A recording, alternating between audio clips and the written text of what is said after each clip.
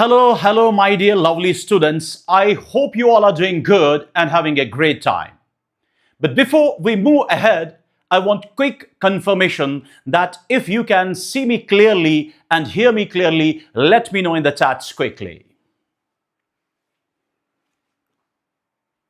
Let me know in the chats quickly if you can see me clearly and hear me clearly. Let me know in the chats quick.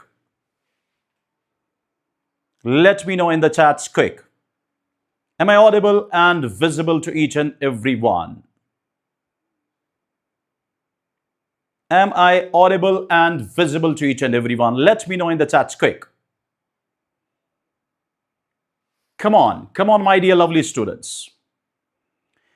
Okay, all right.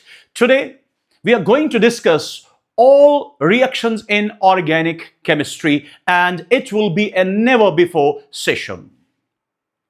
My dear lovely students, I am pretty much sure that around 95% of your organic chemistry paper will show up either directly or indirectly in your NEET exams from today's session. So without wasting time, let's begin. But before starting, I would want you all guys to be with me till end of the session, and also I would want you all guys to mark the attendance by smashing the like button, and also do share the stream with everyone around. And I will be sharing the handwritten PDF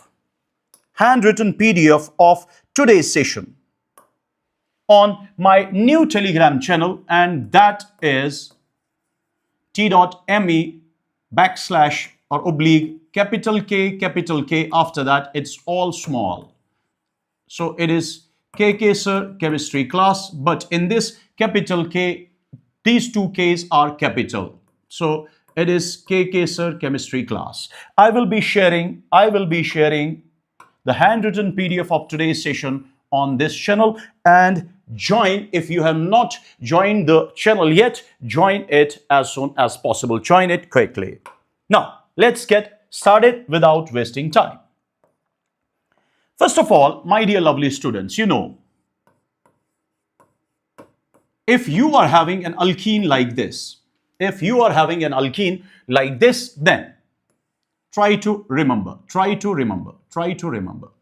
Now, we can have an addition reaction. Say, for example, we can add hydrogen across carbon-carbon double bond in presence of catalyst. That means this is catalytic hydrogenation, or you can simply say it is catalytic reduction. So, catalytic hydrogenation is there or catalytic reduction is there. Generally, the catalysts used are Re-nickel, it is platinum, it is palladium, but you can use also nickel, but at high temperature. When reduction of or catalytic reduction of alkene takes place in presence of ordinary nickel at high temperature, that reaction is known as Sabatier-Senderon's reaction. reaction. Now, what will happen? Listen carefully. What you have to do is simple. You have to simply break this pi bond, and you have to add hydrogens over here. So the product will be RCH2 and CH3. After that, my dear lovely students, if addition of halogen acid is there, then reaction generally is what we call electrophilic addition reaction. So this is electrophilic addition reaction simply. Now, what will happen over here? First of all, it will result in the formation of a carbocation, and finally the product formation will be like this. First of all, it will result in the formation of a carbocation, either this one, or carbocation can be like this. Let me show you. Carbocation can be like this as well. But this is more stable carbocation, so major product will be obtained from this. So our main focus will be on major product. So let me show this one. After that, X minus will attack. First of all, X minus will be lost because H positive will be added across carbon-carbon double bond. Finally, this step is a fast step. And this step is the slowest step, hence rate determining step of the reaction. This is the rate determining step of the reaction. So here, this X minus will attack, and finally, we will get this one. We will get this as the major product. We will get this as the major product. After that, my dear lovely students, you can have a reaction like this. A reaction of alkene with water in presence of acid. That means this is acidic. This is acidic hydration. Now here, once again, carbocation is obtained first. Carbocation is obtained first. That means H positive will be added across carbon-carbon double bond. So this will become the more stable carbocation of this. But when carbocation is formed, whether it is above reaction or whether it is this reaction, you have to rearrange if rearrangement is possible. Rearrange this carbocation if possible. So I will write down rearrange if possible. Rearrange it if possible.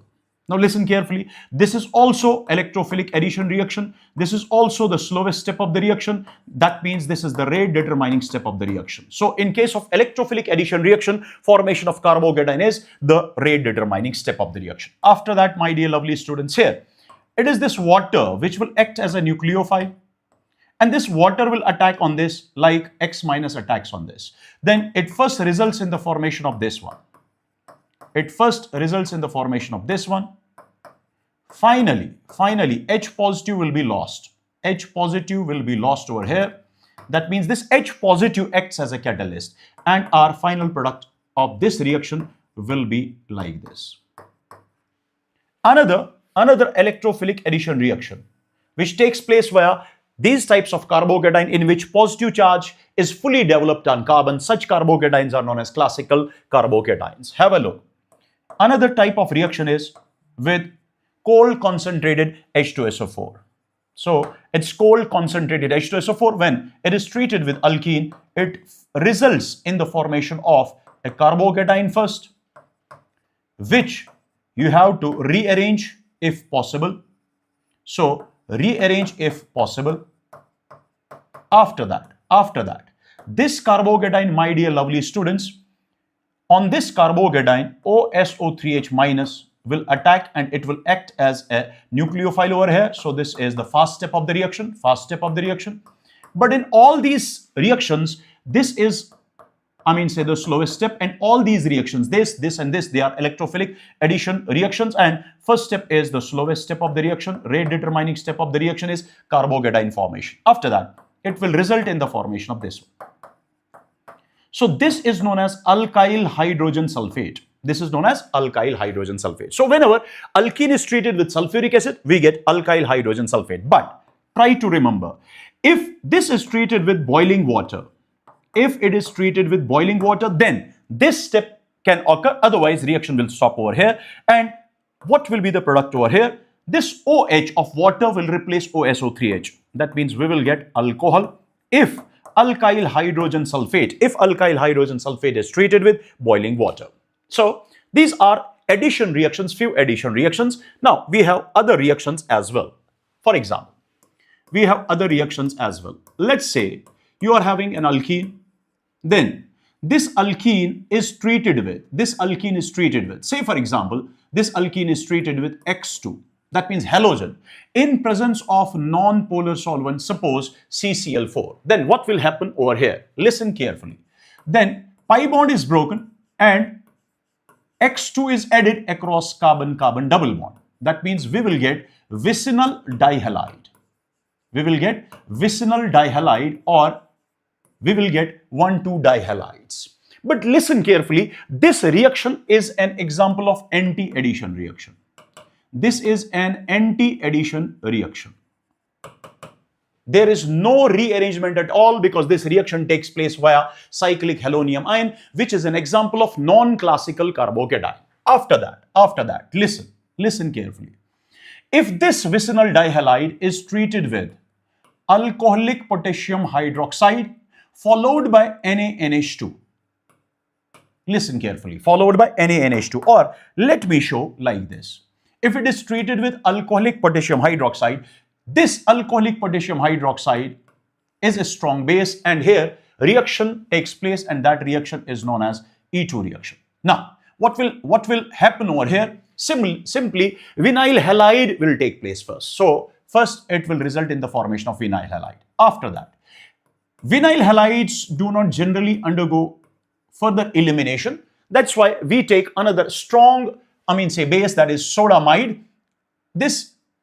There will be another E2 reaction after that. Then vinyl halide is converted to alkyne. That means it will result in the formation of alkyne. So whenever you are having dihalides, vicinal dihalides or geminal dihalides, when treated with KOH followed by NaNH2, these are two consecutive E2 reactions, and then finally alkyne is obtained. Now, if alkene is treated with halogen, but in presence of water, listen carefully, then here we can also write this in this fashion, HOX, that means hypohalous acid. Here, generally, here, X is equal to Cl or Br. Similarly, here, generally, X is equal to Cl and Br. Listen carefully. What will happen over here? Once again, it's an anti-addition reaction. No rearrangement takes place, and we will get halohydrin. We will get halohydrin over here because this is negative part, this is positive part. Negative part goes to that carbon-carbon double bond, which is having lesser number of hydrogen according to Markovnikov's rule. So we will get halohydrin. Remember. In these two reactions, if, let me write down over here, if X2 is Br2, remember, the color of Br2 is reddish brown.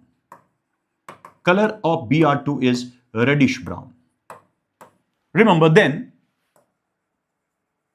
this reaction or this reaction, that means formation of vicinal dihalide from alkene or formation of halohydrin from alkene, then this reaction is used as a test for unsaturation.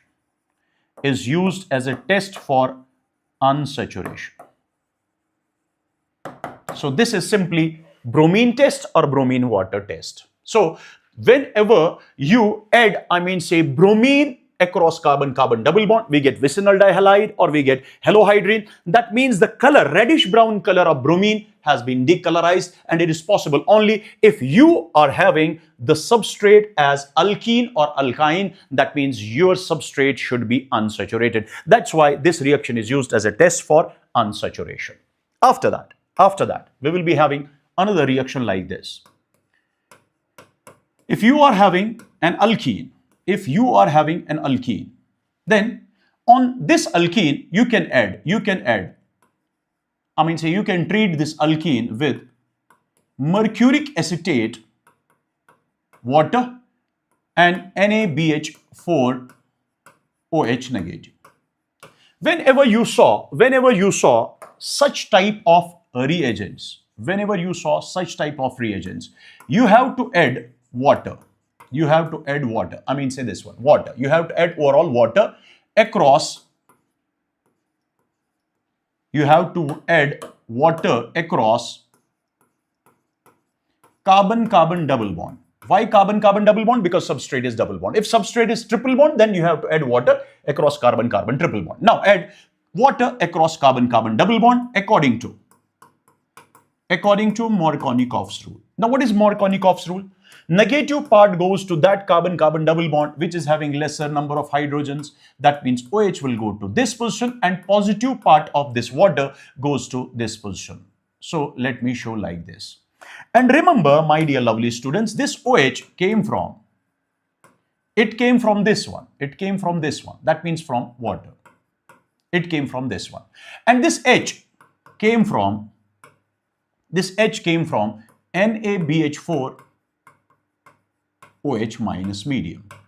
So listen, if water is not there, if it is ROH, alcohol, then you have to add OR, that means negative part of alcohol, from ROH. Here we have to add negative part of water, that means negative part of water. Why? Because water is there. If ROH is there, then negative part, that means OR. goes to this position and H goes to this position. Similarly, if it is NaBD4 OD minus, then it will be D, which will be added over here. Similarly, if it is D2O, then it will be OD. So this reaction is known as oxymercuration, demercuration. Once again, there will be no rearrangement during this reaction. There will be no rearrangement during this reaction.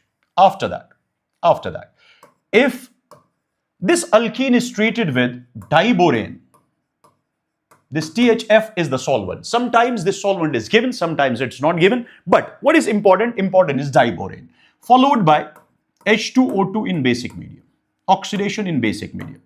Whenever you saw this type of reagent, this is hydroboration oxidation reaction. At that time, we have to add water. We have to add water across carbon-carbon double bond according to anti-Markovnikov's rule. We have to add water according to anti-Markovnikov's rule. So, what will be the product over here? Product will be RCHH and then CH2OH. Now listen carefully, This H came from, this H came from this B2H6, diborane, and this OH came from H2O2OH medium.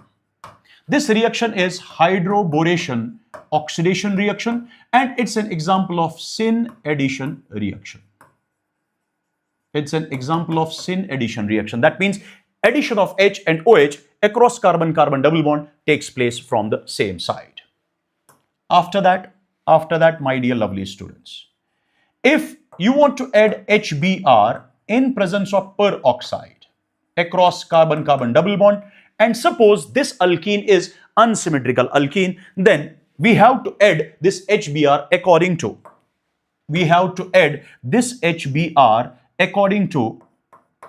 anti-Markovnikov's rule. So what will be the product? Product will be like this. Br goes to this position then, and H goes to this position. So you have to add HBr in presence of peroxide across carbon-carbon double bond of this unsymmetrical alkene according to anti-Markovnikov. That means here product is anti-Markovnikov's product. And remember, here reaction is known as peroxide effect,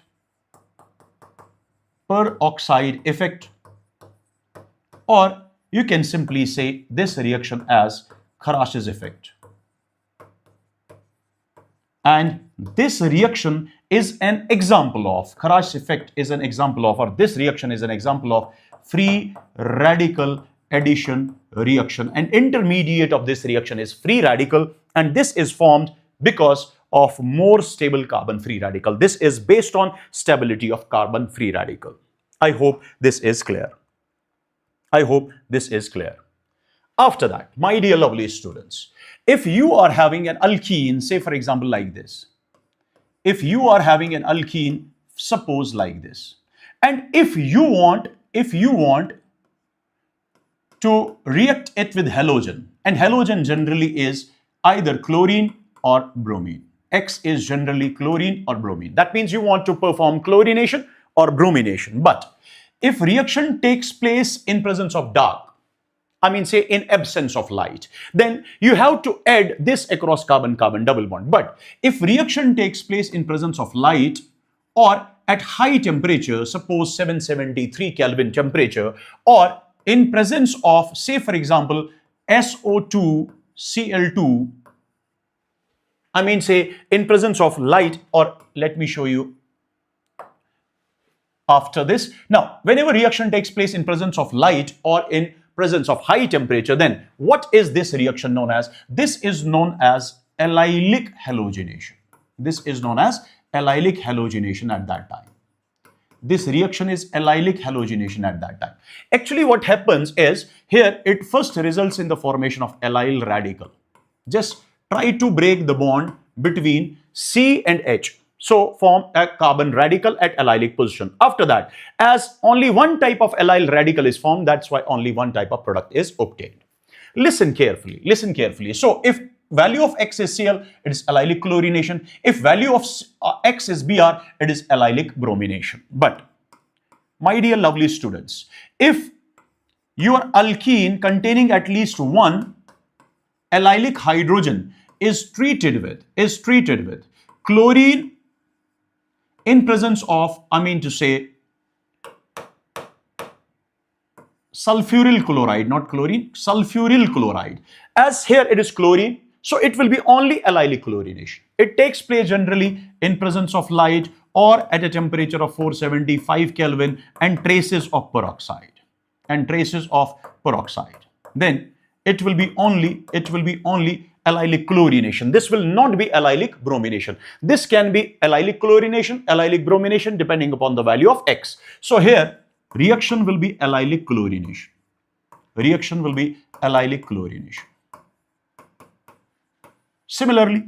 Similarly, my dear lovely students, if your alkene is such that it contains at least one allylic hydrogen, and if it is treated with NBS, means N-bromosuccinimide in presence of light, then this is specifically allylic bromination. It is allylic bromination at that time. Why? Because it is having N-bromosuccinimide, and we will get this one. This is known as succinimide. So this is succinimide. What is N-bromosuccinimide? Let me show you over here. It is N-bromosuccinimide. Now, as it contains bromine, that's why allylic bromination takes place. It contains sulfuryl chloride, contains chlorine. That's why allylic chlorination takes place. I hope this is clear. After that, my dear lovely students, if your alkene is treated with, say for example, zinc, for example, ozone, followed by zinc and water, this reaction is known as reductive ozonolysis. And in reductive ozonolysis, what you have to do is you have to break this carbon-carbon double bond. In short, that means you have to break carbon-carbon double bond. When you break this carbon-carbon double bond, this carbon give, say double bond oxygen to this carbon and give double bond oxygen to this carbon. That means, let me write down directly, it will result in the formation of CH double bond O plus. It is O double bond CH2. So these were the products of this during what we call reductive ozonolysis, and reductive ozonolysis is very, very, very important reaction. Similarly, if ozonolysis takes place, but it will be what we call oxidative ozonolysis. This is reductive ozonolysis, this is oxidative ozonolysis. Listen carefully. In oxidative ozonolysis, what will be the product over here?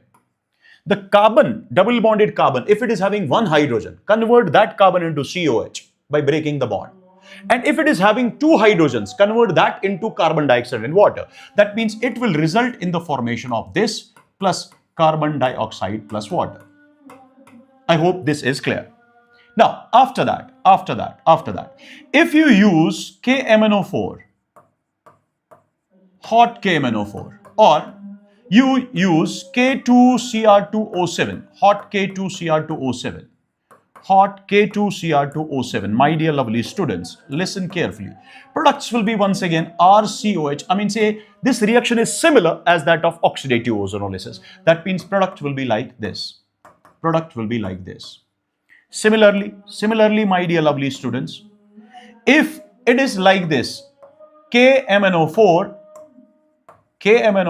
H positive, that means a strong oxidizing agent, or K2Cr2O7 H positive, say strong oxidizing agents. This is once again similar reaction. That means same products will be obtained.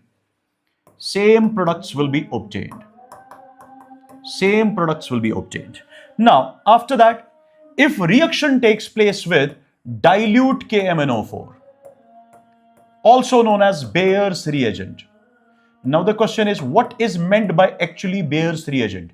Bayer's reagent means actually cold dilute alkaline KMNO4 solution. So let me write down that over here. Bayer's reagent is actually cold dilute alkaline KMnO4 solution. It's called dilute alkaline KMnO4 solution. So what will happen over here? This is simply hydroxylation reaction. This is simply hydroxylation reaction, and hydroxylation means you have to add OH group. OH is known as hydroxyl. So you have to break pi bond and add OH and OH across carbon-carbon double bond. And we will get, this is known as vicinal glycol, because dihydric alcohols are known as glycols commonly. So this is vicinal glycol, or this is 1,2-diol, or this is known as 1,2-diol. And this reaction is once again syn addition reaction. That means both these OH will be added across carbon-carbon double bond, but from the same side. I hope this is clear. And one more thing, remember during this reaction, KMnO4, which is having a pink color, is decolorized because it has been changed to MnO2, which is having a brown color, or brown precipitate of MnO2 will be obtained. So that means this reaction can be used as a test for unsaturation under the name Bayer's test. So this is another reaction which acts as a test. So we can say this is test. We can use this reaction as test for unsaturation, but under the name Bayer's test. So this is test for unsaturation. That's why this is known as Bayer's test. So this is a Bayer's test. I hope this is clear to you. After that,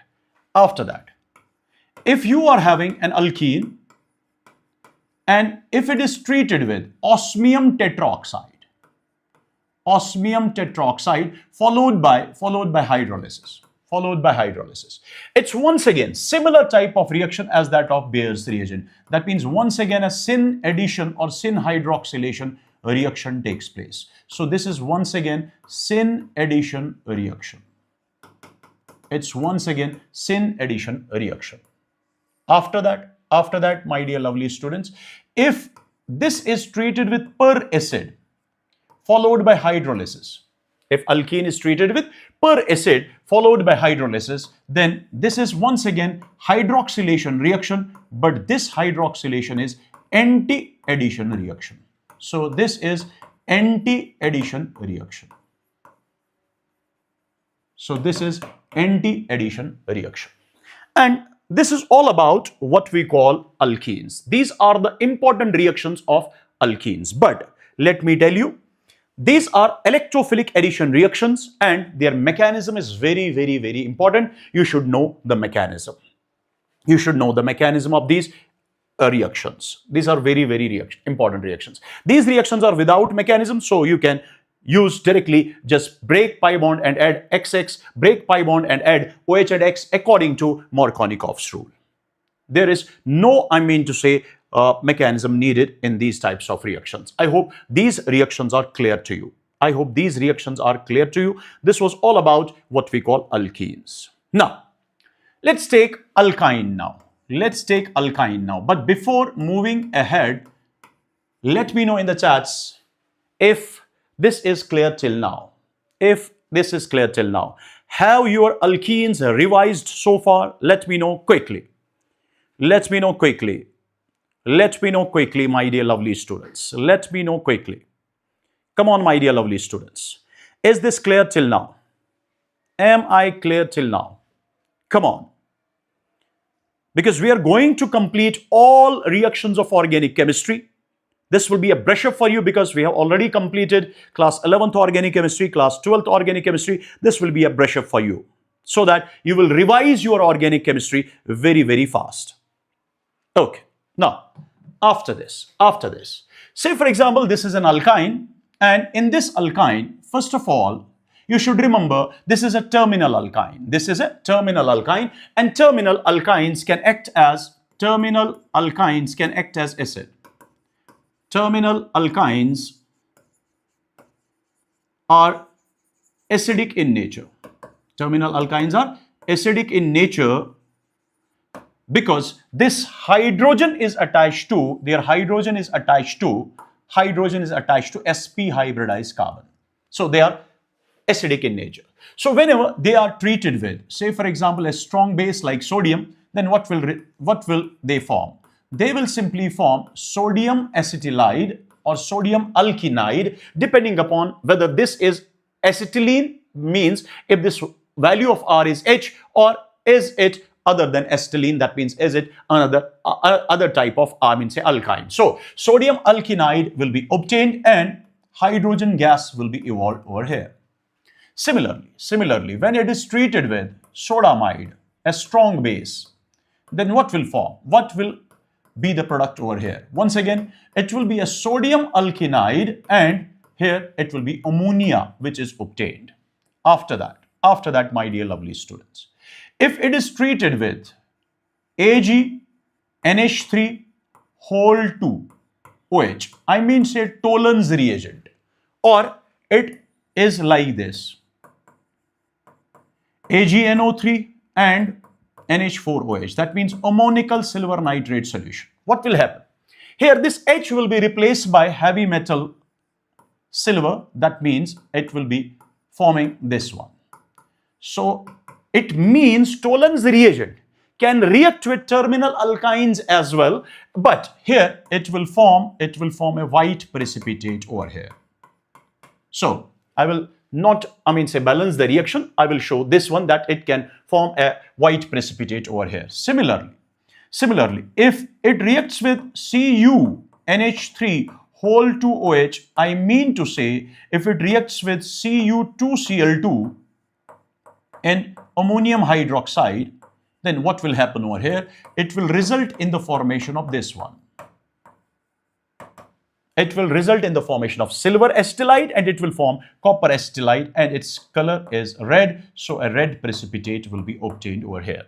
So in all these reactions, this alkyne, terminal alkyne, acts as, acid, because these are formed only if hydrogen is replaced by sodium, silver or copper. That means this will lose H positive, so it will act as an acid. So these are what we call acidic reactions. After that, remember, if addition of hydrogen or dihydrogen takes place in presence of catalyst, generally catalysts are Re-nickel or platinum or palladium, or sometimes we use ordinary nickel but at high temperature. A reaction of alkene or alkyne with ordinary nickel at high temperature is known as Sabatier-Senderon's reaction. And here what will happen? All the pi bonds will be broken, and it will result in the formation of an alkane. It will result in the formation of alkane. Similarly, say for example, you are having an alkyne like this. Suppose you are having an alkyne like this. Or let me show this on another slide. For example, you are having an alkyne like this.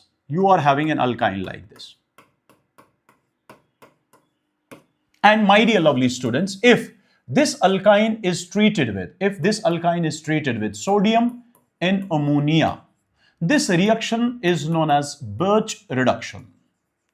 Then what will happen? Hydrogens will be added across carbon-carbon double bond, but this will be a partial reduction. That means it will result in the formation of an alkene and reaction will stop. But addition of hydrogen here takes place on opposite side. That means it will result in the formation of trans-alkene. So here trans-alkene will be obtained. I hope this is clear. So trans-alkene will be obtained over here. Similarly, if reaction takes place, that means addition of hydrogen takes place in presence of palladium barium sulfate with small amounts of sulfur or quinoline, we call this reagent as Lindlar's catalyst. So what is this? This is Lindlar's catalyst.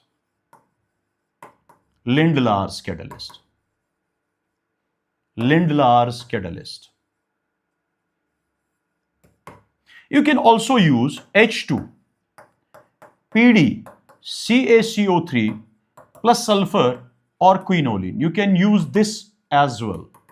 This is known as a Rosenmund's catalyst. Or my dear lovely students, you can use, say H2, or instead of that, you can simply use nickel boride or P2 catalyst.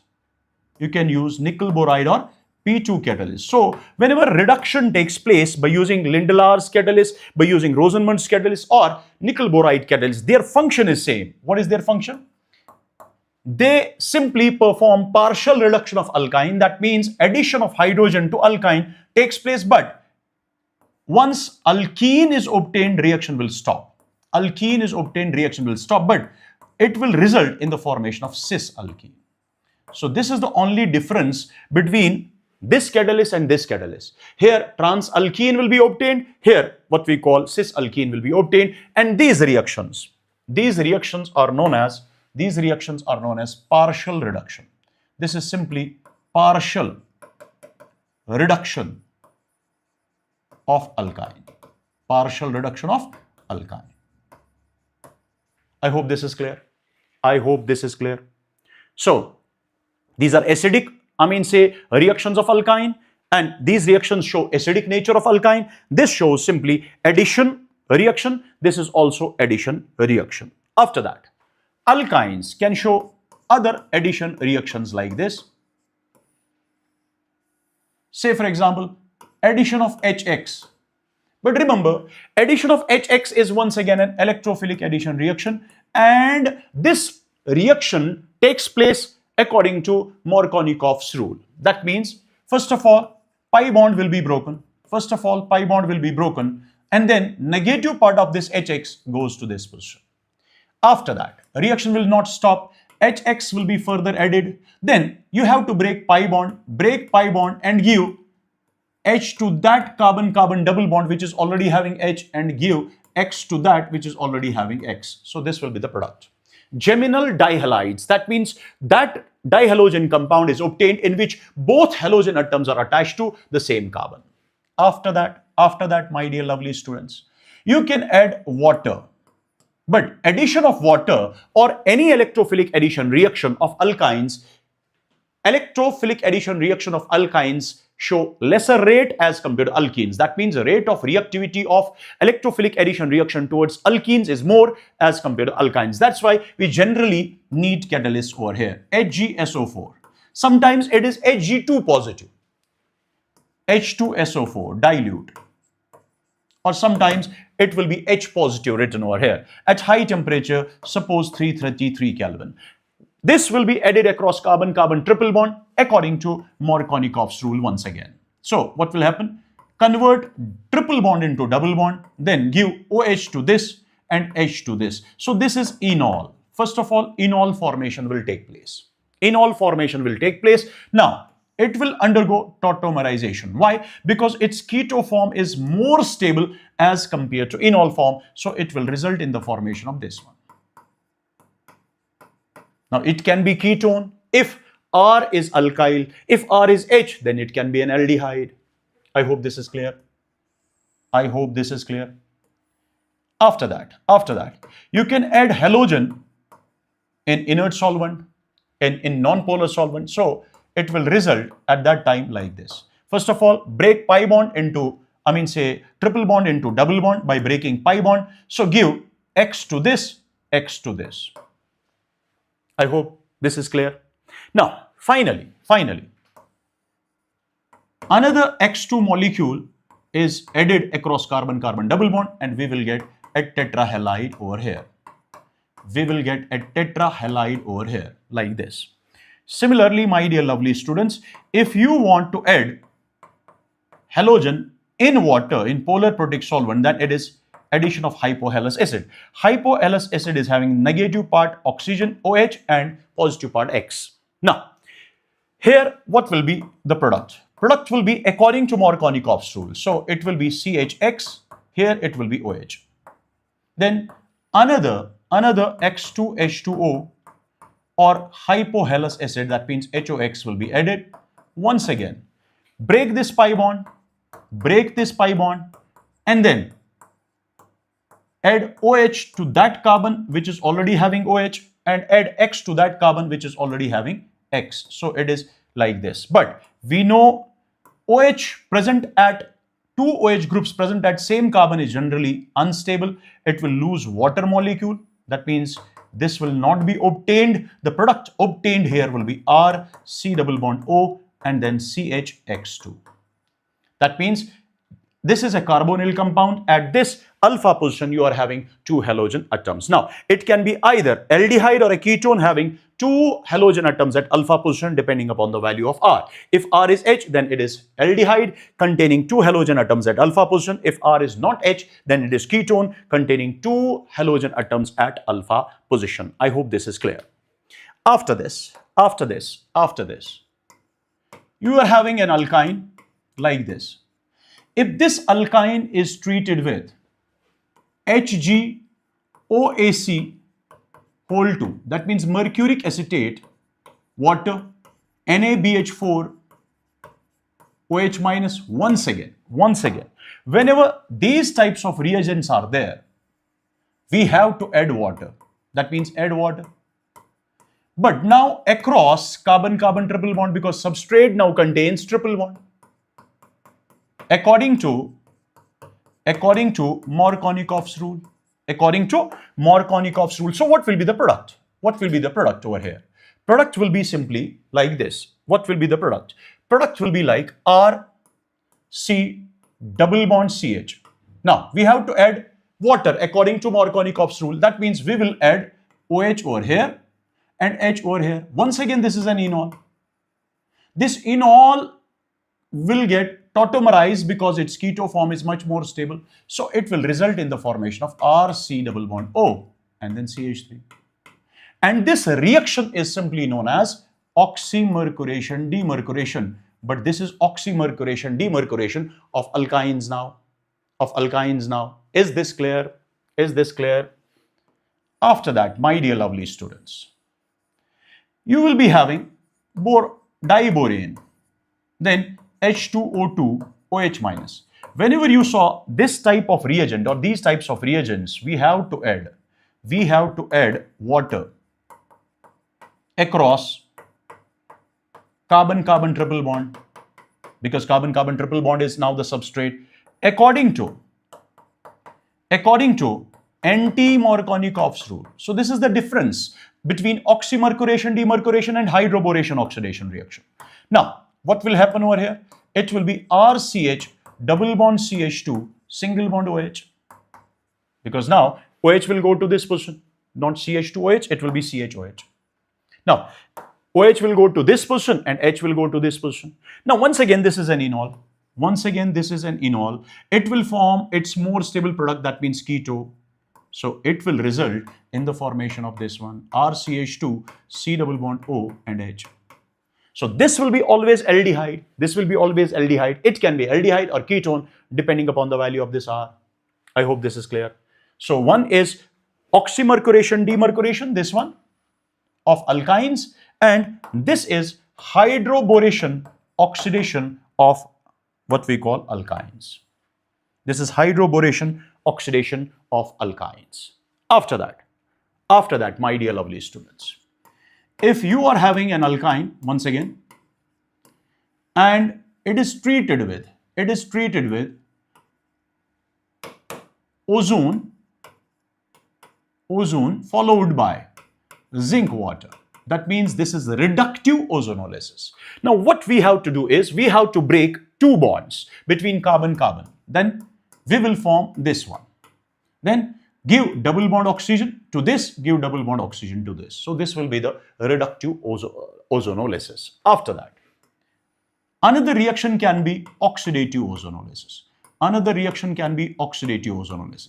How to check whether it is oxidative or reductive? In this case, it will be zinc water or dimethyl sulfide. Here it will be H2O or H2O2. So this is oxidative ozonolysis. What we have to do is just break carbon-carbon triple bond, convert this triple bonded carbon to COH, and convert that triple bonded carbon to which hydrogen is attached to carbon dioxide and water. That means we will get RCOOH plus carbon dioxide plus water. And same type of reaction or similar reaction will take place if reagents are KMnO4 H positive or K2Cr2O7 H positive or KMnO4 hot, that means hot KMnO4. These are strong oxidizing agents basically, or K2Cr2O7 hot. Then my dear lovely students, similar type of products. That means here, once again, this will be the product. Once again, this will be the product. This will be the product. And after that, if dilute KMnO4 is used, that means Bayer's reagent is used. What is Bayer's reagent? Cold dilute alkaline KMnO4 solution. Then what we have to do is, we will convert this triple bond C to single bond C double bond O. You have to convert triple bond C into C double bond O, and you have to convert triple bond CH into COOH. But this is the functional group.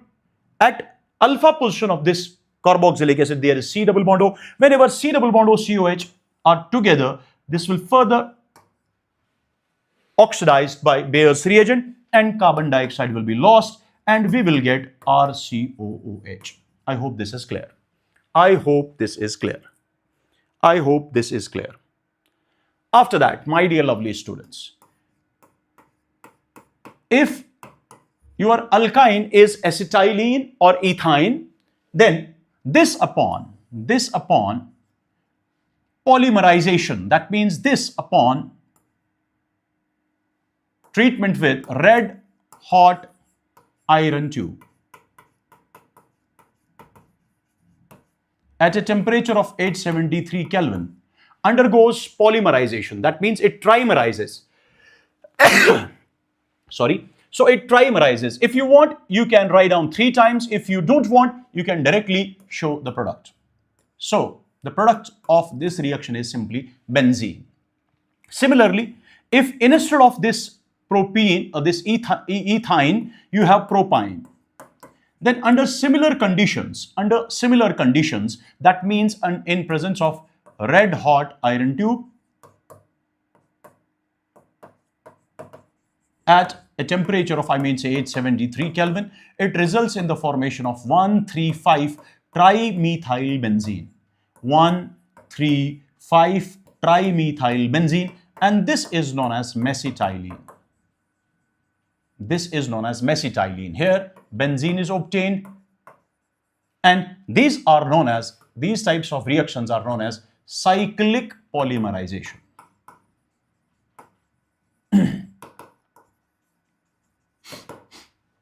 Now, there is another type of reaction like this.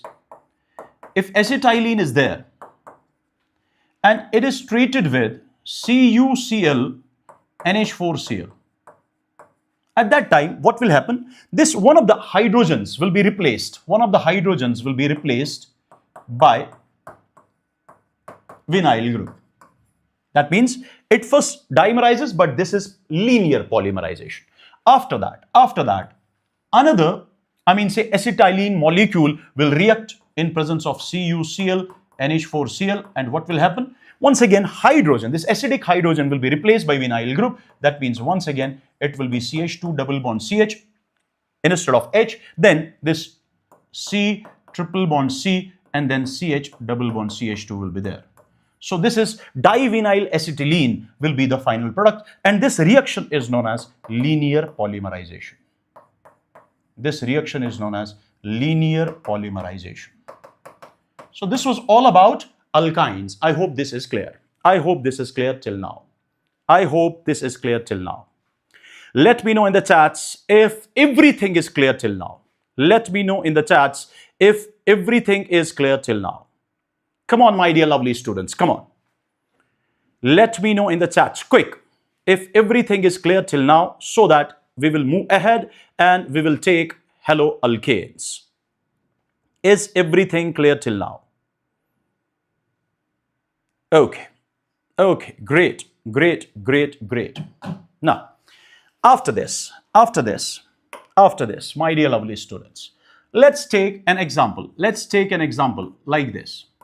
RCH2CH2Cl. I mean to say, this is simply chloroalkane, haloalkane. It can be bromine as well. It can be chlorine. Generally, chlorine or bromine. You will take chlorine or bromine generally. Now, first of all, my dear lovely student, listen carefully. Whenever you saw alcoholic potassium hydroxide, or you saw sodium hydroxide but alcoholic. Whenever you saw alcoholic potassium hydroxide, alcoholic sodium hydroxide, remember you have to perform at that time E2 reaction. You have to perform at that time E2 reaction with respect to, say alkyl halide or what we call haloalkane, whether it is chloro or whether it is bromo. So listen carefully, listen carefully. What you have to do is, first of all, you have to choose alpha carbon. After that, you have to choose beta carbon.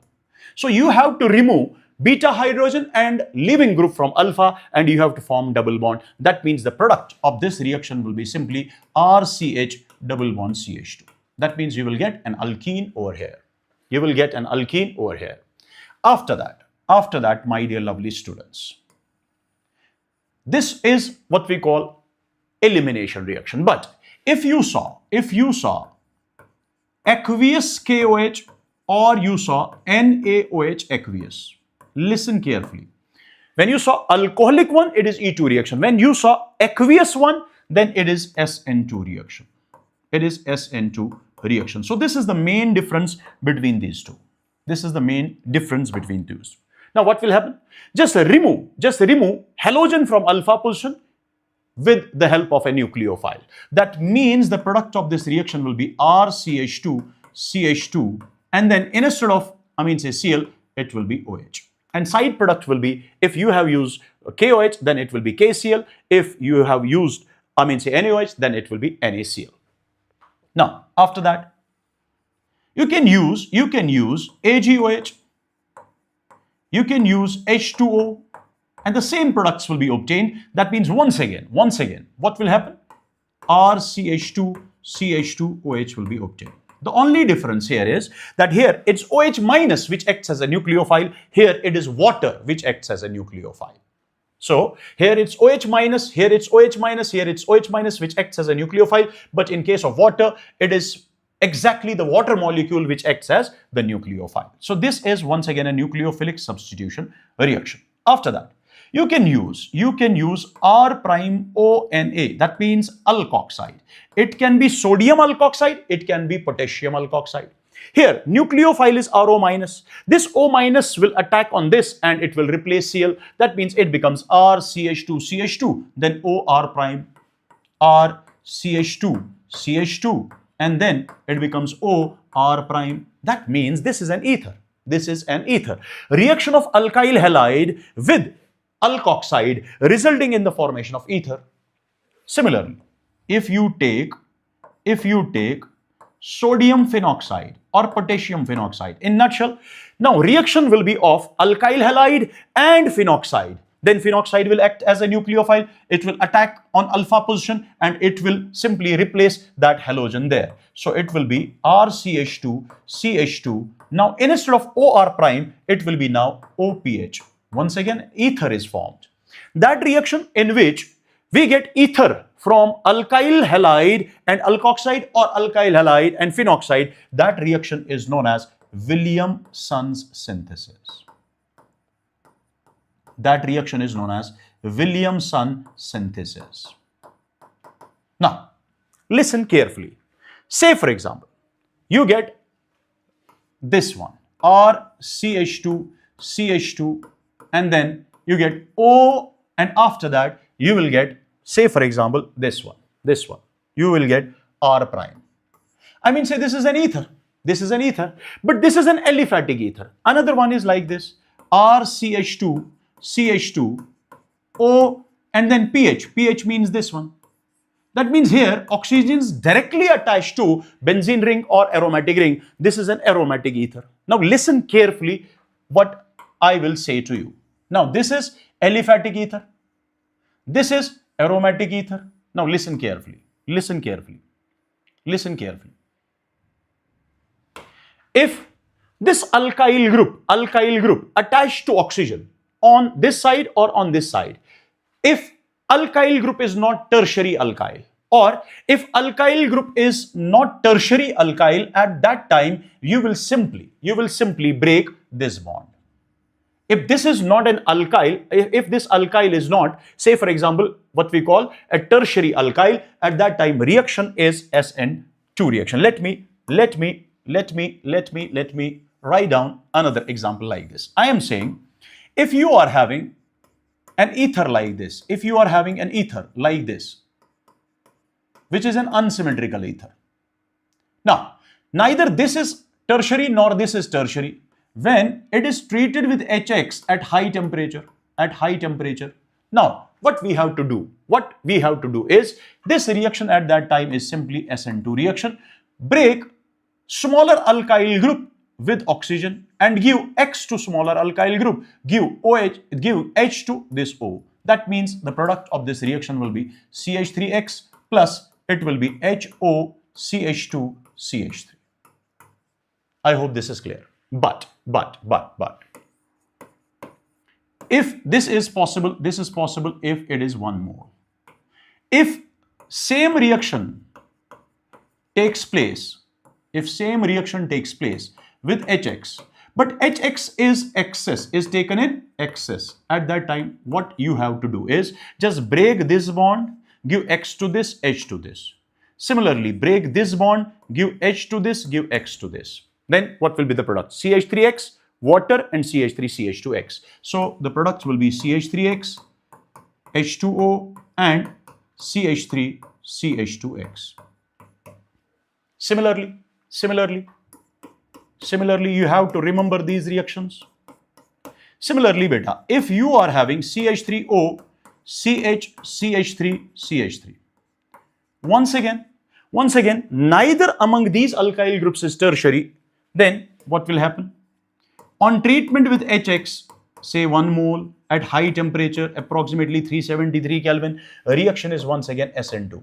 Then break that oxygen carbon bond which is between oxygen and smaller alkyl group, give X to smaller alkyl group and give H to oxygen. So what will be the product? Product will be like this: CH3X plus it will be CH3CH3OH. That means I will write down CH3 whole 2 CHOH. CH3 whole 2 CHOH. This will be the product. But if similar reaction takes place,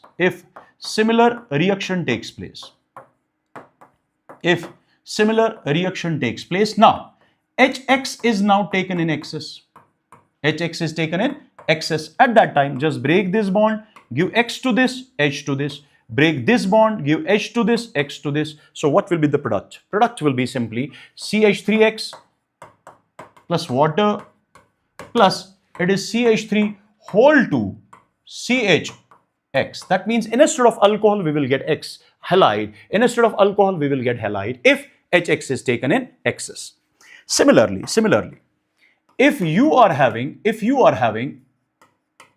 a tertiary alkyl group on one side, then reaction with HX 1 mole, remember, is SN1 reaction.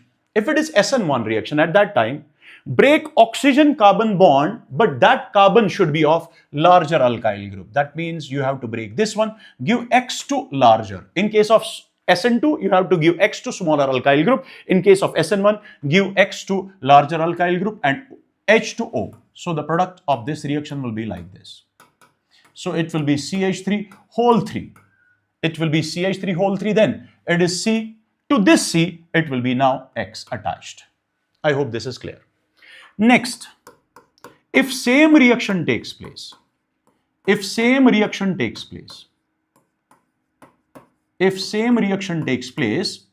but now HX is taken in excess. What will happen over here? Just break this bond, give X to this, H to this. Break this bond, give X to this, H to this. That means we will get CH3X CH3X, that means instead of OH, we will get X. After that, water. And then the same product CH3 whole 3 CX. I hope this is clear. This is aliphatic ether, aliphatic ether, aliphatic ether, aliphatic ether, aliphatic in open chain ether, and that too unsymmetrical, unsymmetrical. If you are having symmetrical, any symmetrical ether, it can be any value, but whatever value is here, this R will be same as that of this. So aliphatic symmetrical ether on treatment with HX, 1 mole. What you have to do is just break this bond, give X to this, H to this. Either you break this bond, or you will break this bond. So the products will be alcohol and alkyl halide. But my dear lovely students, if similar symmetrical aliphatic ether is there and you want to react it with HX but in excess, this is very, very important reaction. Listen carefully. Just break this, give X to this, H to this. Break this, give X to this, H to this. This and this are identical, so we will write down twice Rx plus H2O. But if you are having an ether which is aromatic, that means in which O is directly attached to aromatic ring, benzene ring, for example. In this case, HX, there will be no reaction. Whether this HX is taken as 1 mole, whether this HX is taken in excess. But if you are having an ether, in which oxygen is directly attached to aromatic ring on one side, that means it is aromatic ether, but on another side, it is alkyl. Then what you have to do is react it with HX, then just break this bond, because this bond is a very strong bond due to partial double bond character as a result of resonance. So break this bond, give X to this, give H to this. That means we will get always one of the products as phenol. Here, one of the products will be always phenol. Whether this HX is taken as 1 mole, whether this HX is taken in excess, we will get phenol and alkyl halide. I hope this is clear. But if ether is like this, aromatic ring is there, but it is not attached directly. To oxygen. That means this is not an aromatic ether. Now, here, if HX is taken as 1 mole and then it is heated, just try to break this bond because it will form a very stable carbocation. So reaction will be simply SN1 because a stable carbocation, resonance stabilized carbocation will take place. So give X to this, H to this. So it will result in the formation of this CH2X and CH3OH. But my dear lovely students, if similar reaction takes place,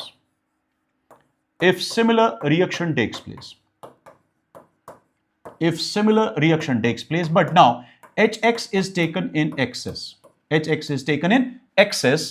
that time, what will happen? Listen carefully. Just try to break this bond, give X to this, H to this.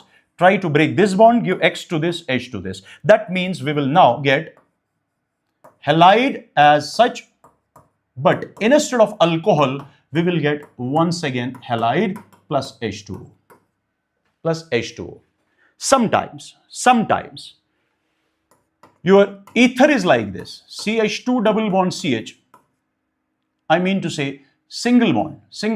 It is O, single bond, it is CH3. And it is treated with HX. Then what will happen? Listen carefully. Now, you know that this bond is difficult to break because this is having partial double bond character because of resonance. So we will not break this bond. We will break this bond. We will give X to this, H to this. Now, what will be the product? Product here will be CH2 double bond CH, single bond OH, plus it will be CH3X. But listen carefully, this is an enol. This enol will undergo tautomerization. And it will result in the formation of CH3, single bond CH, double bond O. That means one will become an aldehyde, another will become CH3X. I hope this is clear. That means whenever nucleophilic substitution reaction is like this, that your alkyl halide reacts with alkoxide or phenoxide, we get ether. Reaction is Williamson synthesis. But this ether can react with HX at high temperature in different ways. And remember here, HX can be HI, HBr, HCl, and HF. So the reactivity order will be HI greater than HBr greater than HCl. We will not write HF because that is a very, very strong H bond between H and F. Its bond dissociation energy will be higher. That is least reactive. So I will write down reactivity order among HX like this. After that, if you are having RCH2, CH2Cl, now it can react, my dear lovely students, it can react with sodium hydrosulfide. Now here SH minus will act as a nucleophile. Once again, a SN2 reaction. Cl will be replaced. So these are all SN2 reactions. Now it will be replaced by SH. So this will be the thioalcohol will be the product, and side product will be NaCl. Similarly, if it is treated with NaSr, to differentiate this R and this R, I will put a dash over here. So it is Na positive, Sr minus. So this is sodium mercaptide. So what will be the product? This will replace Cl simply. SN2 reaction, nucleophilic substitution reactions. So it will result in the formation of thioether. Side product will be NaCl. Very, very simple. Similarly, if you treat it with NaN3, this is known as sodium azide. Now this azide is N3 minus. This N3 minus will act as a nucleophile. It will replace Cl and it will result in the formation of RCH2, CH2, N3. N3 is having one of the structures like this. N3 is having one of the structures like this. So this is one of the structures. This is known as alkyl azide. So we will get alkyl azide over here. Similarly, if you treat this with sodium alkinide,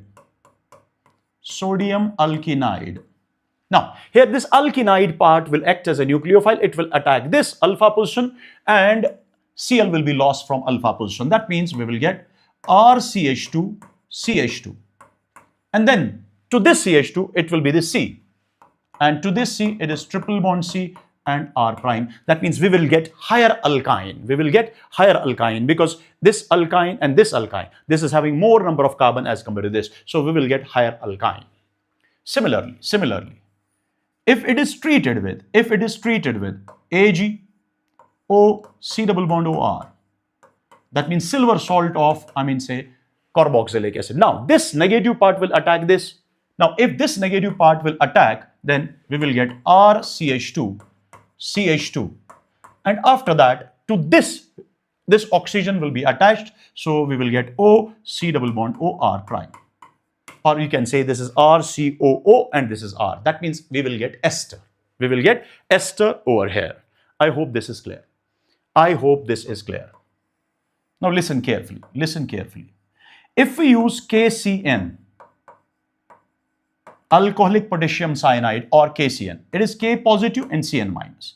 Cn minus, that means this is an ionic compound. Listen carefully. And this ionic compound is having Cn like this. And this is the nucleophile known as ambident. This is the ambident nucleophile. What is meant by ambident nucleophile? That means it is that nucleophile which is having two different donor sites, two different nucleophilic sites. Look, one is nitrogen, another is carbon. So there are two nucleophilic sites. One is carbon, another nitrogen. But we know on moving from left to right along a particular period, electronegativity increases, nucleophilicity decreases. That means this nucleophilic site is the strongest nucleophilic site as compared to nitrogen. So it will attack much more to this alpha and Cl will be lost. Or we can say when this forms a bond with carbon, it is carbon-carbon bond. But if nitrogen forms bond, it is nitrogen-carbon bond. And we know carbon-carbon bond is much more stronger as compared to carbon-nitrogen bond. That is why the major product of this reaction is that the Cl will be replaced by Cn. That means major product is we will get cyanide. And side product will be obviously KCl. But listen carefully. Can I write this cyanide in this fashion? Can I write cyanide in this fashion? In this fashion, C triple bond N or Cn. Now, suppose this is the cyanide, RCH2CH2Cn. Listen carefully. Suppose you are having a cyanide like this, RCH2CH2Cn.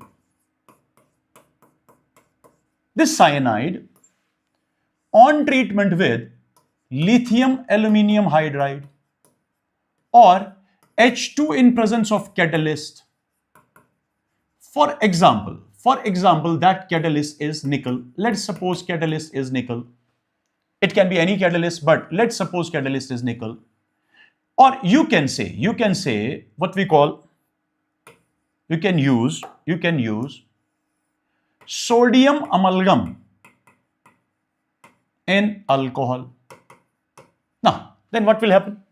Across carbon, nitrogen, triple bond, you have to break two pi bonds and you have to add hydrogens.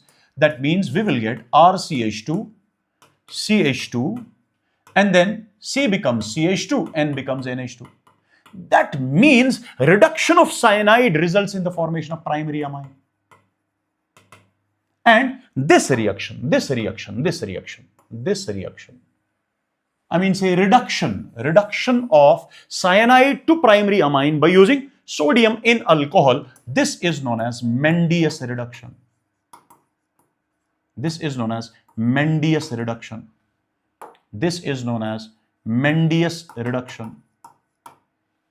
So this reduction is known as Mendius reduction. So this reduction is known as Mendius reduction. I hope this is clear. Similarly, my dear lovely students, if you are having RCH2, CH2, then Cn. If this is treated with SnCl2, HCl, it first results in the formation of partial reduction. That means it first results in the formation of imine. This is imine, double bond NH. Partial reduction takes place. After that, followed by hydrolysis. Now what will happen? Just break this bond, add OH to this and H to this, OH to this, H to this, 2 OH on same side. That means it will lose water molecule and it will finally result in the formation of aldehyde. That means simply you have to convert cyanide to aldehyde by treating it with first SnCl to HCl followed by hydrolysis. Reaction is known as Stephen's reduction. This reaction is known as Stephen's reduction. So, how to convert cyanide to aldehyde? How to convert cyanide to primary amine? I hope this is clear. After that, if you are having RCH2, CH2, and then you are having Cn, that means cyanide, you can convert this by using diol H as well. Diisobutyl aluminium hydride followed by hydrolysis. You can convert this cyanide to aldehyde.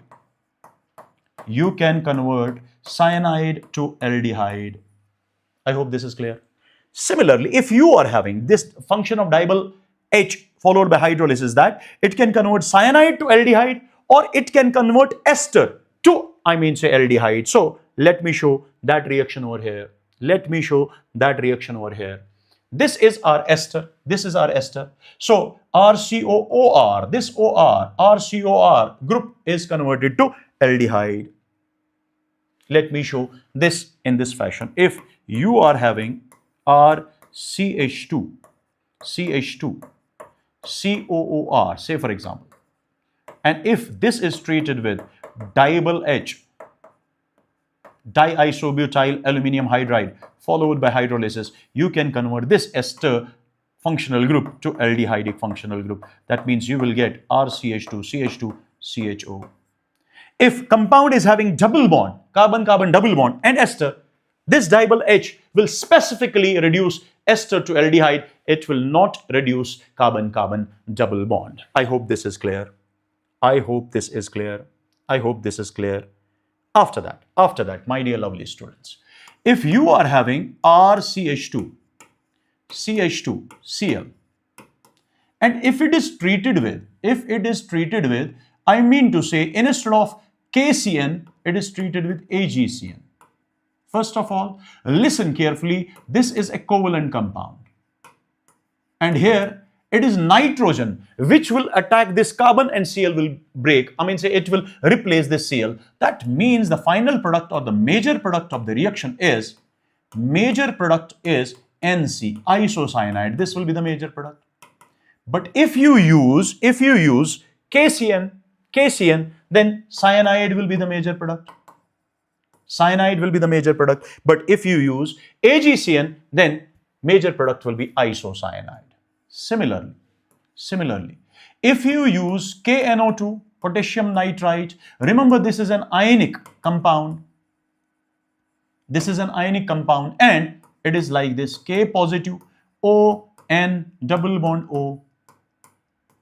And this ONO will act as, once again, an ambident nucleophile. It will act. This will act as ambident nucleophile. It will act as ambident. Sorry. It will act as ambident nucleophile.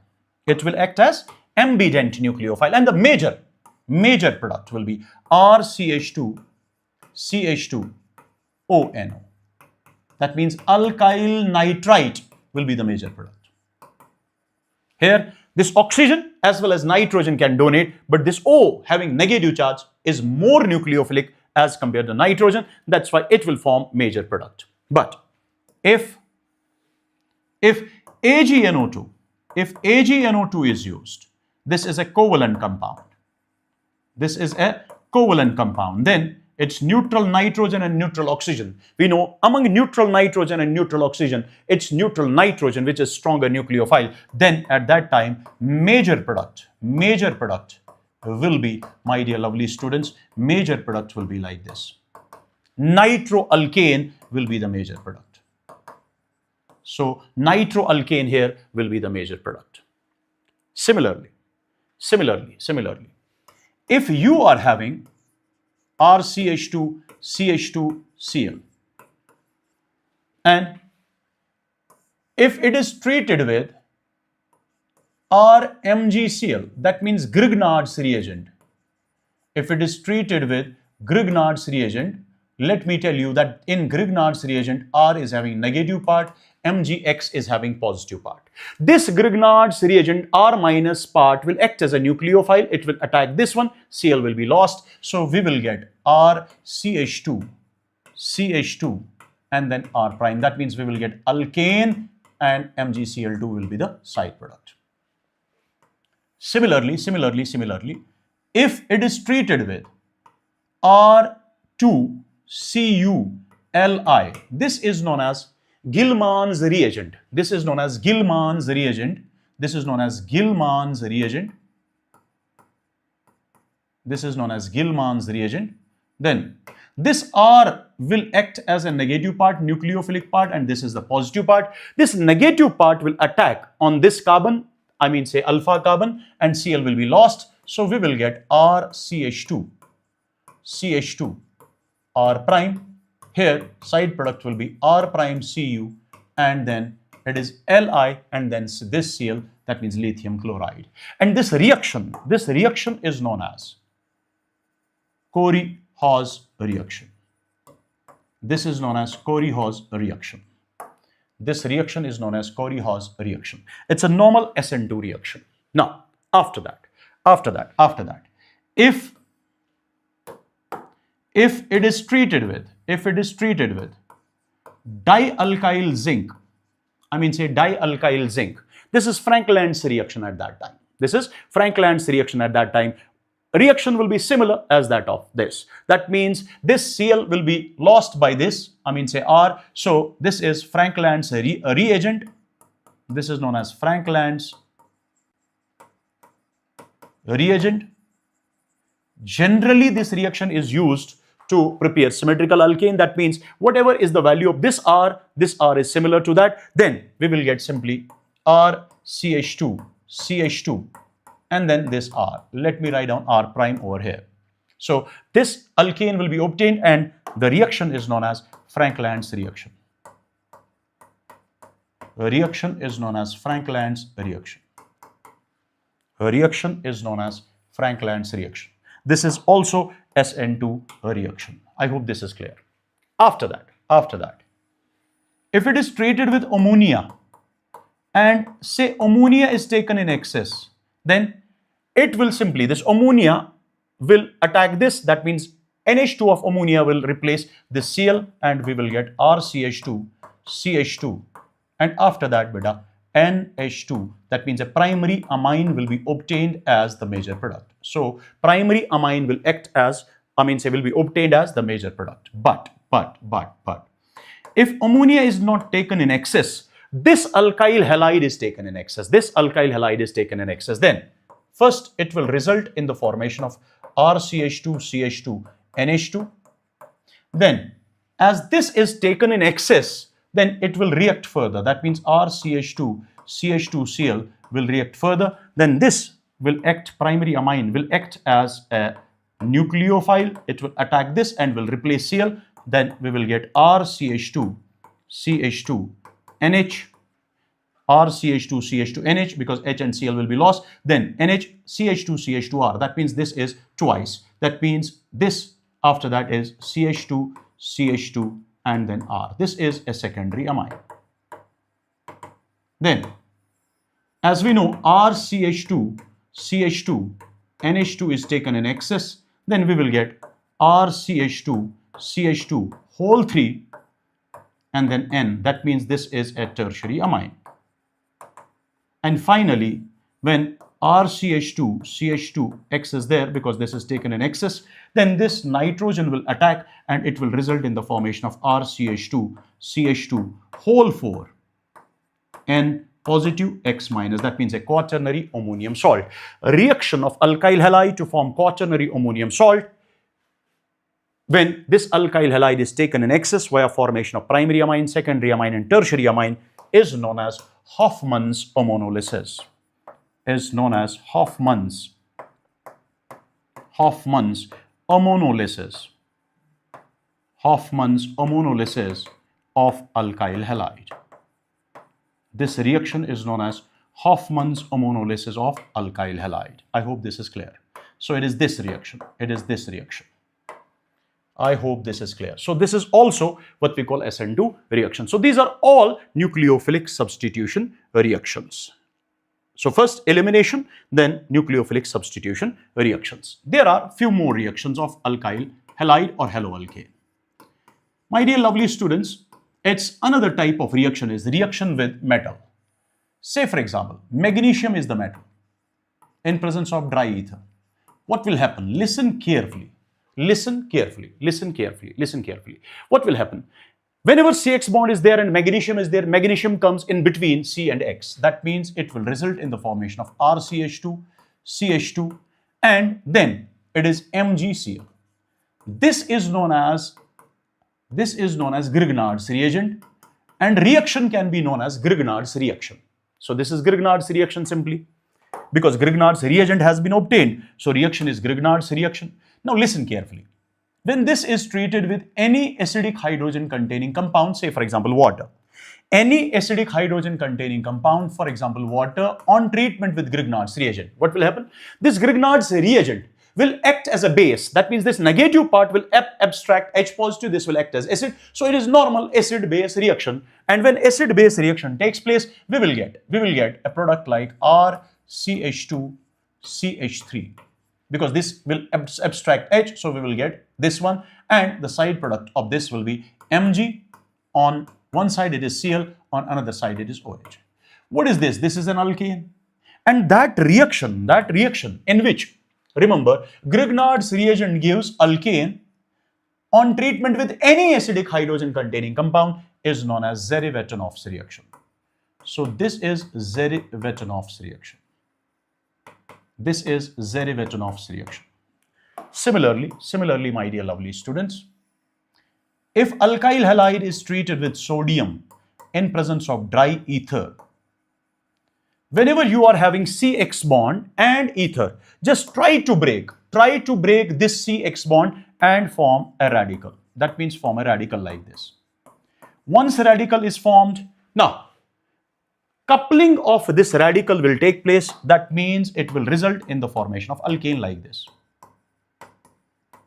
And this reaction is known as this coupling reaction of alkyl halide in presence of sodium with sodium in presence of dry ether, resulting in the formation of alkane, is known as Wurtz reaction. This reaction is known as Wurtz reaction. This is known as Wurtz reaction. And remember points. Number 1, Wurtz reaction is considered best method. It's considered as best method to prepare symmetrical alkanes in general. To prepare symmetrical alkanes in general.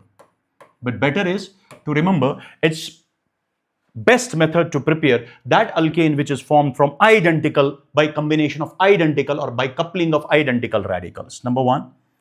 Point number 2 is tertiary alkyl halides. Tertiary alkyl halides do not show this reaction. Tertiary alkyl halides do not show this reaction. Do not show this reaction. Point number next is that methane is not generally prepared.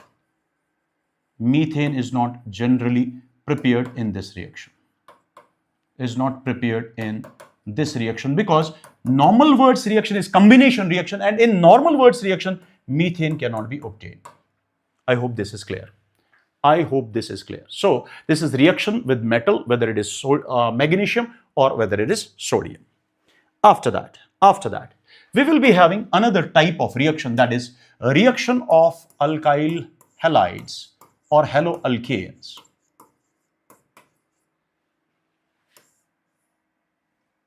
In which we will convert this alkyl halide directly to alkane.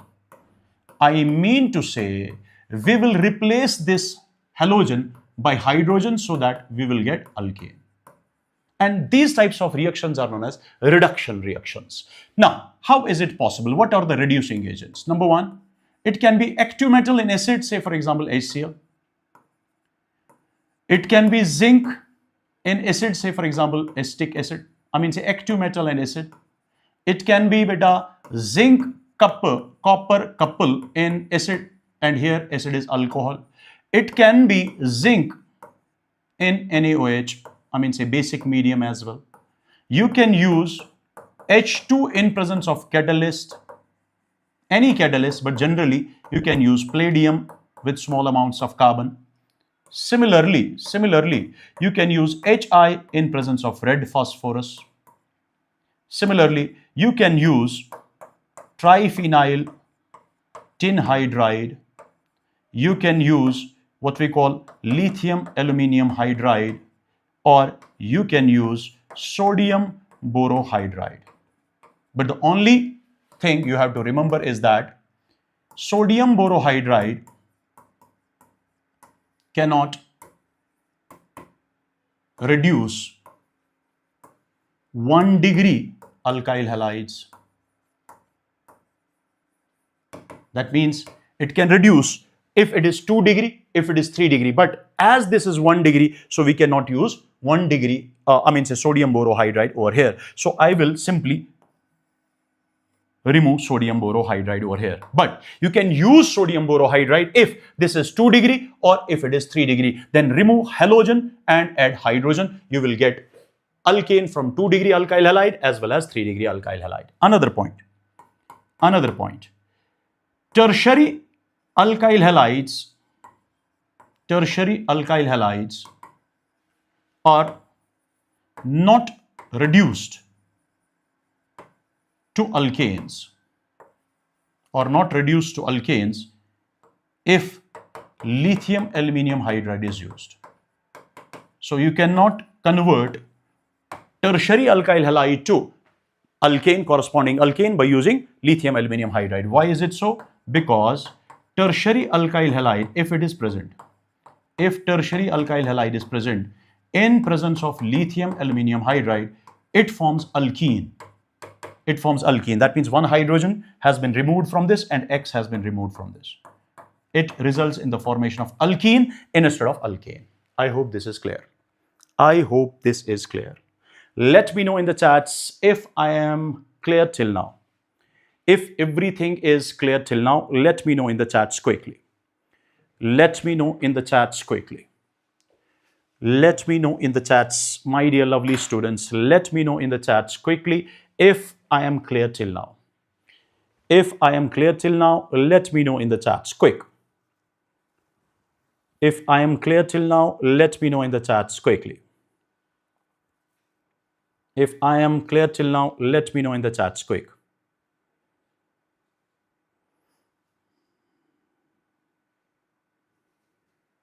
Quick, quick, quick. Okay. That is great. That is great.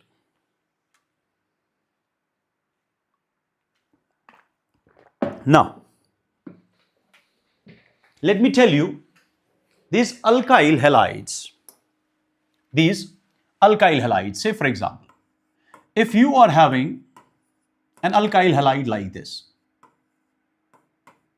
and this X can be either Cl or Br. That means you can have alkyl chloride or alkyl bromide. You have alkyl chloride or alkyl bromide. When it is treated with NaI or Ki in presence of dry acetone, then this is simple halogen exchange reaction in which this chlorine or bromine will be replaced by iodine.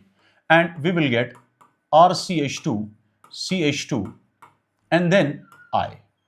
Side product will be NaX, and this NaX will be precipitated in dry acetone. And this reaction is known as, but before that, let me, okay. So this reaction is known as Finkelstein reaction. This reaction is known as Finkelstein reaction, and this reaction is also favored by Le Chatelier's principle. After that, my dear lovely students, similarly, if it is having alkyl chloride or alkyl bromide, this on treatment with heavy metal fluorides, say for example AgF, it can be HgF2, it can be Hg2F2, it can be SbF3, it can be AsF3, it can be COF3, etc. Any heavy metal fluoride can be present. Then this fluoride will replace chloride or bromide. So we will get RCH2, CH2F. And similarly, side product will be, that depends upon which cation have been used. Now, this reaction is known as Schwartz process. This reaction is known as Schwartz process. This reaction is known as Schwartz process.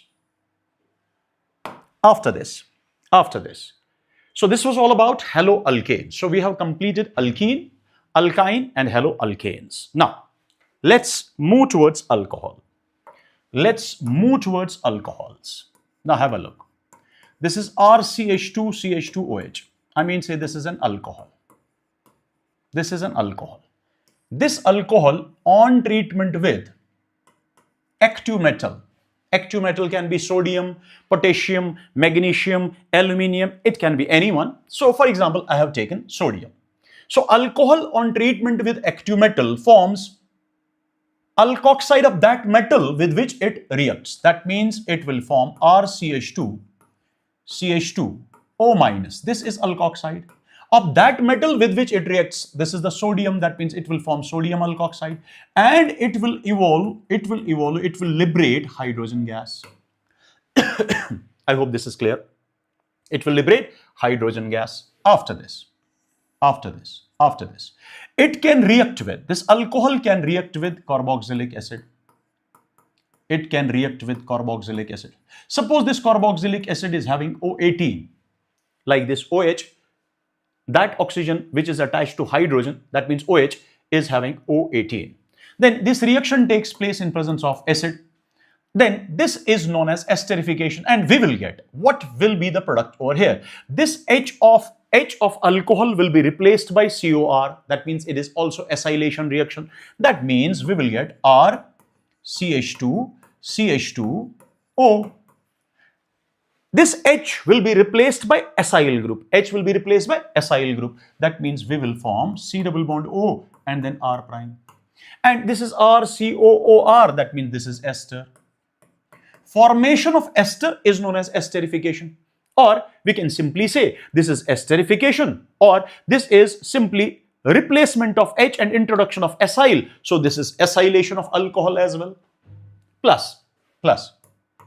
It is this hydrogen of alcohol and OH of acid which will result in the formation of water. That means in water, O came from, not from alcohol, it came from carboxylic acid. That is why it is O18.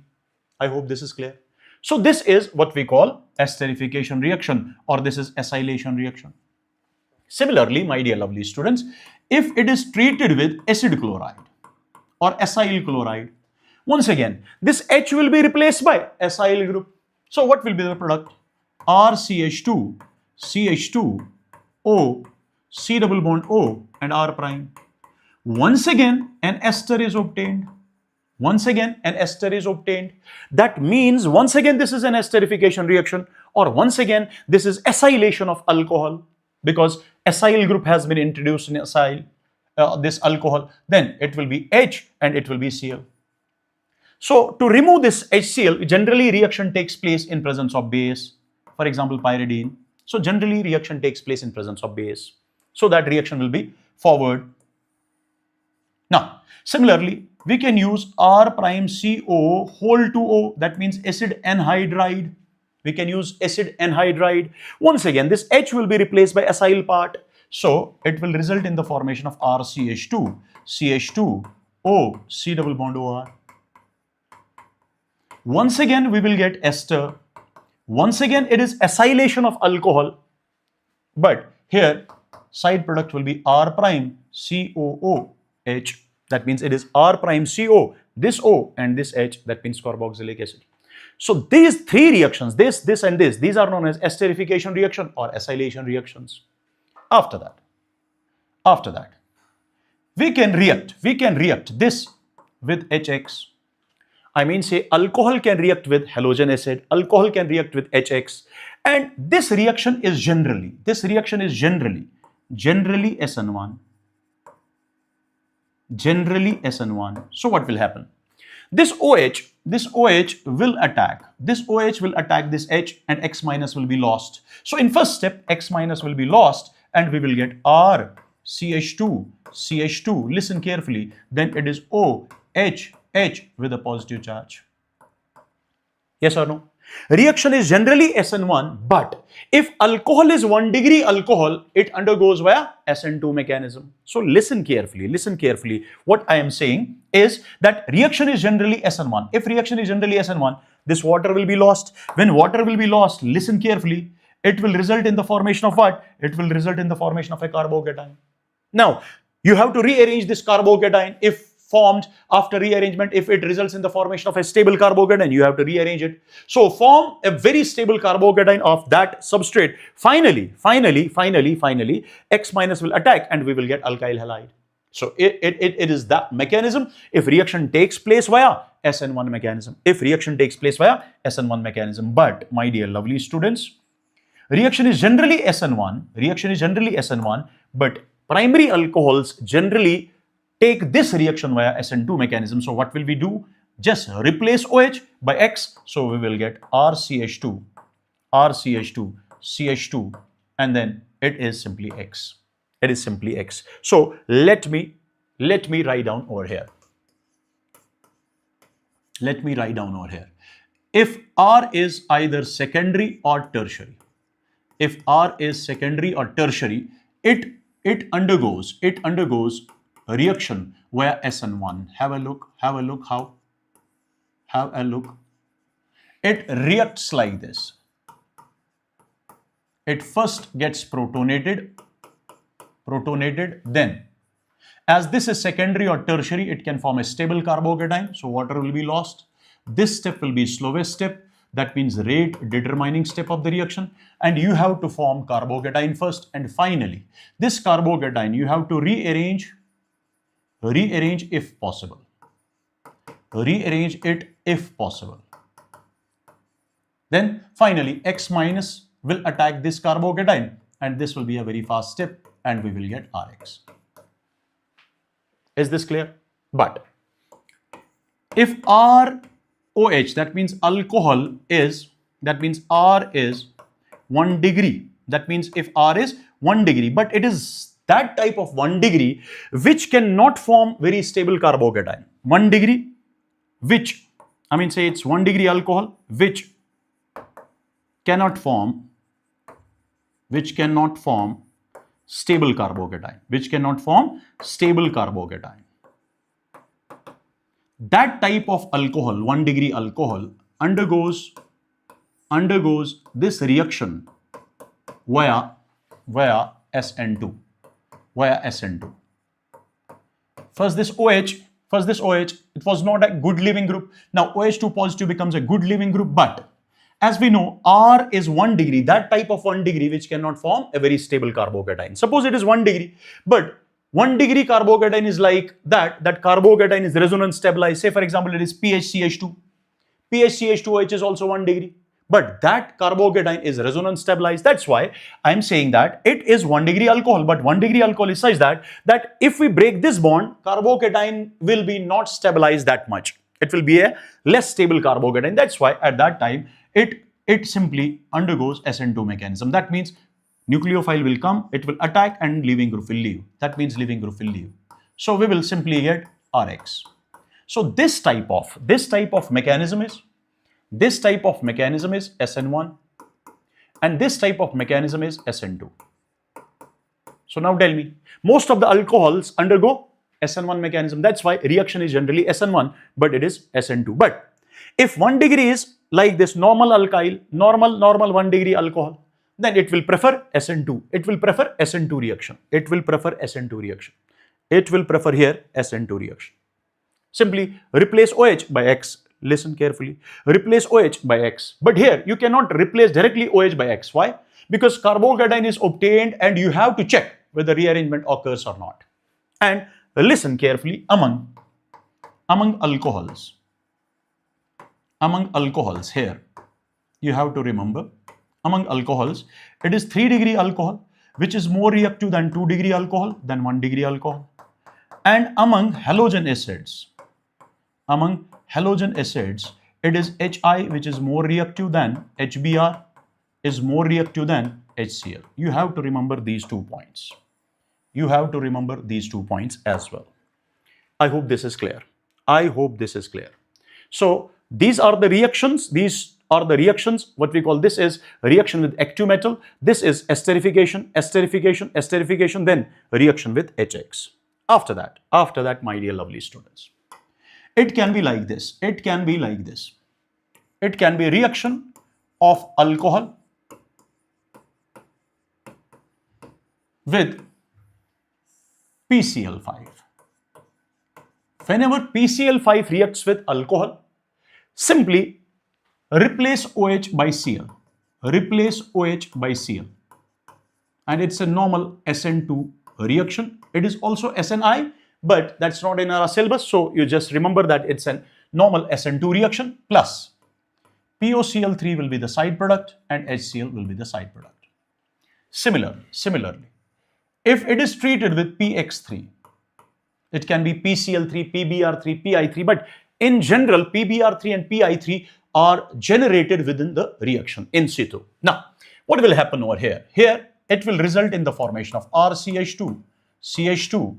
Then just replace this OH by nucleophile, and nucleophile is X. Reaction is once again SN2 reaction. That means product will be formed by SN2 mechanism. Now, you have to replace OH by X, and then side product is H3PO3.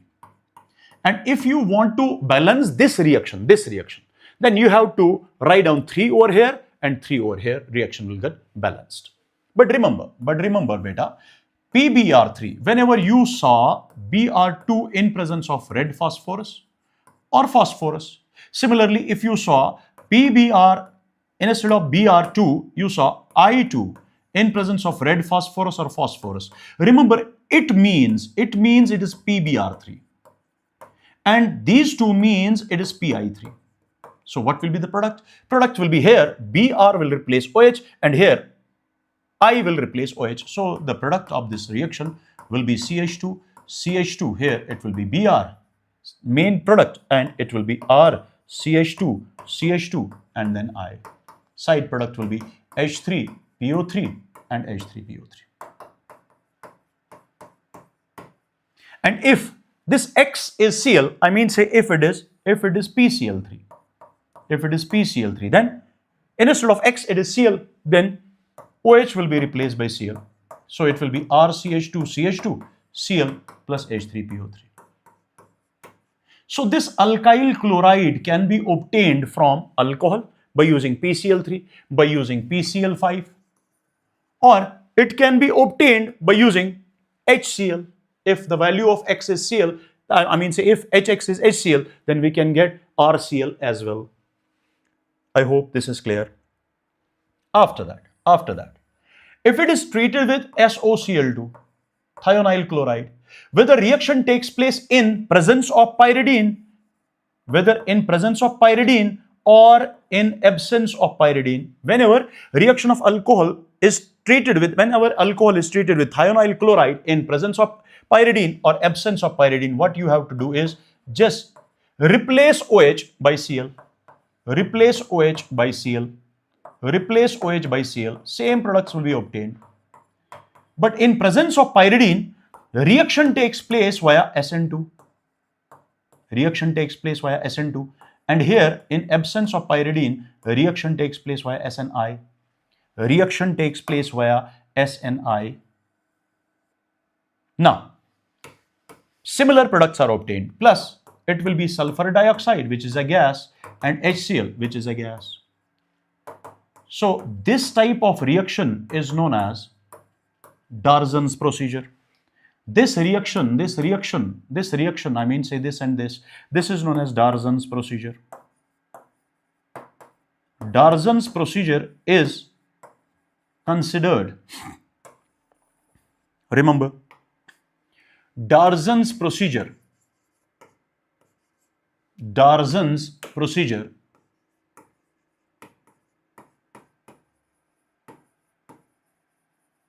is considered as best method. It's considered as best method to prepare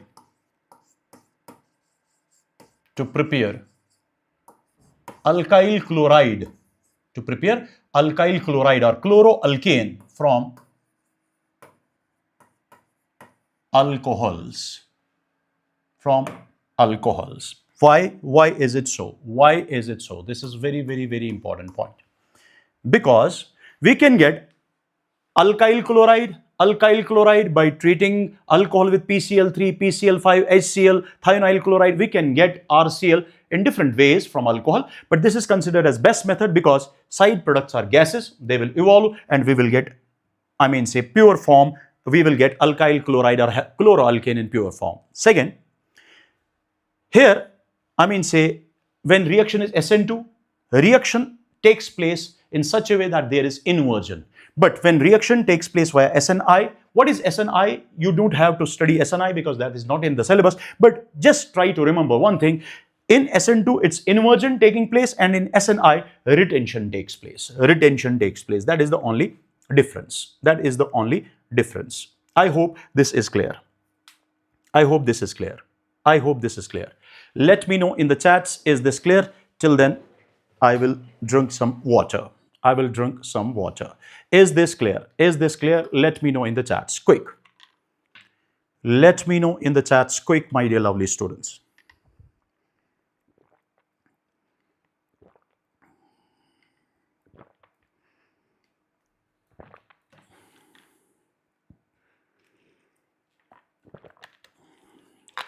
Sheikh, you can calculate durations by yourself. This is, I mean say alcohol. After this, it is aldehyde ketone, then carboxylic acid, then amines, After that, we will take aromatic compounds as well. After that, we will take aromatic compounds as well.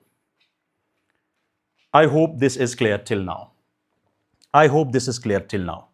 After alcohols, after completing alcohols, we will take a break of approximately half an hour. We will take a break of approximately half an hour, and after that, we will come back. So, have a look. After this, we will be having a reaction like this. RCH2, CH2OH. If this alcohol, listen carefully, is treated with H2SO4, if alcohol is treated with concentrated H2SO4 at a temperature of 383 Kelvin, at a temperature of 383 Kelvin, listen carefully, it results in the formation of alkyl hydrogen sulfate at that time. Alkyl hydrogen sulfate at that time. If reaction takes place with sulfuric acid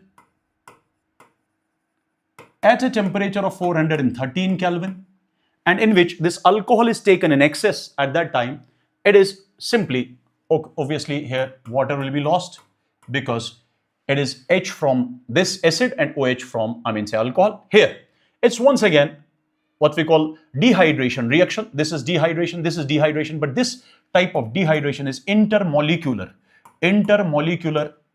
dehydration.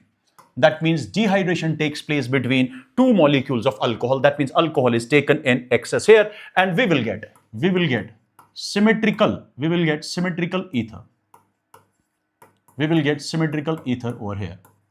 That means here H2SO4 will act as a catalyst. Similarly,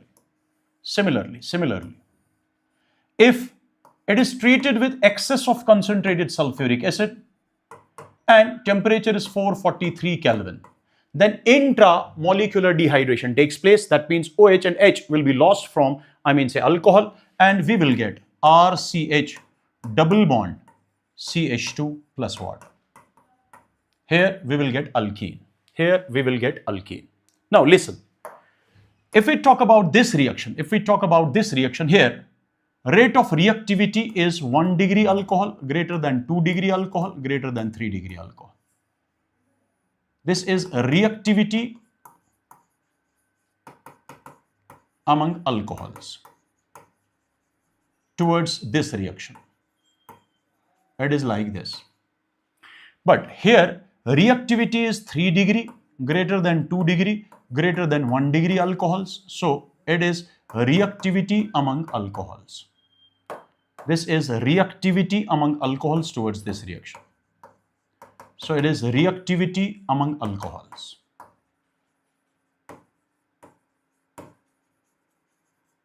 But this is based on stability of carbocation. That means during this reaction, stability of carbocation, during this reaction, carbocation is obtained as the, intermediate. Have a look. RCH2, CH2OH. This is very, very important reaction. So listen it very, very carefully. Whenever this is treated with, it can be treated with any acid, and that acid can be H2SO4, that acid can be H3PO4. Generally, H2SO4, H3PO4 can be used. First of all, what will happen? Protonation first of all takes place, and it will result in the formation of protonated alcohol first of all. After that, my dear lovely students, during this reaction, I'm showing mechanism of this reaction, formation of alkene. Then water will be lost, and it will result in the formation of a carbocation, RCH2, CH2 with a positive charge. Now, rearrange if possible. Now, listen carefully.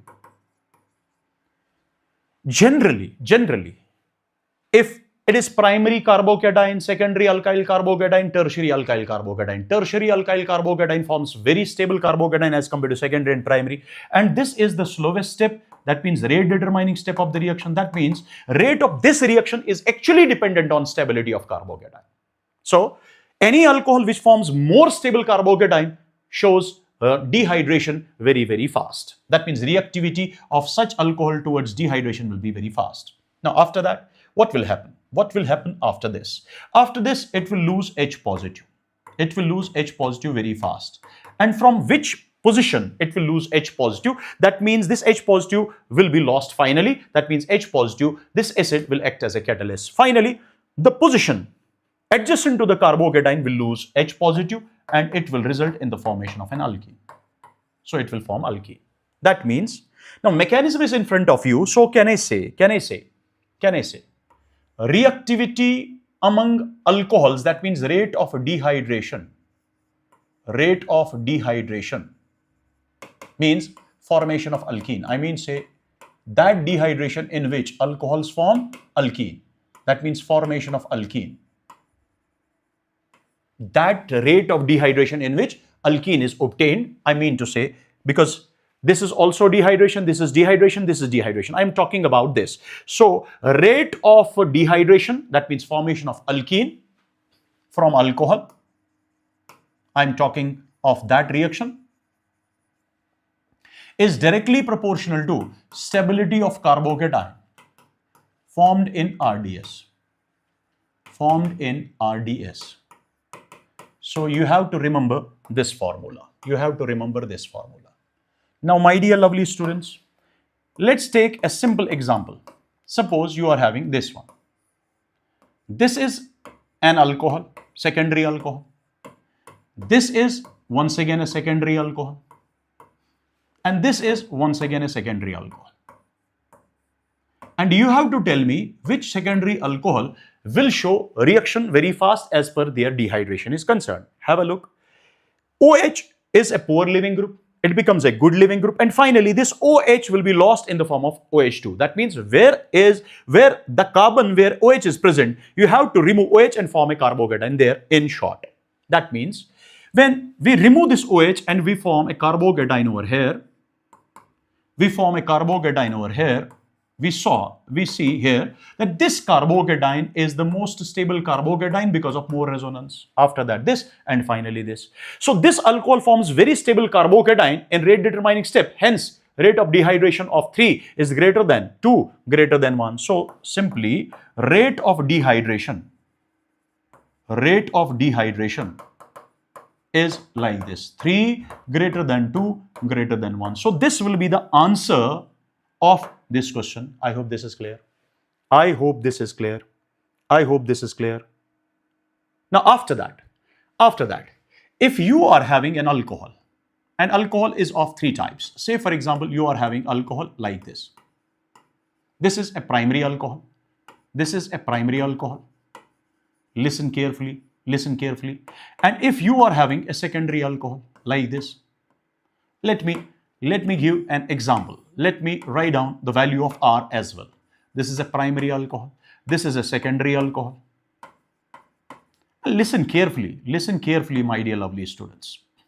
Or you can have a secondary alcohol in this fashion as well. Similarly, you can have a tertiary alcohol like this.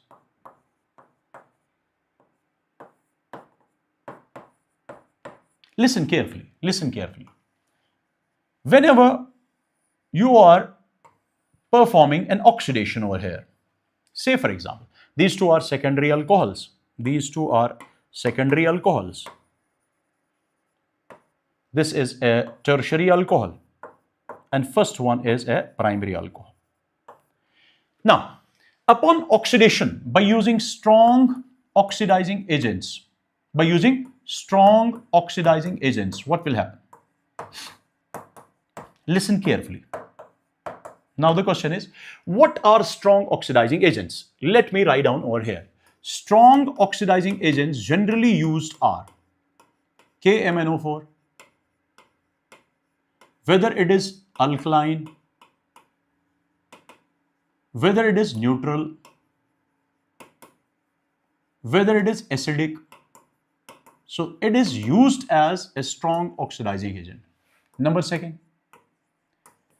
K2Cr2O7 is also used as strong oxidizing agent in acidic medium. Say for example, H2SO4, that means acidic medium. Number third is HNO3. Number four is CrO3 aqueous, which means it is CrO3 plus H2O, which means it is H2CrO4. This is also known as chromic acid. Similarly, you can use, say for example, fifth. Let me write down over here. Other strong oxidizing agents. You can use fifth one, that is CrO3 plus H2SO4. This is known as Jones reagent. You can use hot KMNO4. You can use hot K2Cr2O7. So these are basically the strong oxidizing reagents, strong oxidizing agents which are generally used in your class. So these are the strong oxidizing agents. So what you have to remember is primary alcohol will simply lose hydrogen at alpha position and hydrogen from functional group. Secondary alcohol will also lose hydrogen from alpha position and hydrogen from functional group. So the product in this case will be simply CH3 C double bond OH, I mean say aldehyde in primary alcohol. But once this aldehyde is obtained, we cannot isolate this aldehyde because once it is formed, strong oxidizing agent will convert this CHO group to COOH. That means finally we will obtain carboxylic acid from primary alcohol. That means we will obtain carboxylic acid from primary alcohol. So we will not obtain aldehyde, we will obtain carboxylic acid. But remember, secondary alcohol will form ketone like this, CH3C double bond O CH3, and then reaction will stop. Similarly here, we will get ketone like this, CH3CH2 C double bond O CH3. You have to remove alpha hydrogen and you have to remove hydrogen from this OH group. Then C and O forms a double bond. That means you will get ketone, and reaction will stop. So secondary alcohols give ketone upon oxidation by using strong oxidizing agents. There will be no oxidation. So tertiary alcohols resist towards oxidation. So there will be no oxidation. But my dear lovely students, once ketone is obtained, it will not undergo further oxidation. Ketone will not undergo further oxidation. Listen carefully. Ketone will not undergo further oxidation. Ketone will not undergo further oxidation. This is symmetrical ketone. Whether ketone is symmetrical, whether what we call ketone is unsymmetrical, it will not undergo further oxidation. Ketone will not undergo further oxidation. But if strong oxidizing agents are used under drastic conditions or in vigorous conditions, or drastic conditions, that means generally elevated temperatures, in presence of elevated temperatures. So ketones generally do not undergo oxidation. Normally they do not undergo oxidation by using strong oxidizing agents.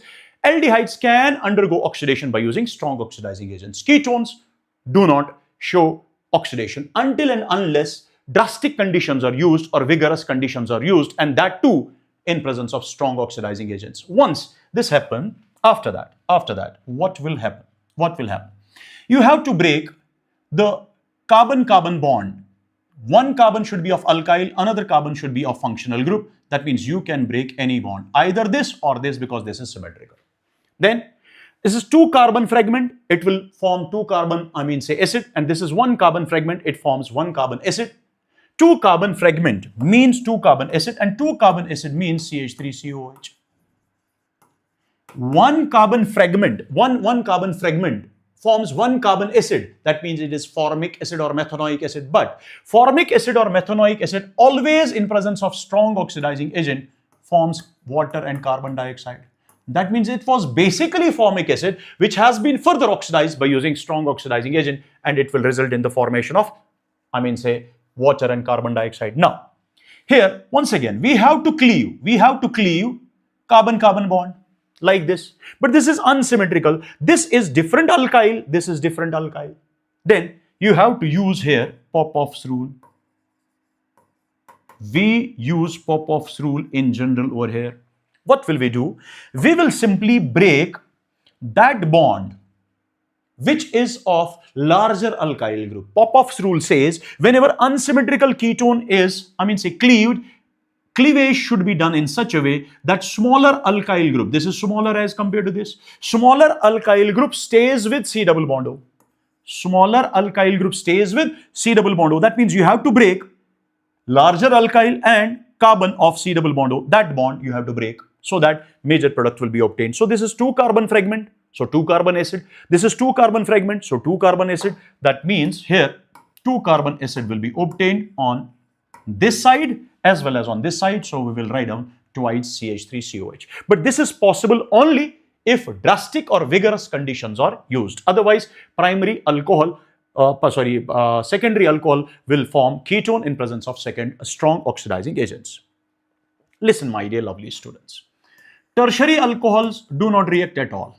Tertiary alcohols do not undergo oxidation. Tertiary alcohols do not undergo oxidation. But if tertiary alcohols are treated with, say, for example, protonic acids, for example, H3PO4, H2, SO4, I have already shown you that it will undergo dehydration. It will form this one. It will form this one. In presence of strong, it will form alkene. Similarly, if this is the tertiary alcohol, what will happen first? First of all, OH will react with H positive, it becomes OH2, and OH2 positive will leave, carbocation will be obtained.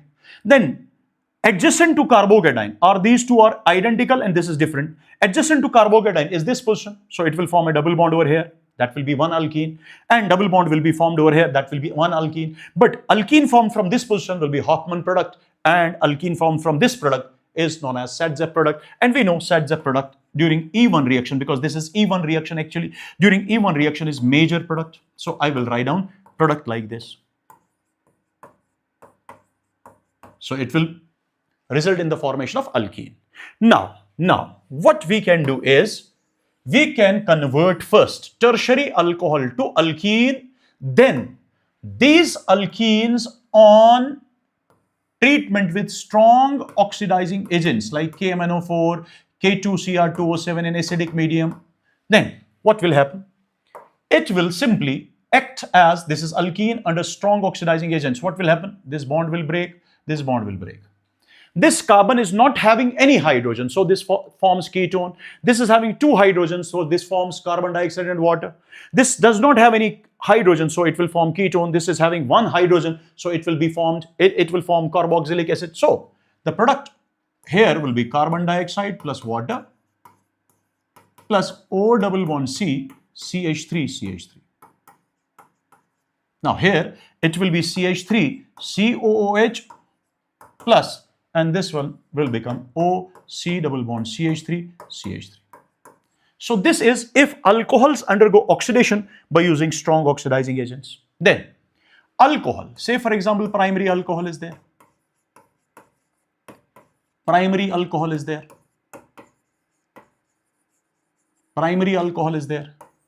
Your secondary alcohol is there. Same trick, you can use same trick. You can remove alpha hydrogen and hydrogen from OH group. Similarly, if you are having tertiary alcohol is not having any hydrogen at alpha position. So tertiary alcohols will not undergo oxidation once again. So in presence of mild oxidizing agents,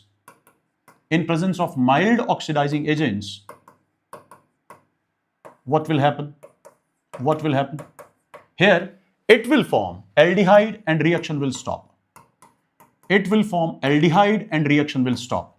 It will form ketone and reaction will stop. Here will be no oxidation. So tertiary alcohols neither undergo oxidation by using mild oxidizing agent nor by using strong oxidizing agents.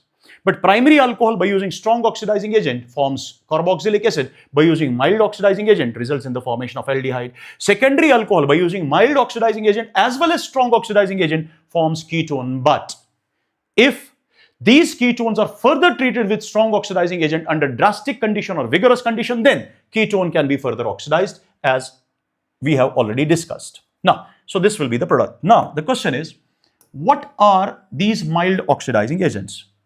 Mild oxidizing agents generally used are, number one is Serret's reagent. And what is Serret's reagent? Serret's reagent is CrO3 and pyridine C5H5N in the ratio of 1:2, and here pyridine, that means C5H5N, acts as the solvent. It acts as a solvent. Number second is Colin's reagent. What is Colin's reagent? Once again, 1:2 complex of CrO3 and pyridine. But listen, here solvent is dichloromethane. So in these, from Colin reagent onwards, solvent is dichloromethane generally. After that, we have Corey's reagent. The name of Corey's reagent is, another name is pyridinium chlorochromate.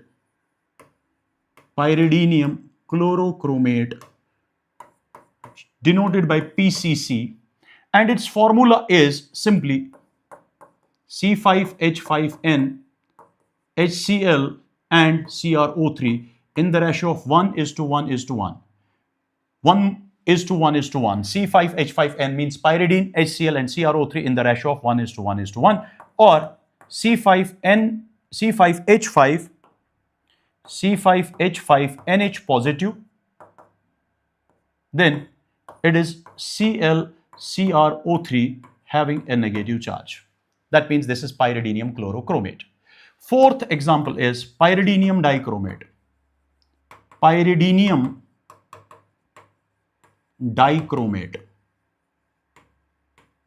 Generally denoted by PDC, and its formula is C5H5NH with a positive charge, it's twice, and dichromate is Cr2O7 having two negative charges.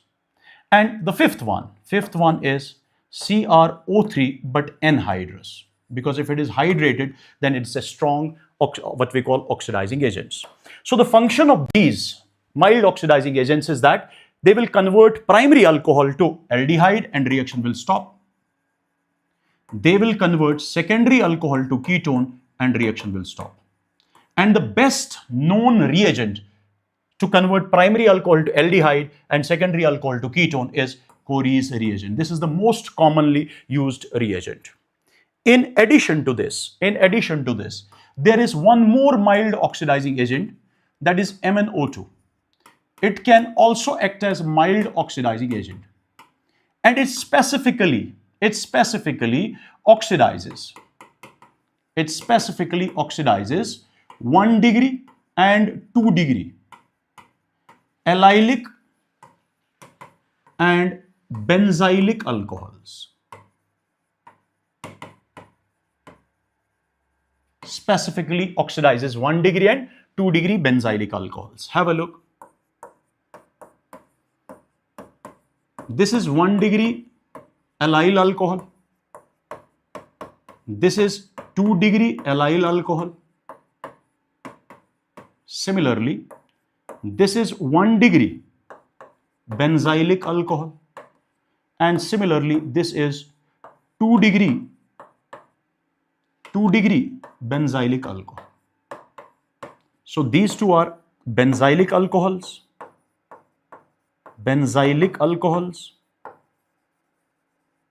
And these two are examples of allylic alcohols. Listen carefully. What will happen? Over here? MnO2 will oxidize this 1 degree, 2 degree, this 1 degree and 2 degree in this fashion. Hydrogen from alpha position and H from functional group will be replaced. Will be lost. When it will be lost, it will result in the formation of CH2 double bond CH. That means there will be no change in double bond. Then it will be C double bond OH. No change in, this carbon-carbon double bond. This carbon and oxygen will form a double bond. That means it will result in the formation of this one.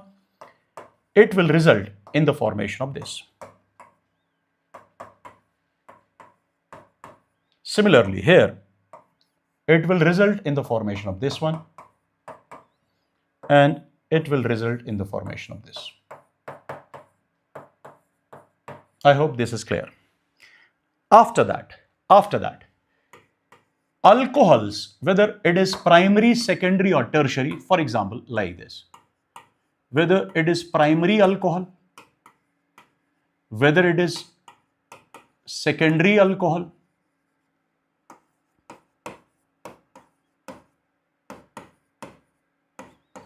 whether it is tertiary alcohol,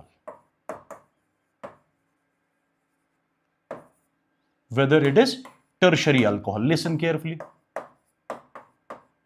When these alcohols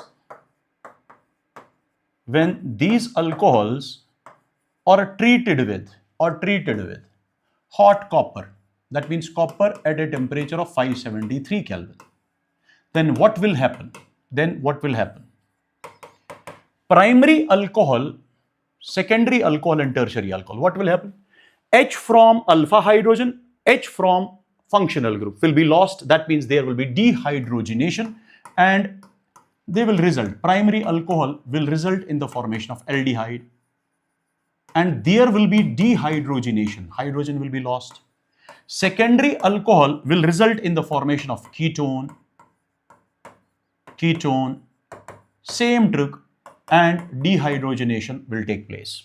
But in this case, OH will be lost from alpha position and H will be lost from beta position. That means in this case, there will be no dehydrogenation, but instead of that, dehydration takes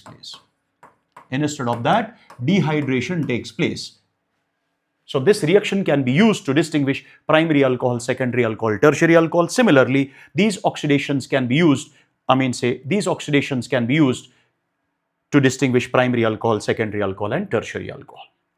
After that, we are having a reaction that is a test basically, and that test is Victor-Meyer's test.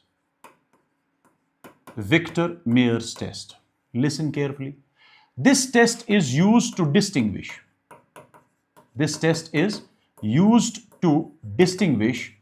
1 degree, 2 degree and 3 degree alcohols.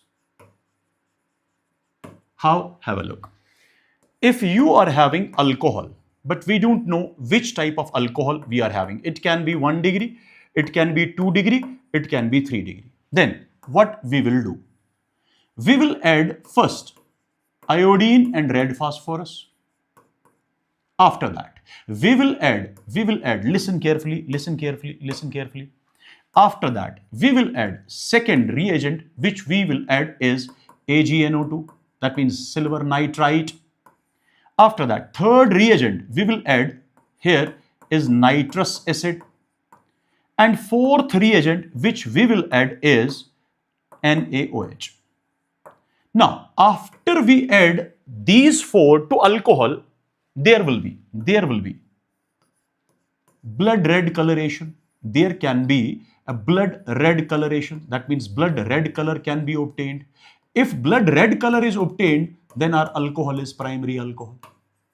Then our alcohol is primary alcohol.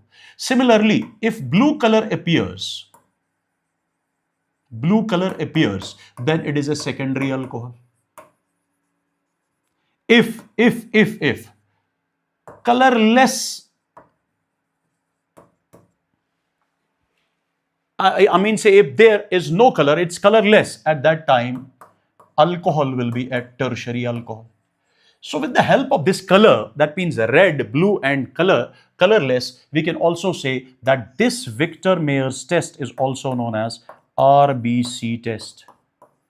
It's also known as RBC test. What is RBC? It's not red blood corpuscles.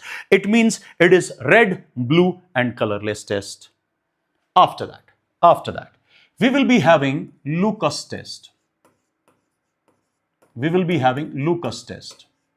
And what is Lucas test? Once again, it will distinguish.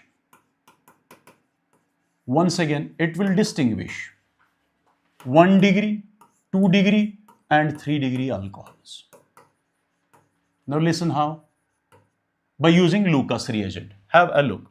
If we are having a primary alcohol, say for example, our primary alcohol is like this.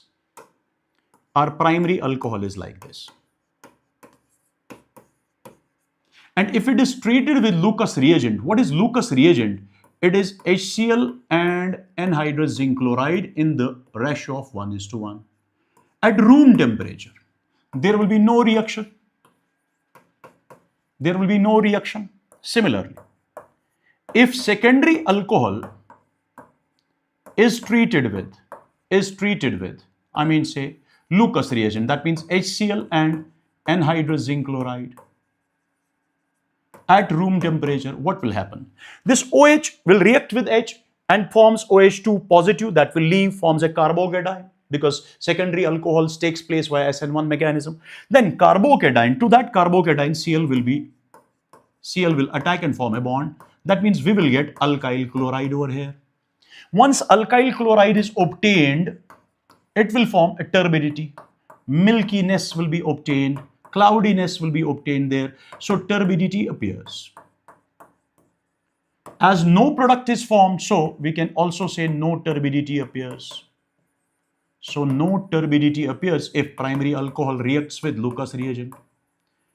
Turbidity appears when secondary alcohol reacts with Lucas reagent. Turbidity appears, but listen carefully, secondary alcohol is not that reactive. That is why, because it does not form that much stable carbocation, that's why turbidity appears after 5 to 10 minutes. That means after few minutes. But if we take an example of this alcohol, simple, I mean to say tertiary alcohol. Among these alcohols, this is very reactive because it forms a very stable carbocation.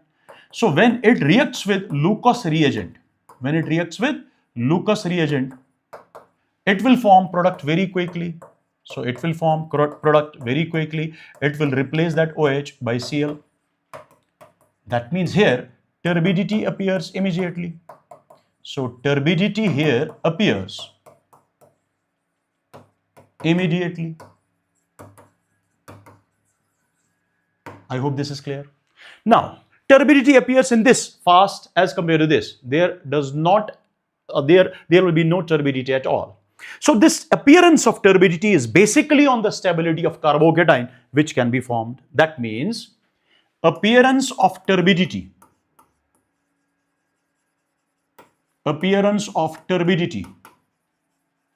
is actually directly proportional to the stability of carbocation formed in RDS. That means any alkyl halide which can form stable carbocation, alcohol which can form stable carbocation, form turbidity immediately. That means they will form product very fast, their reactivity will be very fast. A very important point is this one. Primary alcohols on treatment with Lucas reagent, on treatment with Lucas reagent,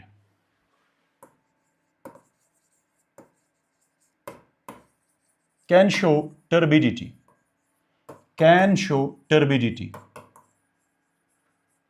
upon heating. That means if we heat a reaction, I mean, say if temperature is increased, say for example CH3, CH2, OH is there, 1 degree alcohol is there. Now it reacts with Lucas reagent, but at high temperature, not at room temperature, at high temperature. Now it will form CH3, CH2, Cl. That means now reaction will be taking place. That means turbidity appears now. But this turbidity appears only after heating. This turbidity appears only after heating. This is point number one. Point number second. Phenols. For example, this. Similarly, vinyl alcohol, etc. do not show turbidity. Do not show turbidity even after heating. Why is it so? Because they will not react, because their CO bond is difficult to cleave due to partial double bond character. Because due to partial double bond character, as a result of resonance, this CO bond becomes very strong and hence it is difficult to cleave. That's why they will not show reaction at all even after heating. Even after heating. I hope this is clear. After that, we will be having another test, that is iodoform test. Iodoform test. Or we can say a haloform reaction. Now, this reaction can be used to distinguish these types of alcohols. Listen carefully. These types of alcohols. Now, what is this R? This R can be H. It can be any alkyl or any aryl. I mean, say it can be any group. Any aryl group, etc. It can be anything. It can be anything. But important is this one. Important is this one. If alcohol contains this, what is meant by this? That means carbon to which OH is attached is known as alpha carbon. So carbon should be attached to OH, and to that carbon there should be at least one H and there should be at least one CH3 group. If your alcohol is like this, you can say it shows iodoform test or it shows haloform reaction. And alcohol which do not contain this group, alcohols which do not contain this group, they do not show iodoform reaction, iodoform test or haloform reactions. For example, if you are having CH3OH, it will not show iodoform reaction. But if you are having CH3CH2OH, it shows iodoform reaction. That means you can distinguish methanol and ethanol. Similarly, if you write down propanol, it will not show. But if you write down propan 2-ol, propan 1-ol will not show, propan 2-ol will show iodoform reaction. Why is it so? Have a look. This is the alpha carbon. This is having one hydrogen, but this is not having any CH3. It should have one hydrogen as well as CH3. This is alpha. This is having one hydrogen at least and one CH3 at least. That's why it shows. This is having one H at least, but it is not having one CH3, so it will not show. This is having one H at least and at least one CH3. At least one CH3, so it will show. Now, for example, this shows, I will write down CH3, CH2OH, and I will treat it with X2 in presence of NaOH. Or I will simply write down NaOX. Sodium hypohalite, or halogenation in basic medium, or sodium hypohalite. What we have to do is we have to check alpha position and we have to break CH3, one of the CH3 groups. We have to break bond of one of the CH3 groups with alpha carbon, and we have to convert this CH3 into CHX3. We have to convert it into CHX3, and this CHX3 will precipitate out. After that, here CHOH should be converted to CONA, and as CHOH is converted to CONA, there is already one more H, so it will result in the formation of HCOONA. Similarly, if I take this, it is like CH3CHOH, CH3 under similar conditions. This is alpha. Break one of the alkyl groups, say one of the methyl groups, bond of one of the methyl groups and alpha bond. Convert this CH3 into CHX3. Now convert CHOH into CONA, then it is CH3. So product will be CHX3. It will precipitate out. And this CHOH is converted to CONA. CH3 is there. So it will result in the formation of CH3 COONA. Now listen carefully, my dear lovely students. If X is iodine, then product formed here. If CHX3, if it is like this, that X is I, then we will get CHI3. And when it precipitates out, its color is yellow color. So it will give yellow precipitate. Suppose we have doubt whether we have methanol or ethanol. We have doubt in these two. Suppose we have doubt this test tube contains methanol or ethanol. What will we do? We will perform this reaction. If instead of this X2, we will add iodine. We will add iodine and NaOH. If yellow precipitate appears, we will say it's ethanol. If yellow precipitate does not appear, we will say it is methanol. I hope this is clear. So this was all about alkene, alkynes, and alcohol, haloalkanes and alcohols. Now, let's take a break of half an hour. So let's meet at 8. So break till 8 p.m. So let's meet exactly at 8 p.m. Let's meet exactly at 8 p.m. Till then, take care. But I would want you all guys to be present at 8 p.m. so that your whole organic reactions will be, revised. So take care. We'll meet at exactly 8 p.m. We'll meet exactly at 8 p.m.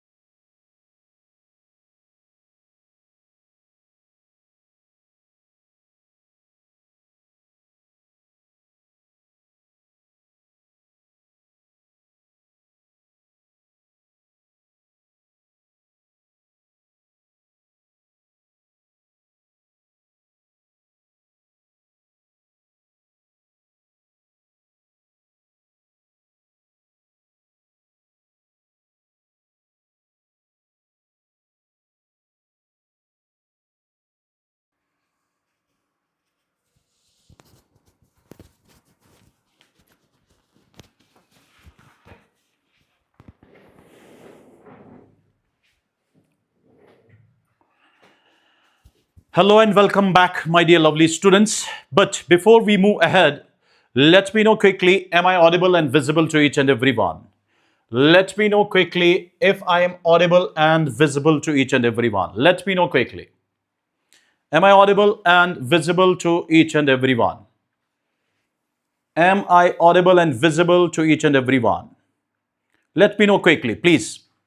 Come on, let me know quickly.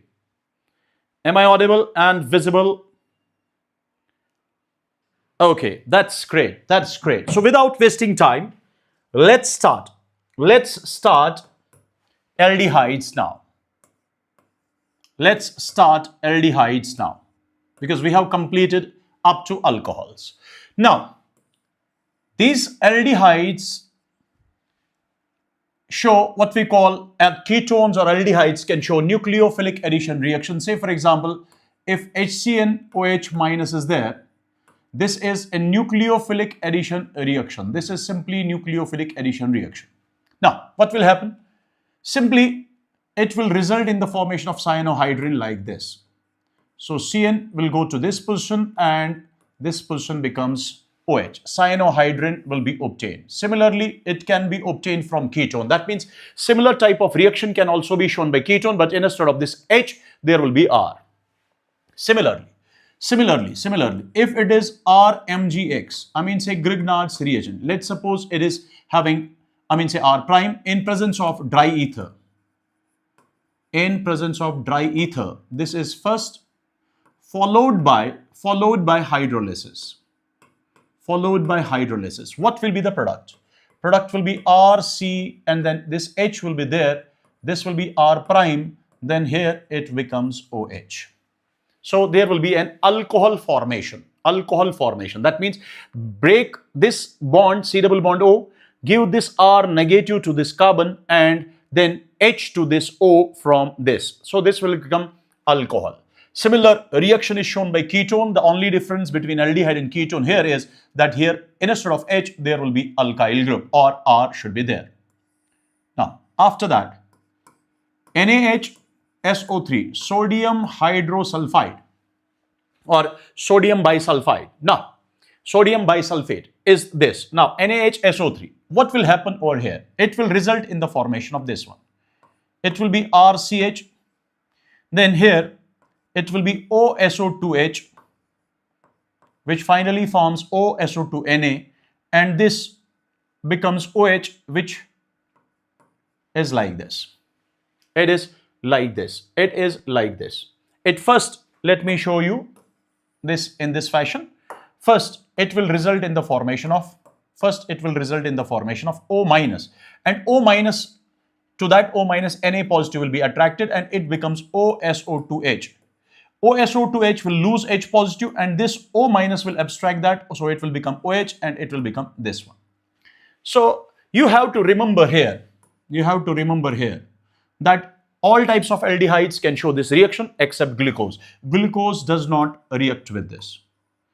Glucose does not react with NaHSO3. Now, after that, and these are all reversible reactions. These are basically reversible reactions. Now, if primary alcohol is there in acidic medium, this reaction takes place and first it will result in the formation of acetal. It will result first this hemiacetal, and if alcohol is taken in excess, then it will result in the formation of acetal. Then finally it will result in the formation of acetal. That means geminal dialkoxy compound obtained from aldehyde is known as acetal. It will result in the formation of acetal. So this is nucleophilic addition reaction. These all are nucleophilic addition reactions. Ketones or aldehydes. Ketones can show also these types of reactions, but the only thing is that Ketones can form this, ketones can form this. Instead of this H, there will be R and R. Ketone can form this, but those ketones should be only aliphatic ketones, and those ketones which are aliphatic ketones, those should be sterically less crowded. That means methyl ketones show this reaction. Okay, and if ketone is taken, then we will get ketal over here. After that, aldehyde or ketone can show this type of reaction. When they are treated with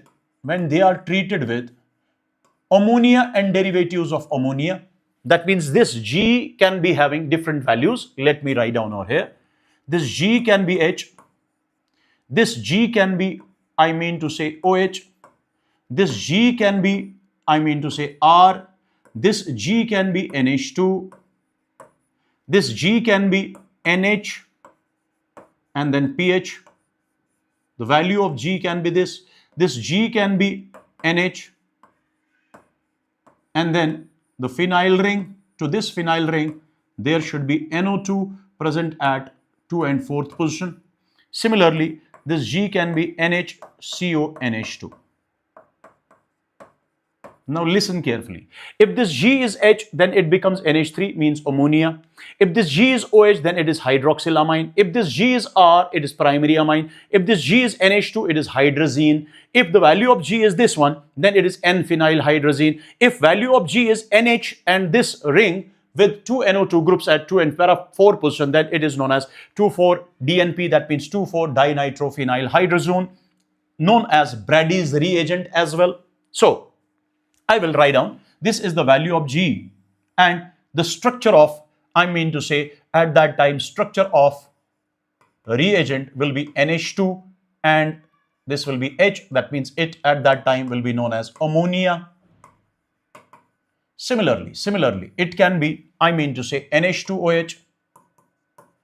It can be NH2OH. At that time, reagent is known as hydroxylamine.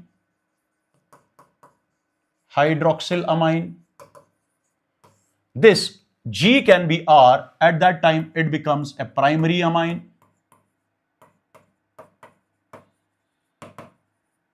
And after that, this G can be NH2.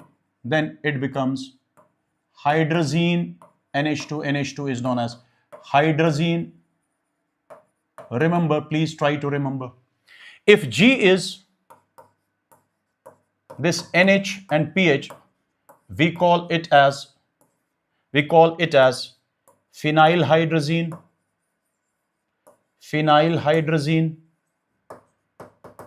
If the value of G is this one, then NH2 is there.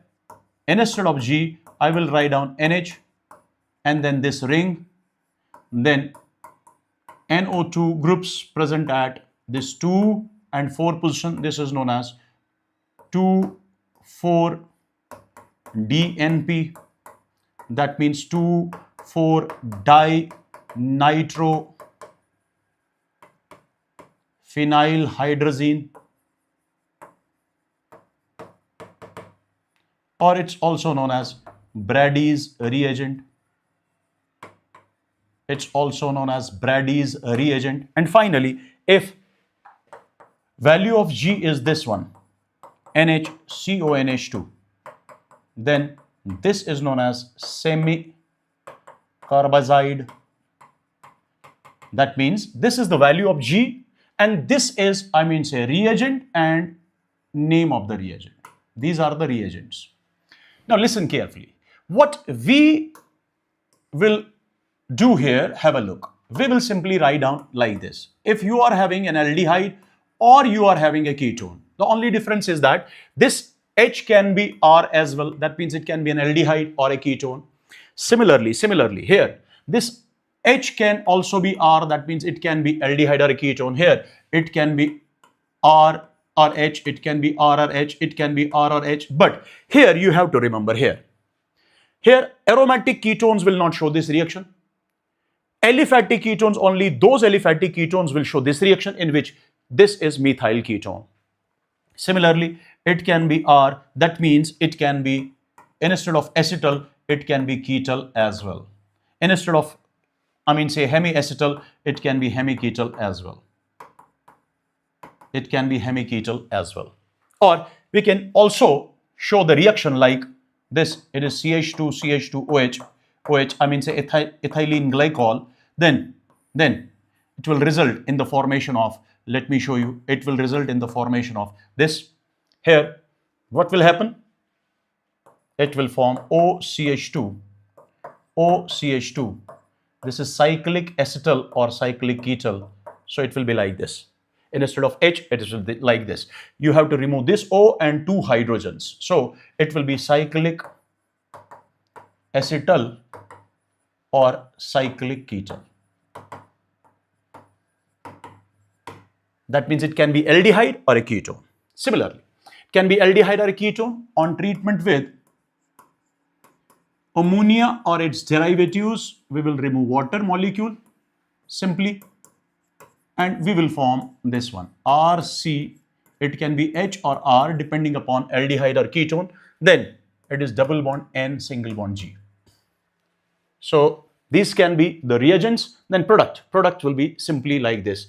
Now if you take this one, remove 2 hydrogens, give value of say N there and value of G, that means it is NH like that. Let me write down the product over here. Let me write down the products over here. So products can be C double bond N and H. If this is obtained, this is known as imine. Or product can be C double bond N single bond. Now it's depending upon the value of this. It is OH. Then I will give it as OH because the value of G is OH. This is known as oxime.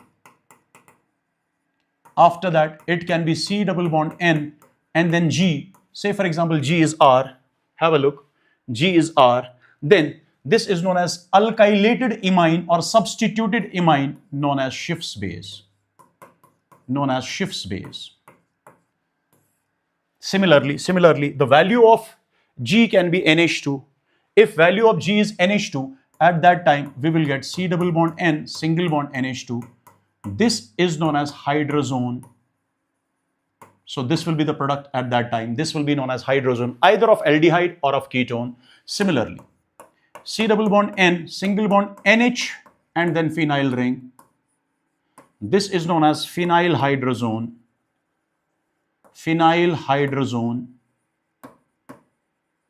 Similarly, product will be like this: C double bond N, then NH, and then nitro at 2 and 4 position. This is known as 2,4 dinitro phenyl hydrazone. Its color is either yellow or orange or red once it is formed. After that, if it is semicarbazide, that means if value of G is this one, NHCO NH2, then I will write down NHCO NH2 over here. This is known as semicarbazone. And you have to remember this. 2,4-DNP test is that test which can distinguish aldehydes, because it is shown by aldehydes. It is shown by ketones, because when aldehydes and ketones react with 2,4-DNP, they can form this product, yellow or orange or red. Similarly, it is also shown by formic acid due to this group. So rest of the other compounds do not show this test. So this test can be used to distinguish aldehyde, ketone and formic acid from rest of the compounds. I hope this is clear. After that, we will be having another reaction. Say we will be having like this. It can be either aldehyde or it can be ketone. Now, this upon reduction by using HI in presence of red phosphorus. Just remove C double bond O to CH2. We will get RCH2, and then it can be H or R. That means if it is H, then it is RCH3. If it is R, then it is RCH2R. Similarly, you can use zinc amalgam in acidic medium, generally HCl. This reduction is known as, with the help of which C double bond O is changed to CH2, this reaction is known as Clemmensen reduction. This is known as Clemmensen reduction. And this is preferred if this aldehyde or ketone is sensitive towards base, then this acidic medium is preferred. Similarly, if it is treated with hydrazine, we know it first results in the formation of hydrazone. In basic medium, what will be the result over here? It will result in the formation of this plus N2. This is known as Wolff-Kishner reduction. This is known as Wolff-Kishner reduction. So these are the reductions of, say aldehyde or ketone to alkane. Similarly. By the way, this reaction, this Clemmensen reduction is preferred if aldehyde or ketone is sensitive to base, and if this is sensitive to acid, then this reduction is preferred. Similarly, we can convert this aldehyde to alcohol by using lithium aluminium hydride or sodium borohydride or sodium in alcohol, or we can use H2 in presence of catalyst. Catalyst can be anything, but generally platinum, palladium, nickel can be used. So what will we do? We will simply break C single bond, double bond O to C single bond O, give hydrogen to this, give hydrogen to this. After that means you have to convert C double bond O into CHOH. After that, it's H or R, depending upon whether it is aldehyde or it is ketone. So in this fashion, you can convert aldehyde or ketone to alcohol. So these are reduction reactions of aldehydes and ketones. After that, you can convert aldehyde by using strong oxidizing agents to carboxylic acid. You can convert it to strong oxidizing agents to carboxylic acids. Generally, ketones resist towards oxidation. I have already told you that. But if strong oxidizing agents are used under drastic conditions or in vigorous conditions, only then ketones can oxidize. That's why I have not shown ketones over here. After that, if aldehyde is treated with what we call Tollens reagent, then remember it's oxidized. Aldehyde is oxidized and silver is deposited. This is known as silver mirror. And this test is known as silver mirror test. This is known as silver mirror test. Now listen carefully. Which can react with Tollens reagent? Number one, all aldehydes. All aldehydes can react with Tollens reagent. Number second, alpha hydroxy ketones can react. Alpha hydroxy ketones can react. Number third, formic acid can react. Number four, NH2, N-phenyl, let me write down this in this fashion, N-phenyl hydroxylamine or RNHOH, alkyl hydroxylamine can react. Number five, hemiacetals can react. But the only difference is terminal alkynes, for example, RC triple bond CH, for example, this one can react with Tollens reagent. But these on treatment with Tollens reagent will form silver mirror. On treatment with Tollens reagent. But this one forms white precipitate. It will not give silver mirror. It will form white precipitate on treatment with Tollens reagent, but it can react with Tollens reagent. So remember, ketones, this is very important point. Ketones do not show this reaction. Ketones do not react with Tollens reagent. If ketones do not react with Tollens reagent except alpha hydroxy ketones, then we can simply use this as silver mirror test to distinguish aldehyde and ketones, because aldehydes will give silver mirror test, ketones will not give. After that, aldehyde on treatment with Fehling solution. By the way, what is Tollens reagent? Tollens reagent is ammonical silver nitrate solution.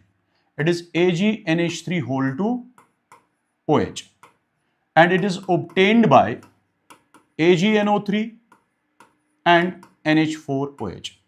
So it is ammonical silver nitrate solution. Now what is Fehling solution? Fehling solution means alkaline. So let me write down it in this fashion. When aldehyde is treated with Fehling's solution. What is Fehling's solution? It is alkaline solution of copper sulfate containing some Rochelle salt. Rochelle salt means sodium potassium tartarate. And is obtained by addition of Fehling solution A and Fehling solution B. That means when Fehling solution B is added to Fehling solution A, we get this. Fehling solution A is aqueous copper sulfate solution. It's aqueous copper sulfate solution. And Fehling solution B is alkaline solution of Rochelle salt.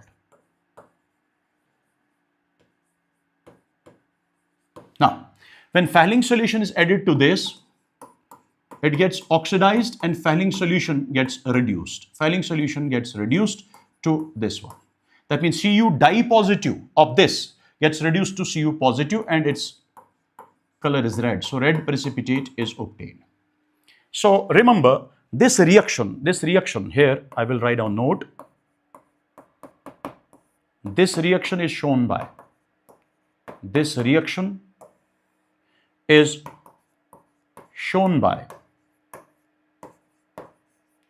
aliphatic aldehydes.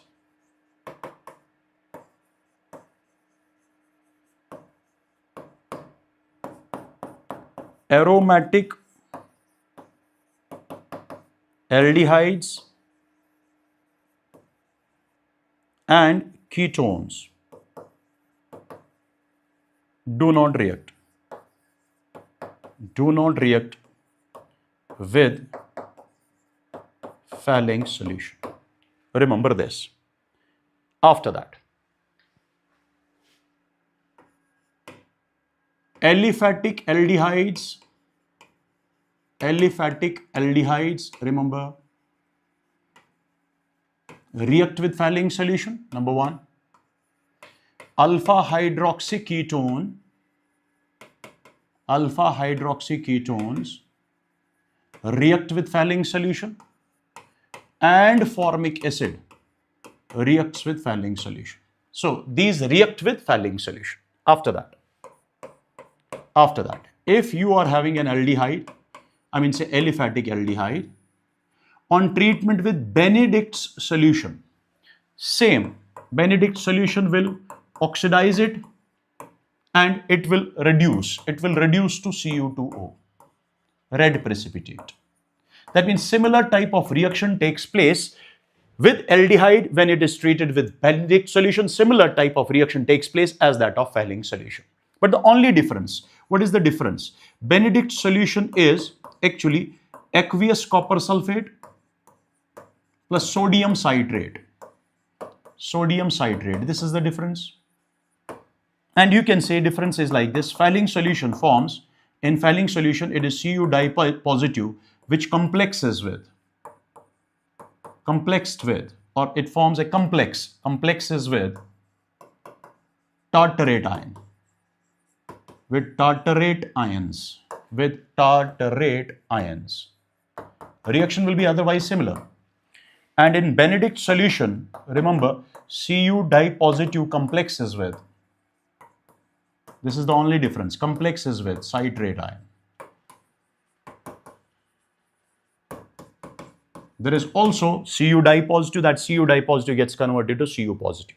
That means Benedict solution is reduced. Similarly here, Fouling solution is reduced. Here, I mean say Toland's reagent is reduced. But Toland's reagent, Fouling solution and Benedict solution oxidizes aldehyde. Once again, you have to remember, aromatic aldehydes and ketones do not show this reaction. Aromatic aldehydes and ketones do not show this reaction. Ketones do not show this reaction. I hope this is clear. Similarly, aliphatic aldehydes, alpha hydroxyketone and formic acid can also react with Benedict solution like that of Fouling solution. That means Benedict solution and Fouling solution shows similar type of reaction. After that, now it is oxidation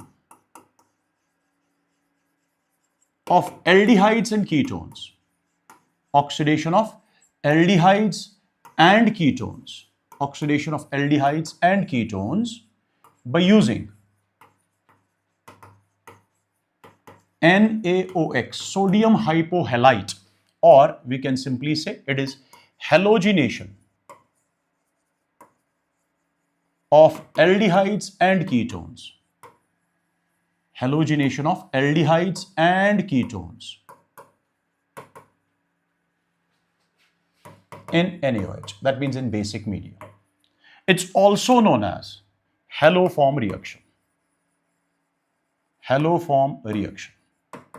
What you have to remember is, whenever you have reaction like this, you have to remember that only those aldehydes and ketones will show this reaction which contains C double bond O group. So these types of aldehydes, these types of aldehydes and ketones, aldehydes and ketones show this reaction.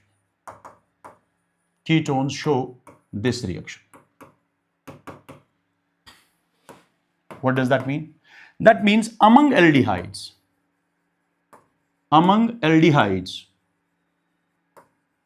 only CH3CHO will show this reaction. Only CH3CHO will show this reaction. Only one aldehyde will show this reaction. Similarly, among ketones, only methyl ketones,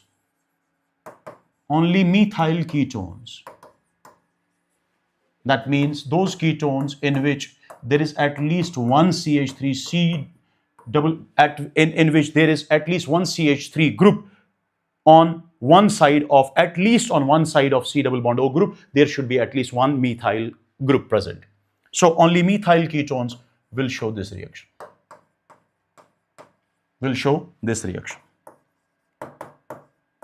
That means we can distinguish simple this aldehyde from rest of the aldehydes. Similarly, this ketone from rest of the ketones. But this type of aldehyde or ketone can also show this reaction.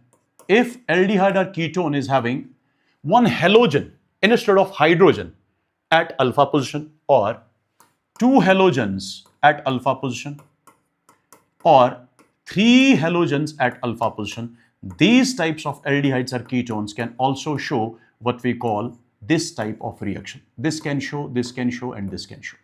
I hope this is clear.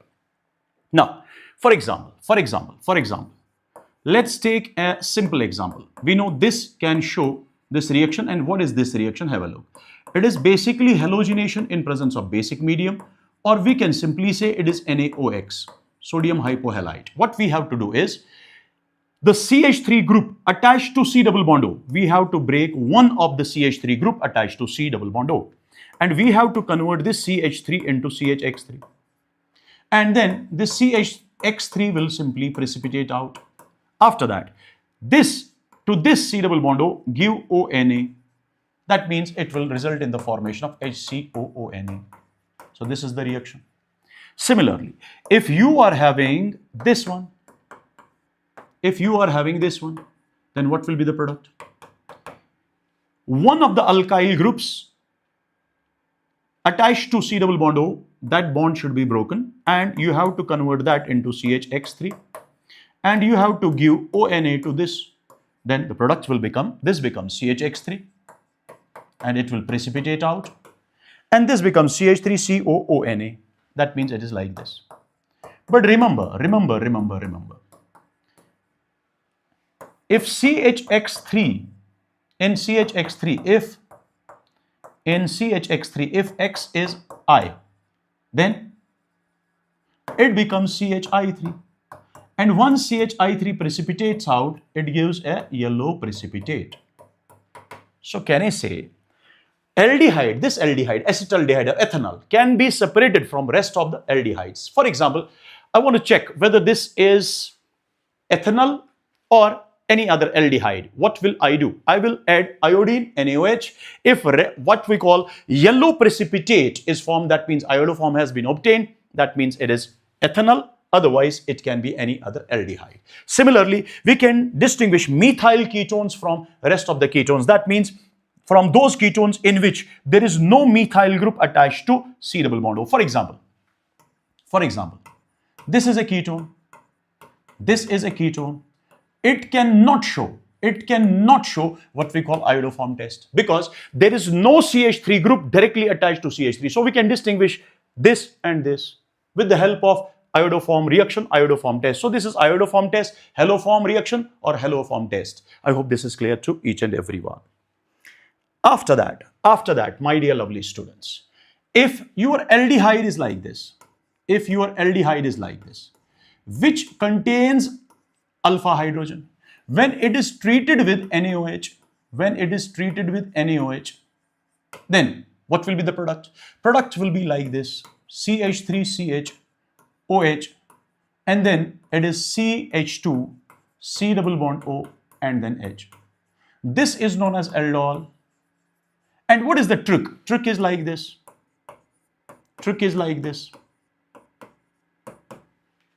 As two products have been, this product is formed by reacting two aldehydes, similar type of aldehyde molecules. So you have to write down like this. This is alpha. Alpha is having partial negative and alpha hydrogen partial positive. Similarly, this is partial positive, this is partial negative. Break carbon double bond oxygen into single bond and then give positive to negative, negative to positive, you will get this one. So this is the trick. Similarly, if you are having a ketone like this, that means if you are having an aldehyde or a ketone containing at least one alpha hydrogen, then on treatment with, say dilute NaOH, or you can say BaOH whole 2, or you can say aqueous Na2CO3, that means mild bases, then what will happen? Have a look. I will write down this in this fashion. And another one. I will write down like this. This is alpha carbon, that means it is C double bond OCH3. Alpha carbon is negative part, this is positive part, this is positive part, this is negative part. So similar type of, ketone molecules react together. This is known as what we call simple aldol reaction or self-aldol reaction. So self-aldol, what will happen over here? Simple aldol, what will be the product over here? It will be CH3, like this. Then double bond is converted to single bond and this H goes to this position, so it is like this. Then this CH2 forms a bond with this, so it will result in the formation of this one. This is beta hydroxy ketone known as ketol. That reaction in which aldol or ketol is formed, that reaction is known as aldol reaction. So this is aldol reaction. Sometimes what will happen? For example, this is the aldol which we obtain in first reaction. This was the aldol. And in second reaction, this was the aldol. I mean, say this was the ketol. This was the product of aldol reaction. This was ketol. Have a look. Have a look. CH3CHOS, CH2CHO. This was the aldol. And ketol was CH3, COS, CH3, CH2CO, CH3. Now have a look. Now, this aldol or ketol, once formed, upon heating, it will lose water molecule. Upon heating, it will lose water molecule. When aldol or ketol loses water molecule, OH will be lost from beta position and H will be lost from alpha position. Alpha means that carbon adjacent to the functional group. Now, so it will result in the formation of CH3, CH, double bond CH, single bond CHO. So this is alpha beta unsaturated aldehyde, and here it is alpha beta unsaturated ketone.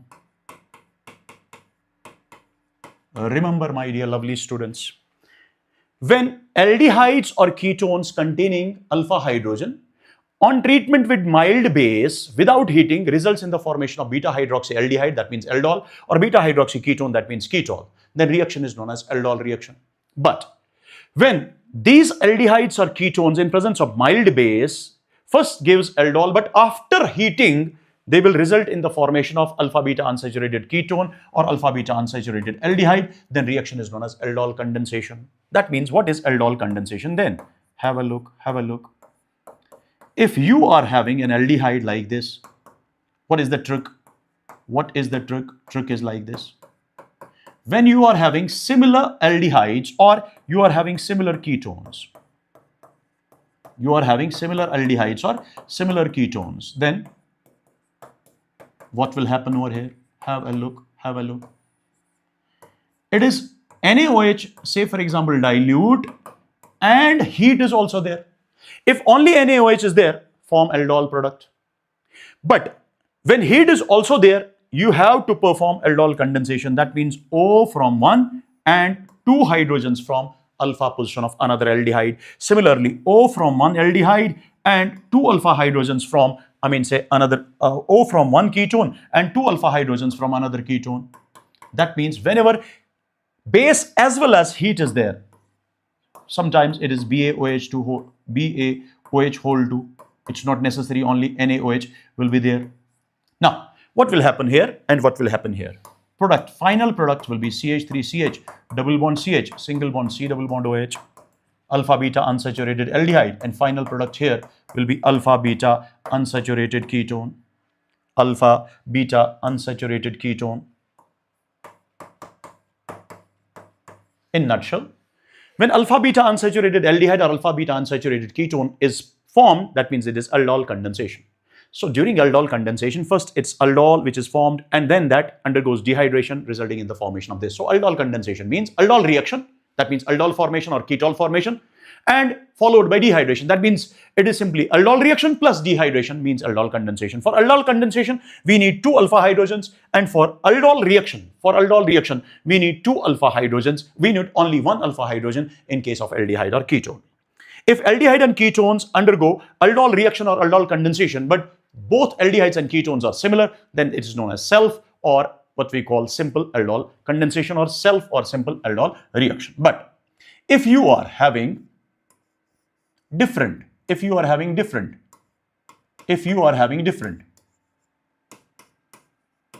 carbonyl compounds, one is one type of aldehyde, another is another type of aldehyde, one is one type of ketone, another is different ketone, or one is aldehyde, another is ketone, then my dear lovely students, at least among these two carbonyl compounds, there must be at least two alpha hydrogens at one, so that aldol condensation will be there. Have a look. Now here, what will happen? If reaction takes place at low temperature, that means without heating, here it will result in the formation of condensation. So remember, without heating, only and only condensation will take place. I mean, say aldol condensation will take place only at low temperature, provided our alpha beta unsaturated carbonyl compound contains a pi bond at gamma position. That means there must be extended conjugation. Conjugation should be extended. At that time, no need of heat is required, because what is the driving force? Driving force is stability because of very much say resonance. So whenever your product is having pi bond, double bond at gamma position, no need of heat, directly aldol condensation. But if your say alpha beta unsaturated aldehyde or ketone does not have any pi bond at gamma position, then only upon heating it will be formed. Without heating, it will never be formed. At that time, it will be aldol or ketol which is obtained. I hope this is clear. So this was all about aldol condensation. After that, sometimes there is an aldehyde. Which does not contain any alpha hydrogen. What will happen? With that? On treatment with concentrated NaOH or KOH, you have to remember, when only one aldehyde is given, you have to think that it is basically simple or self-aldol, Cannizzaro at that time. That means you can draw another aldehyde by yourself. But Cannizzaro reaction is not shown by, what we call ketones. So when different types of aldehydes or ketones, different carbonyl compounds are used during aldol reaction or condensation, this is known as cross aldol. First of all, let me tell you, this is known as cross aldol condensation or mixed aldol condensation. So during mixed aldol condensation, at least one carbonyl compound must contain 2 alpha hydrogens. Now here, no aldehyde should contain any alpha hydrogen. Now, this is simple. During simple, you have to oxidize one and you have to reduce one. How? Have a look. Oxidize one to sodium salt of carboxylic acid.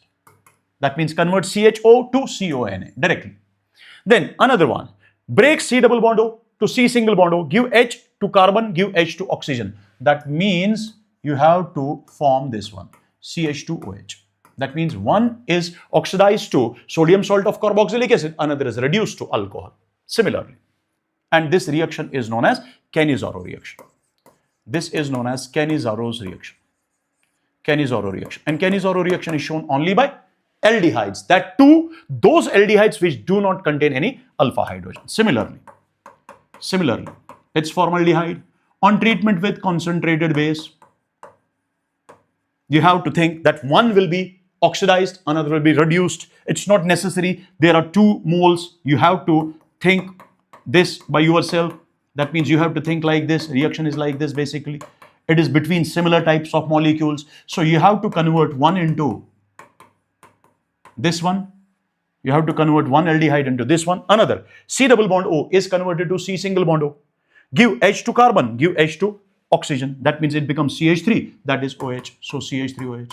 One aldehyde, another alcohol. So formaldehyde is oxidized, formaldehyde is reduced. So this is self-oxidation reduction known as disproportionation. So this type of reaction, this or this, is known as disproportionation. This is known as disproportionation reaction. So this is disproportionation reaction. That means self-oxidation reduction. So this is self or simple intermolecular Cannizzaro reaction, and that is a disproportionation reaction. Sometimes aldehydes will be different, but remember, no aldehyde should contain any alpha hydrogen. If any one is having alpha hydrogen, then Cannizzaro reaction will not be there. There will be crossed aldol reaction at that time or cross aldol condensation at that time. So it is concentrated NaOH. What will happen? One will be oxidized, another will be reduced. When both were similar, then it's very simple. Oxidize one, reduce one. But here, which to oxidize, which one should be oxidized and which one should be reduced? For that, remember. More reactive aldehyde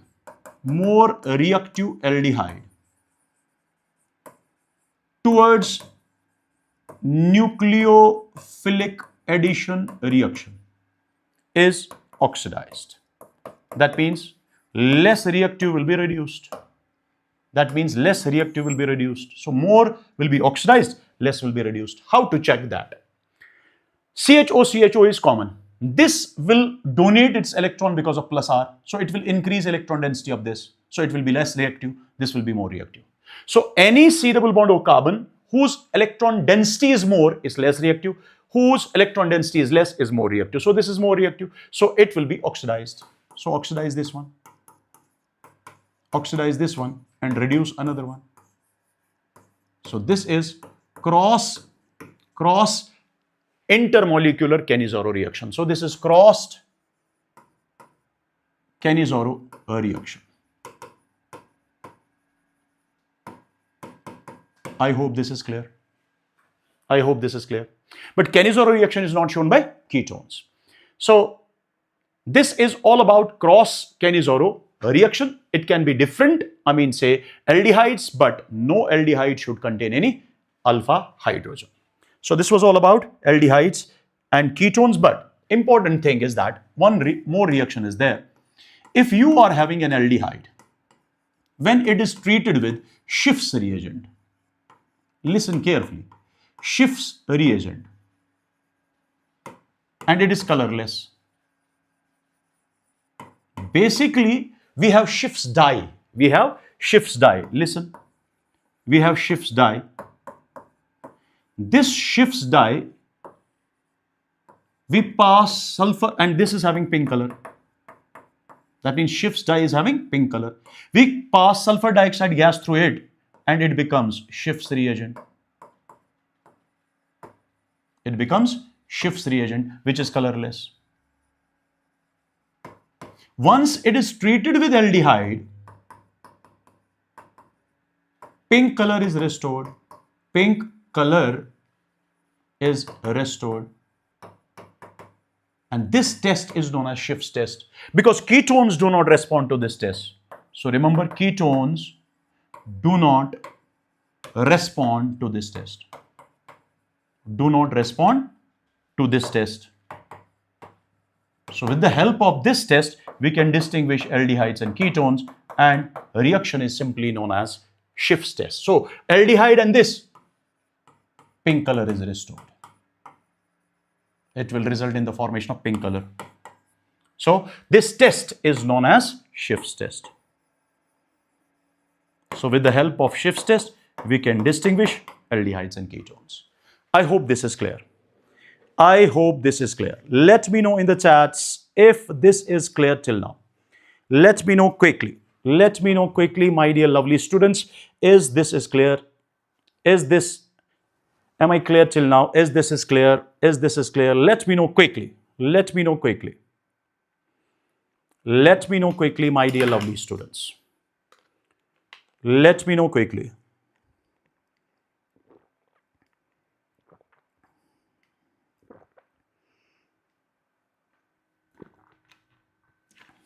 Am I clear till now? Okay, that is great. That is great. So this was all about aldehydes and ketones. Let's do carboxylic acids now. Let's take carboxylic acids now. Have a look.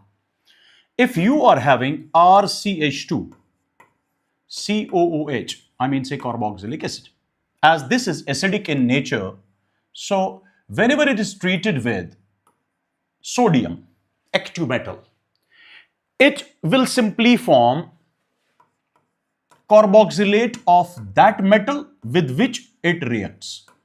That means as it reacts with, I mean say sodium, that means it forms sodium carboxylate or sodium salt of that acid. Similarly, if it reacts with potassium, potassium salt of that acid is obtained. Now, any metal reacts with acid, forms that metal, I mean say salt of that metal. Now, in addition to that, hydrogen gas will be evolved. Similarly, if it is treated with NaOH, that means alkali, what will happen? Acid-base reaction, normal acid-base reaction will take place, and it will result in the formation of COONA plus water. Now, my dear lovely students, if NH4OH acts as a base, once again, normal acid-base reaction will take place and it will result in the formation of RCH2 CONH4 plus water. Now, if sodium bicarbonate is used, sodium bicarbonate means Na positive HCO3 minus. Once again, this HCO3 minus will abstract this H, so it will form H2CO3 and it will result in the formation of RCH2COONA. But once H2CO3 is formed, carbonic acid is formed, that will get converted to carbon dioxide and water. And brisk effervescence of this carbon dioxide is observed. Brisk effervescence is observed. And where from these two came? These two came from H2CO3, I mean say carbonic acid. And remember, this reaction can be used as a distinguishing test between those acids which are stronger acids than carbonic acids and those acids which are weaker acids than carbonic acid. Because this reaction is shown only by those acids which are stronger acids than carbonic acid, only exception is para-nitrophenol. That means this reaction is shown by carboxylic acid. Brisk effervescence will be observed if there is a carboxylic acid, but it is not shown by phenol. That means phenol on treatment with sodium bicarbonate cannot give brisk effervescence of this. Similarly, if you use Na2CO3, then once again same type of reaction will be observed. How? Have a look.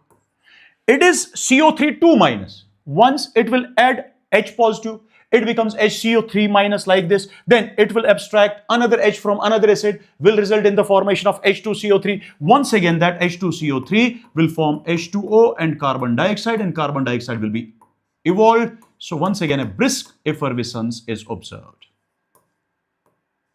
So remember, my dear lovely students, whether reaction with sodium bicarbonate or sodium carbonate appears, it will give brisk effervescence, and this type of reaction is only shown by those acids which are stronger acids than carbonic acid. So we can simply say that this reaction can be used as a distinguishing test, say for example, between carboxylic acid and phenol. And the name of this reaction at that time is known as sodium bicarbonate test or sodium carbonate test. I hope this is clear. I hope this is clear. Similarly, if this reaction is treated with ammonia, listen carefully, and after that heat is also there, then we will get ammonium salt of carboxylic acid, RCOONH4, but after that water will be lost, or let me show it in two steps. It will result in the formation of COONH4. Then after heating, water will be lost and we will get here product like this, RC double bond O NH2. That means we will get amide. We will get amide over here.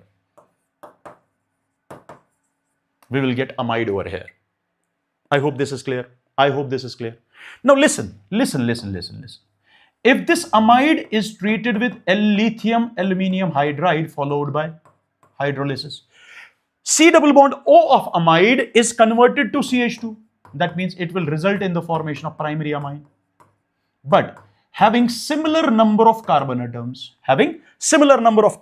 in amine as that of amide. But my dear lovely students, if this is treated with beta, bromine and say for example NaOH or KOH or NaOBr or KOBr, then this C double bond O is lost. That means it results in the formation of primary amine that time, but with one carbon lesser as compared to this. This is known as Hofmann degradation or Hofmann bromamide degradation reaction or Hofmann rearrangement as well. I hope this is clear. After that, sometimes what will happen? Suppose your acid is like this. It reacts with another molecule of acid. In presence of P2O5 and heating or H positive, say for example H2SO4 and heat, will lose water molecule. That means intermolecular dehydration will take place and it will result in the formation of RCO O, C double bond OR. That means we can get anhydride or acid anhydride from carboxylic acids. Similarly, if your acid is like this and it is treated with, if it is treated with PCl5, PCl3 or SOCl2, it can form RCO. Instead of OH, replace OH by Cl. Replace OH by Cl. So it will form acid chloride or acyl chloride in all these reactions. But in first reaction, side product will be POCl3 plus HCl. In second reaction, side product will be H3PO3. In third reaction, side product will be SO2, which is a gas, and HCl, which is a gas. That means to prepare acid chloride or acyl chloride from carboxylic acid, this reaction is preferred because its side products are gases and we will obtain this in the pure form. I hope this is clear. So you can form acid amide, that means derivative of carboxylic acid. You can form what we call anhydride, that means a derivative of carboxylic acid from carboxylic acid. You can form acid chloride, once again a derivative of carboxylic acid, or you can react simply carboxylic acid with alcohol in presence of acidic medium. Then what will happen? Water will be lost. Say for example, this is O18. Then water will be lost, and we will get ester. Once again, this reaction is known as esterification, you know that, and water will be formed.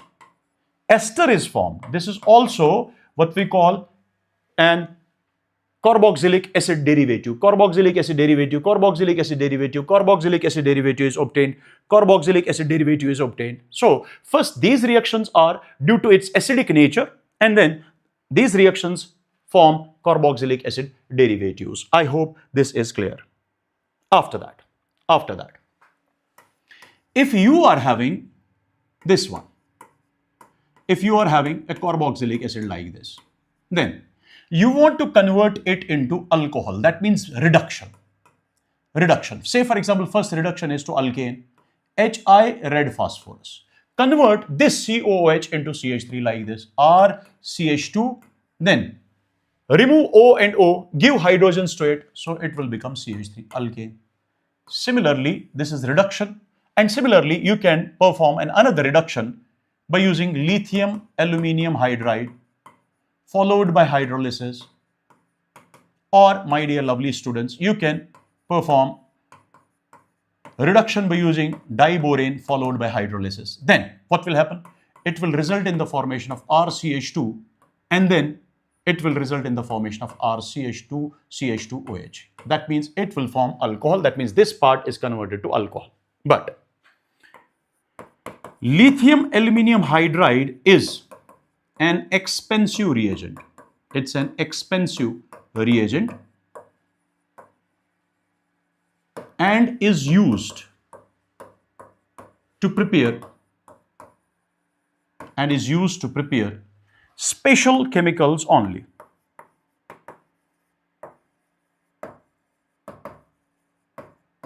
That's why we can prepare same alcohol from carboxylic acid but in different way. Have a look. First of all, we will convert this carboxylic acid on treatment with, say for example, any alcohol like this to ester. First, we will convert this into ester, and then ester can be reduced. It can be reduced by lithium aluminium hydride, but we want reaction without lithium aluminium hydride because this is an expensive reagent. That's why I will not write down lithium aluminium hydride over here. Then I will write down H2 in presence of catalyst. Catalyst can be anything. Catalyst can be here copper chromite as well, CuO, CuCr2O4, that can also be used. Nickel can be used, Raney nickel can be used, platinum, palladium, anything can be used. Or we can use sodium in alcohol. That means esters can be reduced by using sodium in alcohol, by using H2 in presence of catalyst, by using lithium aluminium hydride. But if we want that we have to reduce ester or this carboxylic acid to alcohol without lithium aluminum hydride, then we will not use lithium aluminum hydride because that is an expensive reagent. Now, what will we do? We will break this bond, give hydrogen to this, hydrogen to this. We will break this bond, give hydrogen to this, hydrogen to this. So in this fashion, RCH2OH will be obtained. RCH2OH will be obtained. RCH2. Sorry, it is like this. One CH2 is missing over here. Have a look. It is RCH2. It is RCH2, CO, and then OR. Then this becomes RCH2, CH2OH plus R prime OH. So this was the alcohol. This was the alcohol which we want to prepare from this, but without using expensive reagent. So it can be done by this fashion. And a reduction of ester into alcohol by using sodium in alcohol is known as Bowalt-Blanc reduction. So let me write down over here. If you are having ester, and you want to convert it into alcohol, you can use lithium aluminum hydride. You can use H2 in presence of catalyst. You can use sodium in alcohol, but never use sodium borohydride. Then break this bond, give H to this, H to this. Break this bond, give H to this, H to this. That means you will get alcohol, RCH2OH plus R prime OH. So this reduction of ester by using sodium in alcohol is known as Bowalt-Blanc reduction. Bowalt-Blanc reduction. I hope this is clear. So this was basically reduction. We were basically talking about reduction of, I mean to say, carboxylic acids, but ester came here. That's why I show this reaction as well. Now after that, now it is, I mean to say, decarboxylation reactions now. Decarboxylation reaction of this one. Now have a look. When it is treated with NaOH, water will be lost and it will result in the formation of RCH2, C double bond O, ONA. Now have a look. Very, very simple. Now when this is treated with soda lime, that means NaOH and CaO in the ratio of 3:1. This is known as soda lime. What will we do? We will simply remove this part. Na2CO3 will be lost and it will result in the formation of RCH2H means RCH3. It will result in the formation of RCH3 and carbon dioxide is lost in the form of CO3 2-. I hope this is clear. This is decarboxylation by using soda lime. Similarly, if it is treated with NaOH, it will result in the formation of RCH2, COONA. And if it is treated with water and electrolysis, this reaction is known as coal-base electrolysis. What we have to do is, we have to break this bond, form a radical over here. Once radical is formed, then coupling will take place and we will get RCH2, then CH2R, alkane. And this alkane is obtained at anode. And remember one more thing, carbon dioxide will be evolved, that will be evolved also at anode. Hydrogen gas will be evolved, remember that will be evolved at cathode. And the solution is basic because it is NaOH in the solution. If it is K, then KOH. So it is NaOH which is present in the solution. Hence, pH of the solution is always greater than 7. But my dear lovely students, if say sodium salt of carboxylic acid is this one. If say for example, sodium salt is this one.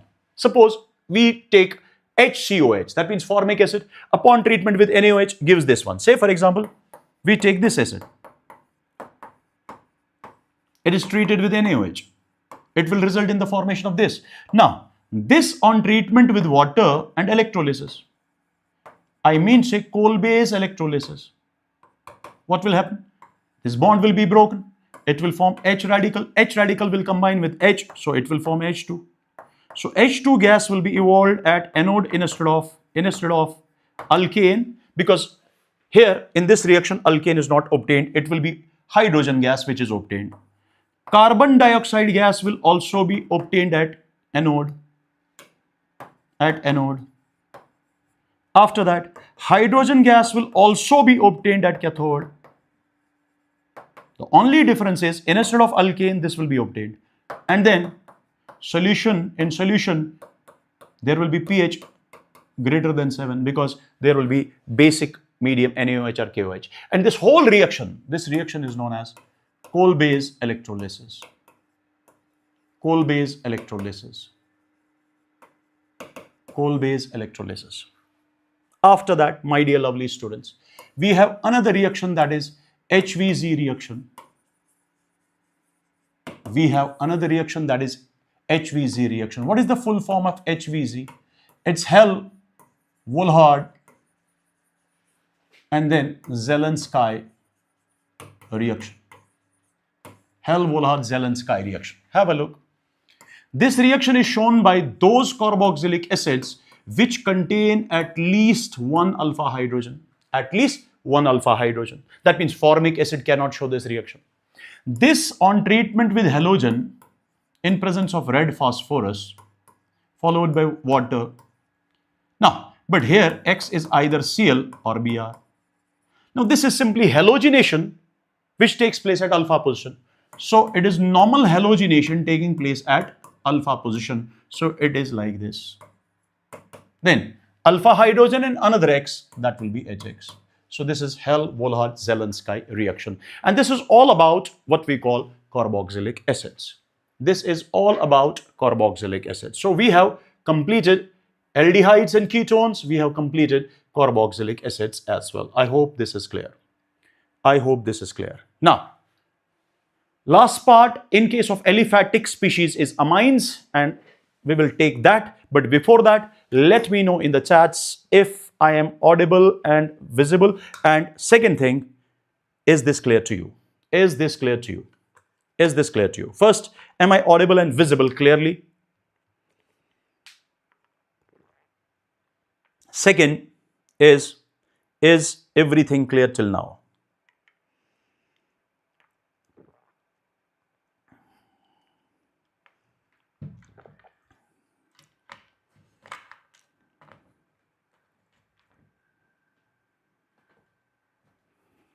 Is this clear? Is this clear? Let me know quickly. Let me know quickly.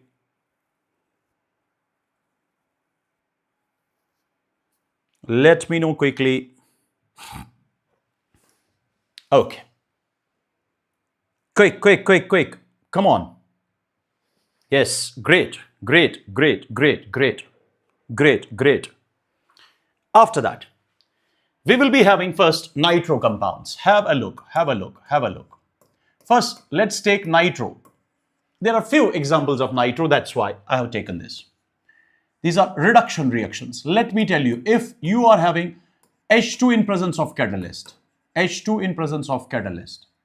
generally catalysts used are Raney nickel, platinum, palladium. Generally, we can use these types of catalysts. Convert NO2 directly to NH2. That means we will get primary amine. Because NH2 functional group means primary amine. Remember this. Similarly, active metal in acidic medium. For example, tin HCl, you can use iron HCl, you can use zinc HCl. So active metal in acid directly converts nitro to amine. Listen carefully. Similarly, if you use lithium aluminium hydride, that can convert aliphatic nitroamines to aliphatic primary amine. Remember this. You have to remember these three reduction reactions because these are very, very important reduction reactions of nitro compound. After that, we will be having amine. We will be having amines. Let us say primary amine is there. We will be having amines. First reaction is with alkyl halide. And listen carefully. If alkyl halide is taken in excess, then we will get RCH2. Then we will get N. First H is replaced by R. Second H is replaced by R. Then third R will come. That means it will come like this. And we will get a quaternary ammonium salt. This is known as Huffman's ammonolysis of alkyl halide. After that, reaction can take place with acid chloride as well. Now, in presence of base, now what we have to do is just replace hydrogen of amine by COR. That means it is acylation of amine. It is acylation of amine. So we will get RCH2, then NH. Instead of H of amine, add COR prime. H of amine and Cl of acid chloride or acyl chloride results in the formation of HCl. So this is acylation reaction. Once again, RC double bond O, then OC double bond OR, I mean say anhydride, in presence of base, once again, H will be replaced by COR. That means once again this is acylation reaction. Once again this is acylation reaction of amine. Let's say this is R prime. After that, R prime COH will be the side product. So these are acylation reactions of amine. Next. If we treat it with chloroform in presence of alcoholic potassium hydroxide, then this NH2 is converted to NC. That means we will get isocyanide, isonitrile or carbyl amine, and this is having a very bad smell. Unpleasant smell, bad smell, foul smell. Now, this, because of this smell, we can distinguish primary amine from rest of the amines, and this is known as carbyl amine test. Carbyl amine test. So what is carbyl amine test, or what is isocyanide test? With the help of which we can distinguish, primary amine from rest of the amines or from rest of the compounds, because primary amine forms carbyl amine, isocyanide or isonitrile, which has a very bad smell. Say for example, we have a doubt whether we have primary, secondary or tertiary amine in this test tube. What will we do? We will add chloroform and KOH. And remember, if bad smell is there, that it is due to primary amine. So this can be used as a distinguishing test between primary amine and rest of the amines. And remember here, electrophile of the reaction is dichlorocarbene. Dichlorocarbene here acts as an electrophile.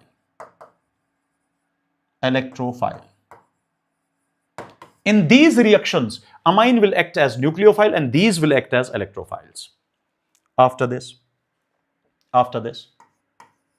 if you are having a primary amine like this, now listen carefully. If it is treated with nitrous acid, what will happen? Here, this NH2 is removed and a carbocation is first formed, and then rearrangement can take place if possible. Finally, to that, OH will be attached. That means it will result in the formation of alcohol. Even at room temperature, even under ice cold conditions. Now, after that, when it is treated with Grignard's reagent in presence of dry ether, what will happen? This is having a negative part, this is having positive part. This negative part will abstract H positive from this. That means it will result in the formation of R prime H, means alkane. And then this remaining part is RCH2 NH having a negative charge and MgX with a positive charge. So it will form like this. So alkane is obtained. Reaction of Grignard reagent with any acidic hydrogen containing compound to form alkane is known as Zeri-Vatanov's reaction. After that, if it is treated with carbon disulfide followed by reaction with HgCl2, then what will happen? It will result in the formation of alkyl isothiocyanate. Alkyl isothiocyanate. And listen carefully, this is having mustard oil smell. Mustard oil smell. And this reaction is known as Hoffman's mustard oil reaction. Hoffman's mustard oil reaction, and is used to distinguish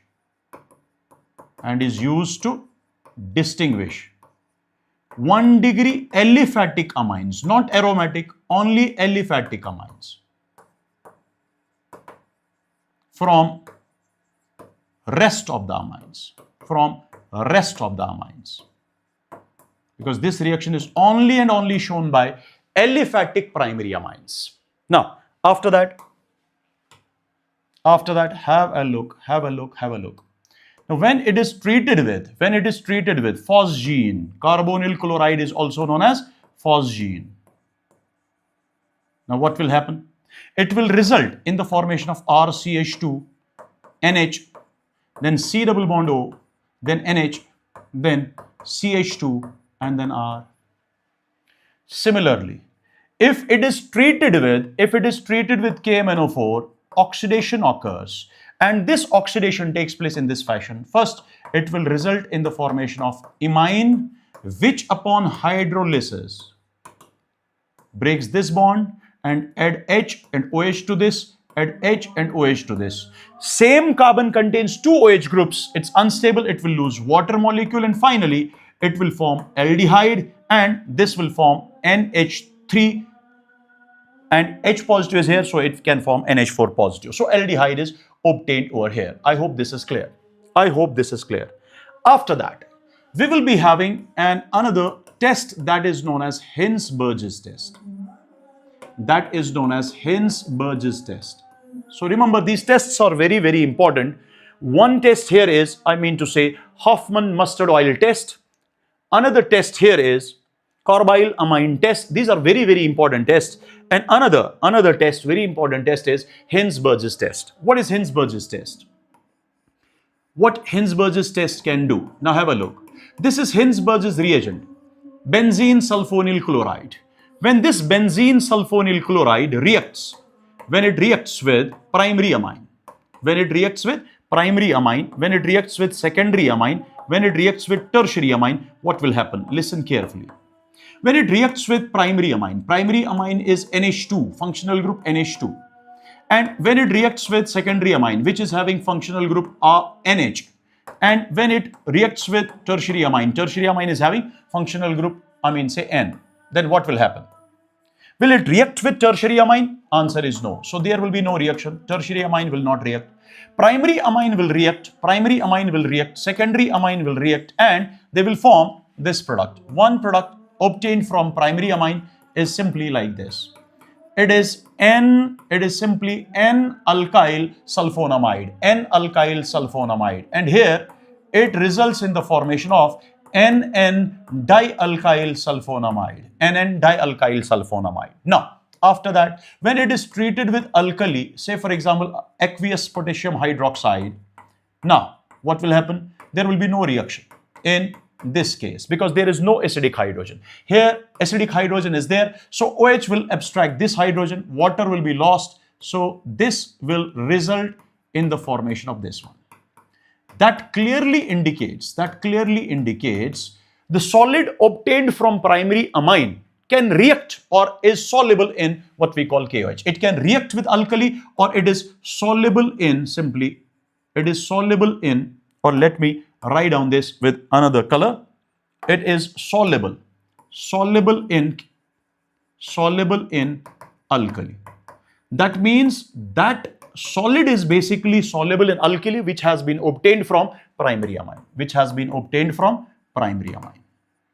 and the solid which has been obtained from secondary amine is insoluble in alkali.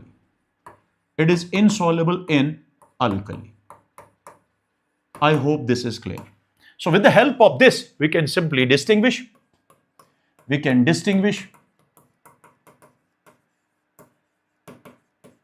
primary, secondary, and tertiary amines.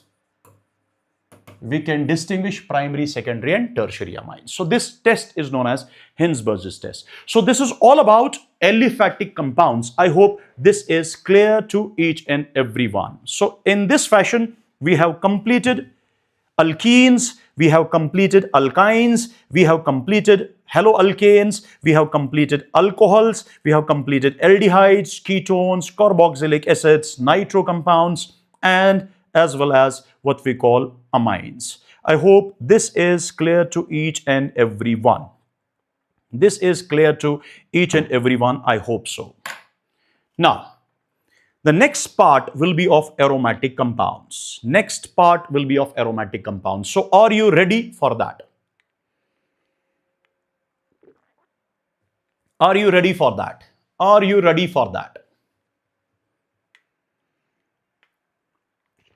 Are you ready for next part? That means aromatic part. Are you ready? Sankalp is saying no, sir.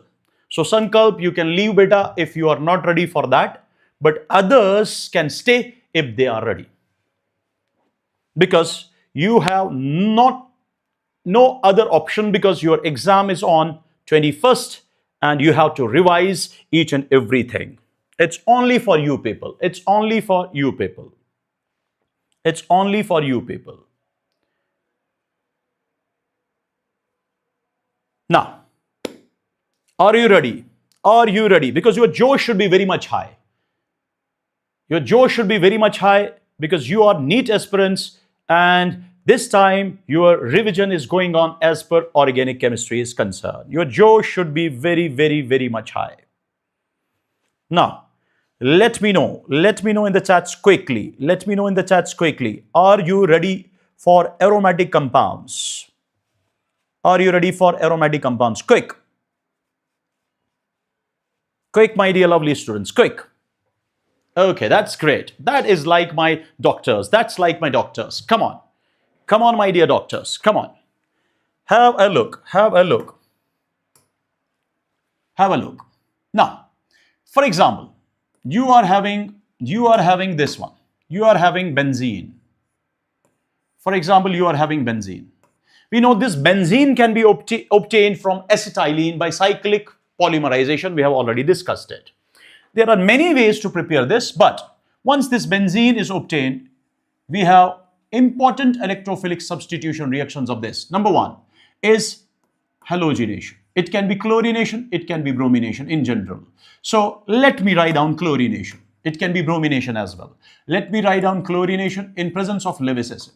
In presence of Lewis acid, what will happen? Both these will form Cl positive if Cl2 is there, either Br positive if bromine is there. So this electrophile will go to aromatic ring and we will get chlorobenzene or bromobenzene. We will get chlorobenzene or bromobenzene depending upon whether chlorine or bromine is used. So chlorine has been introduced. So chlorination. If bromine has been introduced into the ring, then it is bromination. After that, when it is treated with concentrated nitric acid and concentrated sulfuric acid, mixture is known as nitrating mixture. In this nitrating mixture, H2SO4 acts as a catalyst. H2SO4 is the actual acid, and HNO3 in this reaction is not an acid. It acts as a base. And from HNO3, electrophile obtained will be NO2 positive, nitronium ion. But to generate nitronium ion, H2SO4 will help. So the function of H2SO4 is to generate NO2 positive from nitric acid. Now, what will happen here? This nitro group will be then introduced. Nitro group will be introduced into the aromatic ring. That's why this is known as nitration. After that, if it is treated with fuming sulfuric acid, that means H2SO4 plus SO3. That means H2S2O7, or we can simply call it oleum. Or you can use concentrated H2SO4 as well. Now, here electrophile of the reaction is neutral SO3. Neutral SO3 attacks electrophile and becomes SO3 minus. Finally, that SO3 minus will abstract hydrogen and it becomes SO3H. So sulfonic acid group has been introduced. That's why this is known as sulfonation. This is known as sulfonation. After that, we can use acid chloride in presence of Lewis acid, or we can use acid anhydride in presence of Lewis acid. In presence of Lewis acid. When we use acid chloride and anhydrous Lewis acid, or anhydride and Lewis acid, at that time electrophile of the reaction is this one, acyl-amine. But there will be no rearrangement in this carbocation because this carbocation is stable due to back bonding. So there will be no rearrangement. Then this electrophile goes to the ring, and in ring C double bond OR will be introduced. This is known as acyl. This is known as acyl. That is why this reaction is known as Friedel-Crafts acylation. This is known as Friedel-Crafts acylation. This is known as Friedel-Crafts acylation. After that, if benzene is there, and it is treated with alkyl chloride in presence of, say for example, anhydrous AlCl3,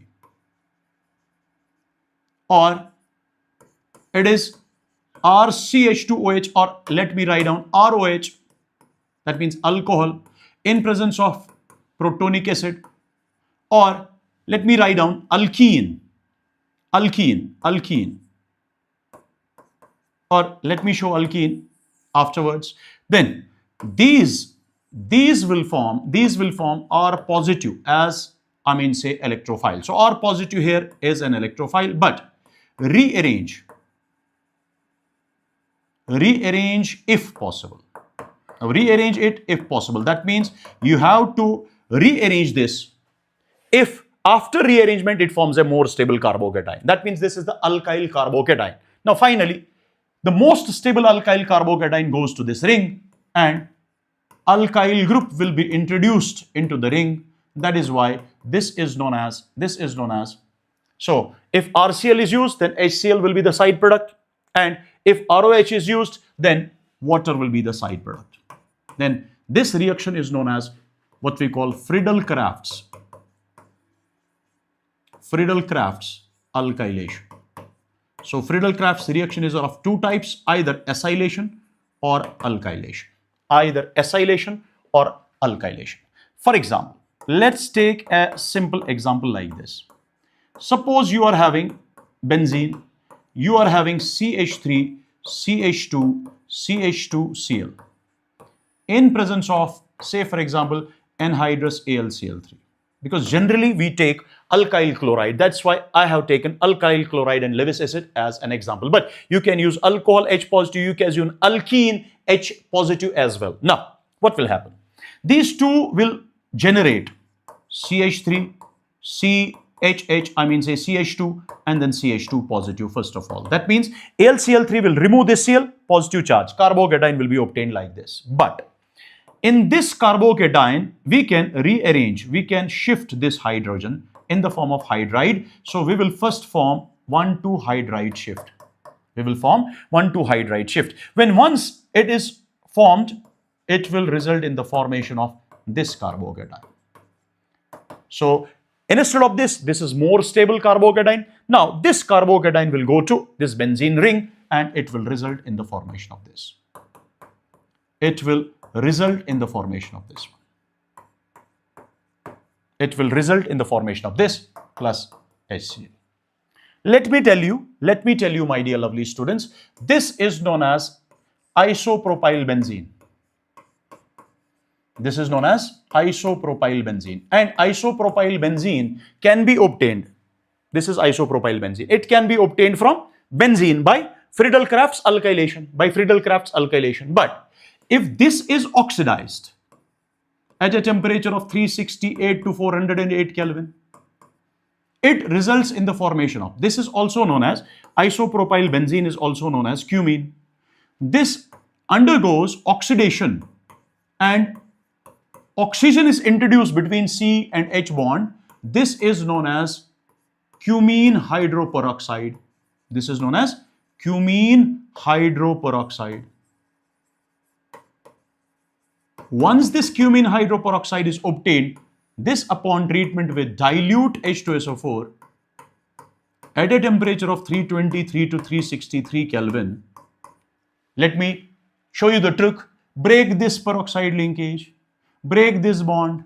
Now oxygen and carbon bond form double bond. This oxygen and this ring forms a single bond. That means we will get CH3, C double bond, CH3, C double bond O. That means acetone, and we will obtain phenol.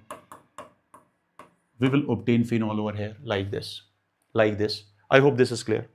So this is basically Friedel-Crafts alkylation. So in total there are halogenation, that means chlorination or bromination, nitration, sulfonation, Friedel-Crafts acylation, Friedel-Crafts alkylation. These are 5 what we call reactions which are very, very important. After that, there is another reaction. There is another reaction like this. There is another reaction like this. There is COHCl, AlCl3, CuCl. Now, these will form electrophile like this. These will form electrophile like this. There will be no rearrangement because this electrophile is resonance stabilized, back bonding. Now, this electrophile will go to the ring and aldehyde is obtained, aromatic aldehyde is obtained. Have a look. This reaction is known as Gutterman-Koch reaction, or we can simply say Gutterman-Koch aldehyde synthesis, or this is also known as formyl group. So this is also known as Gutterman-Koch formylation reaction. Gutterman-Koch formylation, Gutterman-Koch aldehyde synthesis, or Gutterman-Koch reaction. After that, if we treat this benzene with HCN and HCl, and instead of CO, there is HCN and AlCl3. It will result in the formation of HC, then double bond NH with a positive charge. This is the electrophile of the reaction.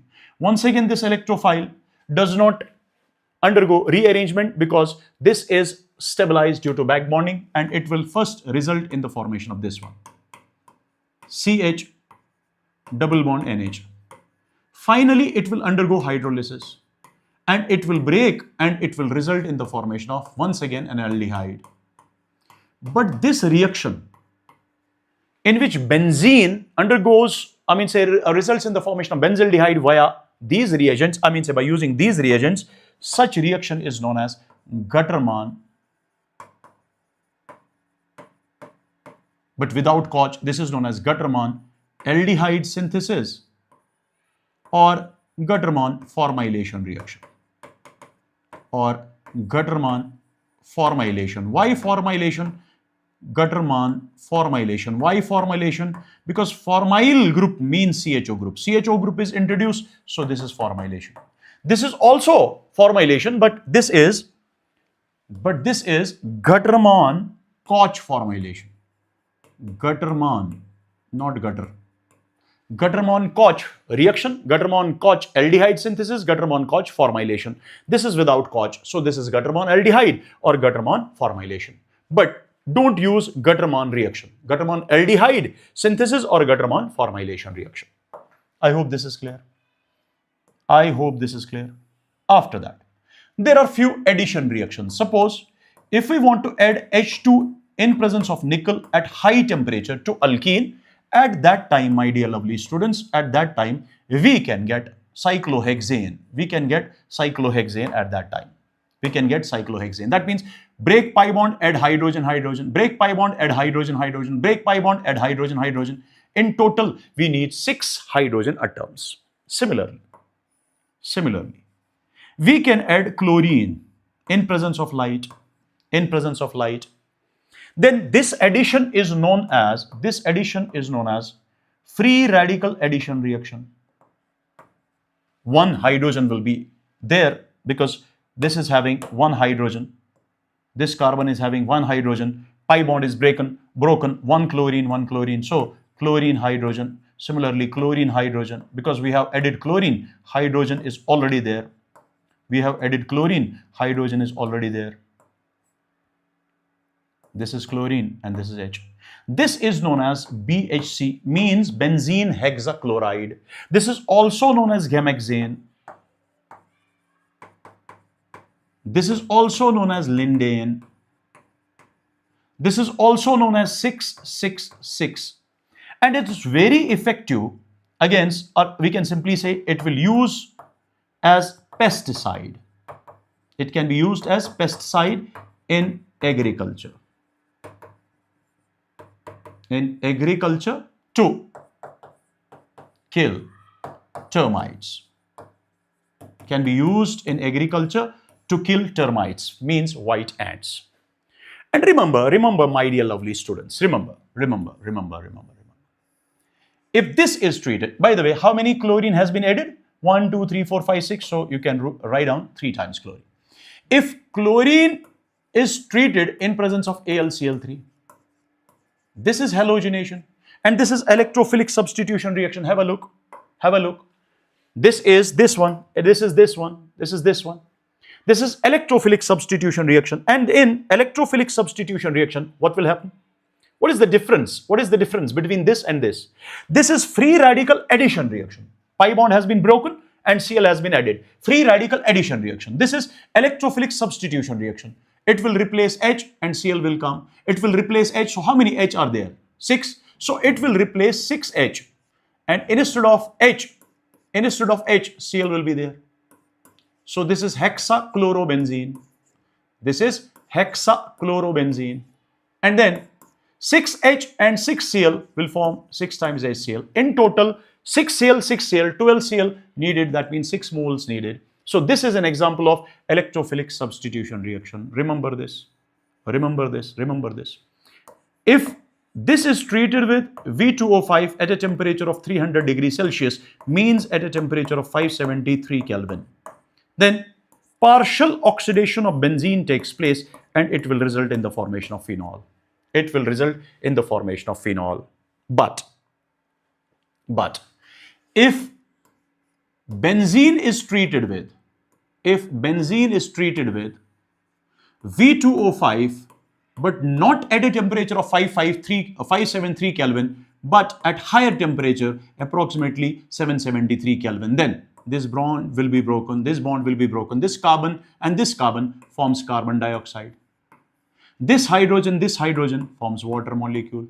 Then this double bond, once this bond is broken, this carbon and this carbon is converted to COH. That means they will form C double bond OH and similarly double bond OOH. And this is known as malic acid. But remember, my dear lovely students, V2O5 acts as an oxidizing agent as well as it acts as a dehydrating agent. At high temperature, it will lose water molecule. This molecule will lose water molecule with the help of this, and it will result in the formation of malic anhydride.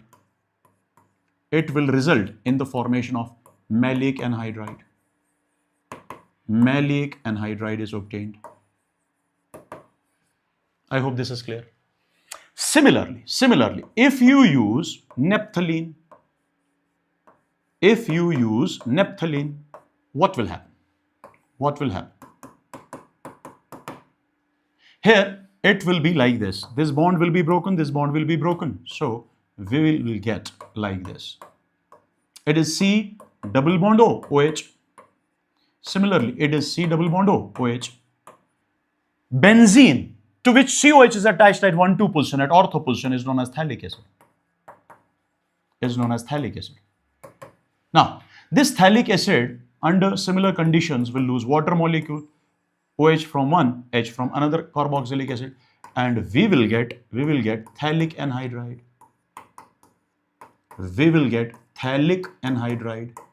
So this is phthalic anhydride. we will get phthalic anhydride. I hope this is clear. I hope this is clear. Similarly, if you are having this one, I mean say toluene, this is also aromatic hydrocarbon. And if you want to perform halogenation, say for example, this one, electrophilic substitution reactions, electrophile is Cl positive. It will go to either ortho or para position because CH3 group is ortho para directing. What is meant by that? It is ortho para directing. It increases actually, CH3 group donates electron because of hyperconjugation and increases electron density of the ring at ortho and para position. So this will become the product. But remember, major product is para 1. Similarly, if nitration takes place,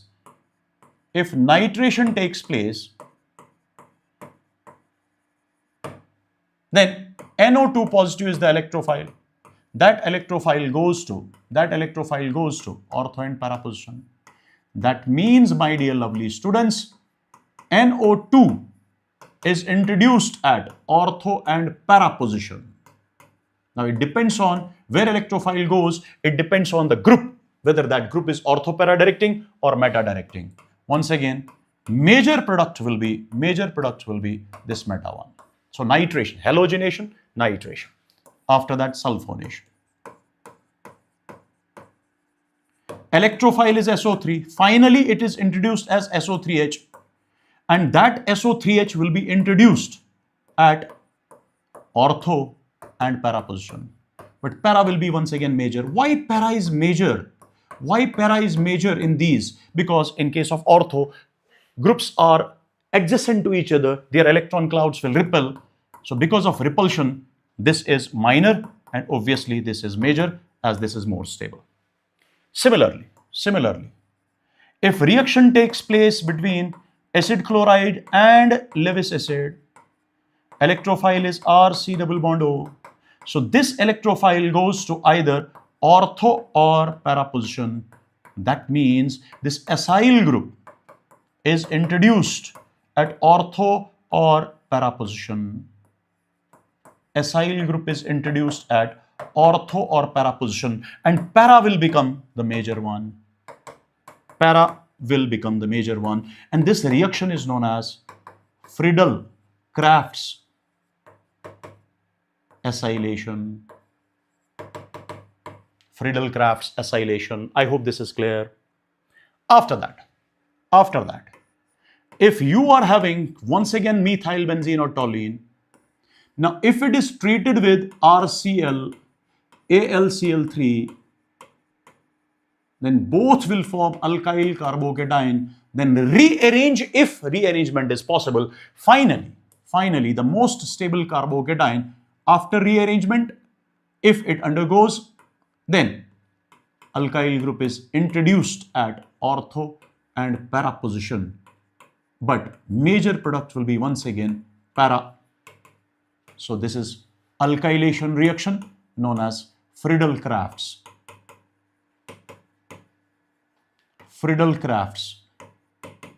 alkylation. So this is Friedel-Crafts alkylation reaction. I hope this is clear. Then, when this is treated with CrO2Cl2, this is known as chromyl chloride. In CS2 acts here as a solvent. Then what will happen? First, it will result in the formation of a brown chromium complex like OCrOHCl2. This is O, then Cr, then O. This is OCr2. Sorry, it's OCr2, then OHCl2. Now this is twice. That means it forms a brown chromium complex. Brown chromium complex is obtained. Now, this is unstable. This undergoes hydrolysis and finally we will get benzaldehyde. That means we will get an aldehyde over here. This reaction is known as Itard's reaction. This is known as Itard's oxidation or Itard's reaction. So this is Itard's oxidation or this is Itard's reaction. After that, if it is treated with CrO3 in acetic anhydride, then it will first form like this: CHOCOCH3 whole 2. That means geminal diacetate, which is unstable. Upon hydrolysis, it once again forms benzaldehyde. Then another oxidation is like this: controlled chlorination, controlled halogenation, side chain halogenation. Then once controlled halogenation takes place, that means 2 hydrogens will be replaced by 2 Cl, and after that it is hydrolysis. Upon hydrolysis, it will result in the formation of benzaldehyde. So it's halogenation followed by controlled halogenation followed by hydrolysis. Similarly, my dear lovely students, if it is treated with KMNO4, KOH, I mean it's a strong base but in alkaline medium, it first results in the formation of, listen carefully, whenever strong reagent is, a strong oxidizing agent is there and alkyl benzene is there, but alkyl benzene is such that their benzylic position contains at least 1 hydrogen. If benzylic position contains at least 1 hydrogen, whatsoever will be the alkyl group, it will be converted to acid. But it will first form COH, but then this base will abstract H and it will first result in the formation of potassium salt of carboxylic acid, which upon acidification results finally in the formation of COOH. I mean to say, if you are having like this, CH2CH3, if you are having like this, CH3CH3, so irrespective of alkyl group, what you have to check is, you have to check only the benzylic position of alkyl group. Benzylic position means that carbon which is directly attached to benzene ring. Now if it is KMNO4, KOH, followed by acidification, so you can directly convert alkyl to carboxylic acid, but alkyl group must contain at least 1 hydrogen at benzylic position. So we will convert it into COOH. So this alkyl isopropyl group is converted to COOH. But there is no benzoic acid formation. No benzoic acid formation takes place. Why? Because there is no benzylic hydrogen. Similarly, have a look. Similarly, is this clear? Let me know in the chats, is this clear? Let me know in the chats, is this clear? Is this clear till now? Now, have a look. After this, what will happen? Similarly, if you are having a structure like this, that CH3 is here, CH3 is here. Similarly, you are having like this. Now, what we have to do is, listen carefully. What we have to do is, we have to simply convert that alkyl, which is having at least 1 hydrogen, that means it's having 1 benzylic hydrogen, convert this into COH, That means we will get phthalic acid over here. Phthalic acid like this. If CH3 is present at meta position, then isophthalic acid. Because one CH3 is converted to COH, another will be converted to COH. But when COH groups are present at meta position, that is known as isophthalic acid. If CH3 is present at para position, then COH will be present at para position, that is known as terephthalic acid. Here, this is the carbon, benzylic carbon, contains 1 hydrogen, benzylic carbon contains 1 hydrogen, convert them into COH. So this is converted to COH, this is converted to COH. So this is the simple reaction. I hope this is clear to each and every one. I hope this is clear to each and everyone. So this was all about aromatic hydrocarbons. This was all about aromatic hydrocarbons. Is this clear? Is this clear? Is aromatic hydrocarbon clear to you? Let me know quickly. Let me know quickly. Is aromatic hydrocarbon clear to you? So that we can take haloarenes. Let me know quickly. Let me know quickly. My dear lovely students, let me know quickly.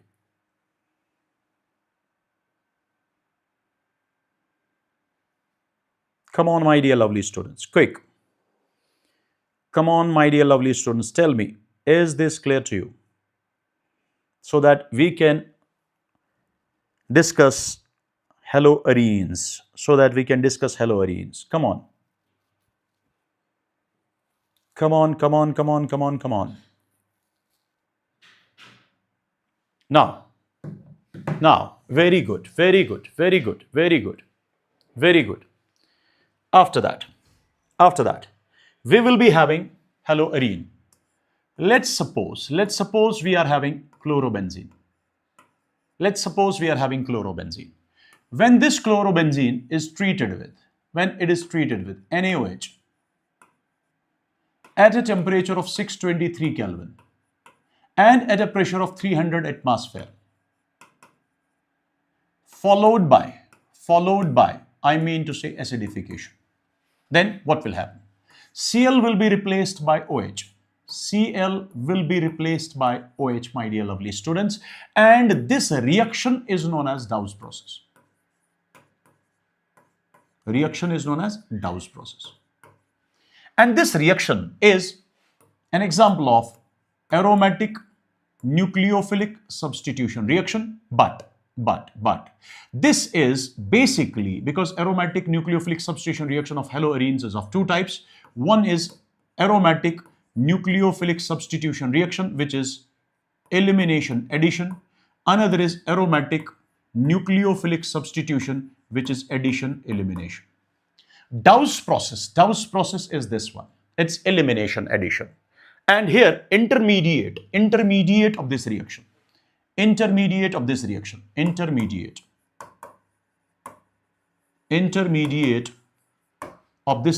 is benzene.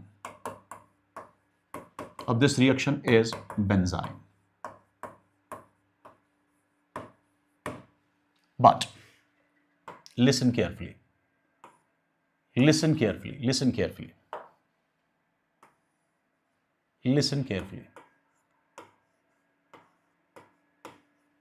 But if we want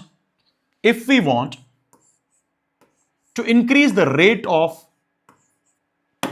nucleophilic substitution reaction, if we want to increase rate of nucleophilic substitution of haloarenes, first of all, let me tell you, haloarenes do not undergo nucleophilic substitution reactions under normal conditions. Whenever haloarenes show, I mean to say, what we call nucleophilic substitution reactions, they have to show under drastic condition at elevated temperature or pressure. Now, whenever you want to increase rate of nucleophilic substitution of haloarenes, then we should increase electron withdrawing groups at ortho and para position. Say for example, at para position NO2 is introduced. Then, in presence of NaOH, reaction takes place, but at lower temperature as compared to this, when there is no, electron withdrawing group, followed by acidification. Then here what will happen? Here it will simply replace Cl, so para-nitrophenol will be obtained. Similarly, if NO2 group is introduced at ortho as well as para position, rate of reaction will be increased. And here reaction takes place at lower temperature, and that too at 368 Kelvin, followed by acidification. Then what will happen? Cl will be replaced by OH and we will get 2,4-dinitrophenol. Similarly, if we take chlorobenzene in which electron withdrawing group, say for example nitro, is present at both ortho positions and at 2 ortho positions and 1 para position, then reaction can take place even by using a weaker nucleophile like water instead of NaOH, and that too only upon warm, only upon little heating. It can result in the formation of 2,4,6 trinitrophenol known as picric acid. So it will result in the formation of this 2,4,6 trinitrophenol, commonly known as picric acid. And remember, these reactions are actually aromatic nucleophilic substitution but addition elimination reactions. These are addition elimination reactions, and in these addition elimination reaction, intermediate is Mesenheimer complex.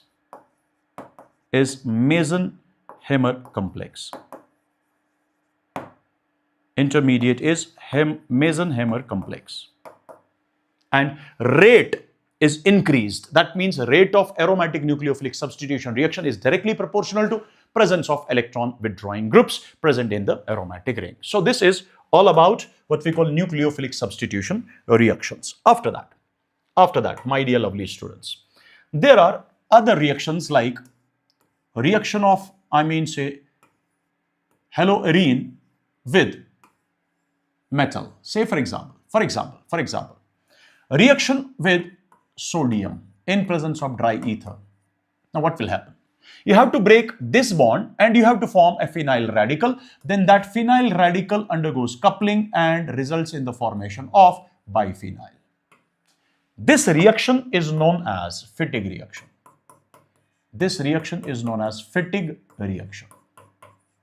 Similarly,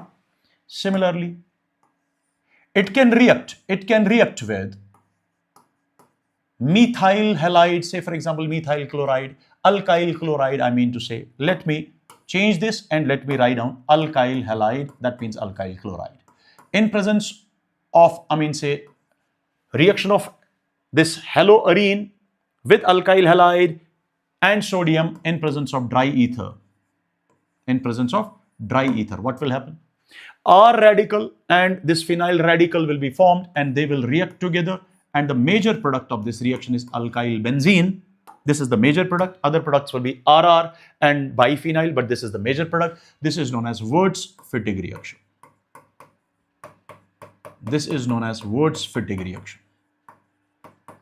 Similarly, it can react with magnesium in ether, say for example tetrahydrofuran. Then magnesium came in between C and X, so it will result in the formation of Grignard's reagent like this, phenyl magnesium halide, and this is Grignard's reagent. And reaction will be known as simply Grignard's reaction. As Grignard's reagent is obtained, so reaction is known as Grignard's reaction. But you have to remember, when Grignard's reagent is obtained, whenever Grignard's reagent is obtained, if it is treated with active metal, active hydrogen containing or acidic hydrogen containing compound in presence of dry ether, what will happen? Active acidic hydrogen containing compound will release H positive, will donate H positive, and that H positive will be obtained by this negative part, that means this phenyl part, and we will always get benzene plus this MgX and OH will form MgXOH, hydroxy magnesium halide. It's not necessary it is water, it should be any acidic hydrogen containing compound, whether it is water, alcohol, phenol, HCl, carboxylic acid, any acidic hydrogen containing compound.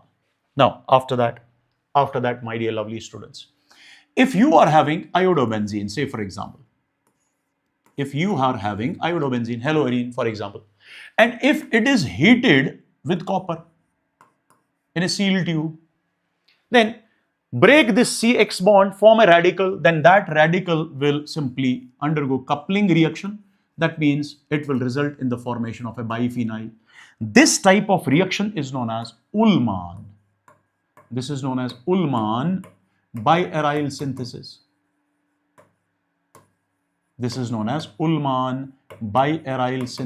My dear lovely students.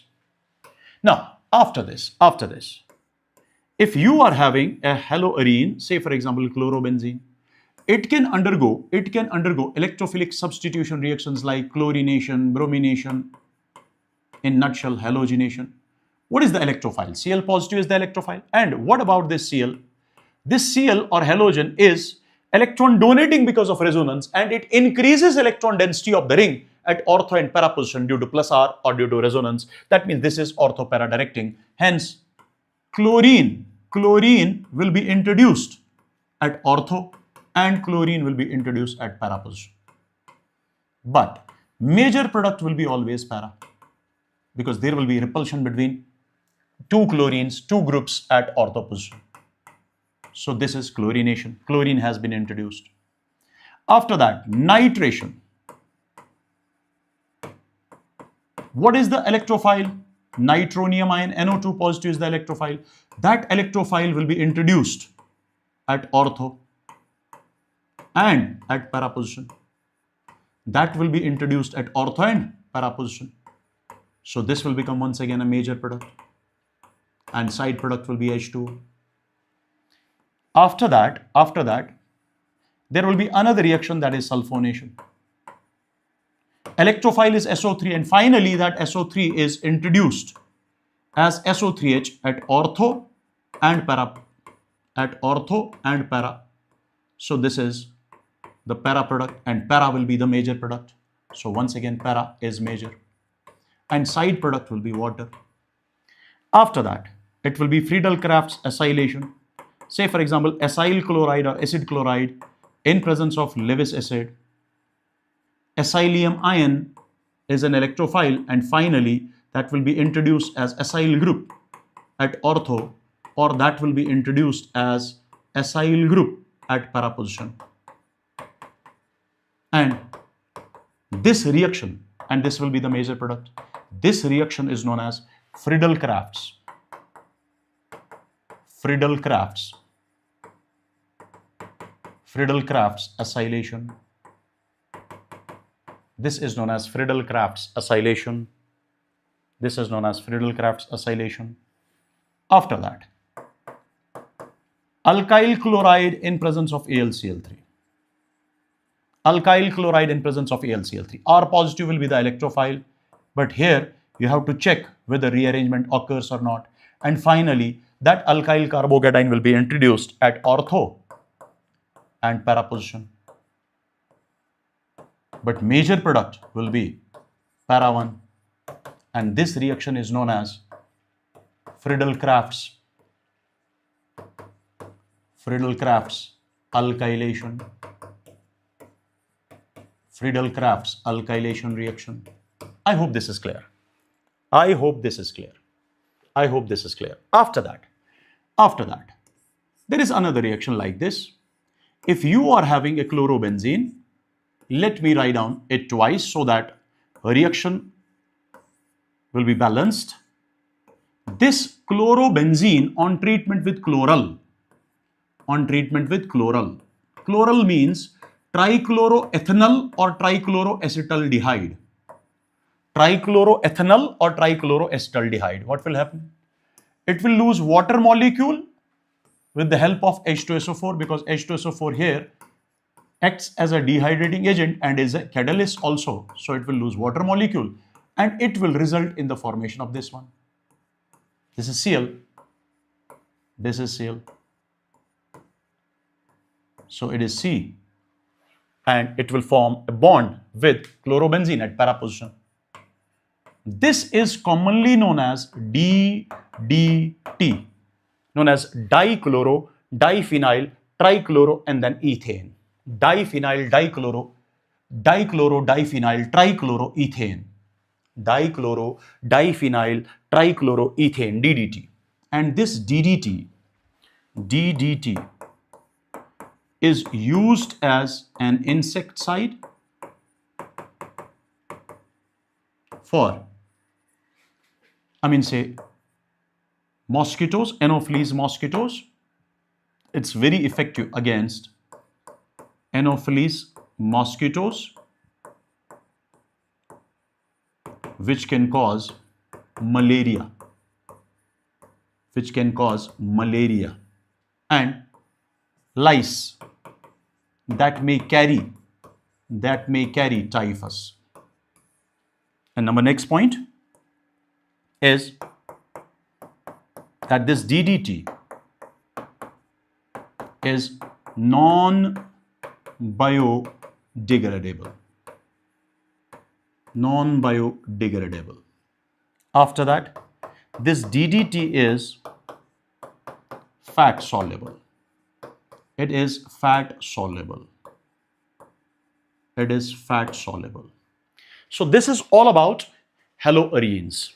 Now, let's take a short break of half an hour so that we can have a dinner. And after that, my dear lovely students, we will be meeting after that, and we will try to complete our whole chapter. So let's meet. Now time is 10:05. Let's meet exactly at. So it's break till 10:45. Let's meet exactly at 10:45 p.m. so that we can take a dinner. But I would want you all guys to be present so that we will complete this chapter and you will get to know that you have already revised whole organic chemistry. So let's take a break and we'll meet exactly at 10:45 p.m. Till then, take care, and we'll come exactly at 10:45. We'll come exactly at 10:45. Take care. Bye-bye.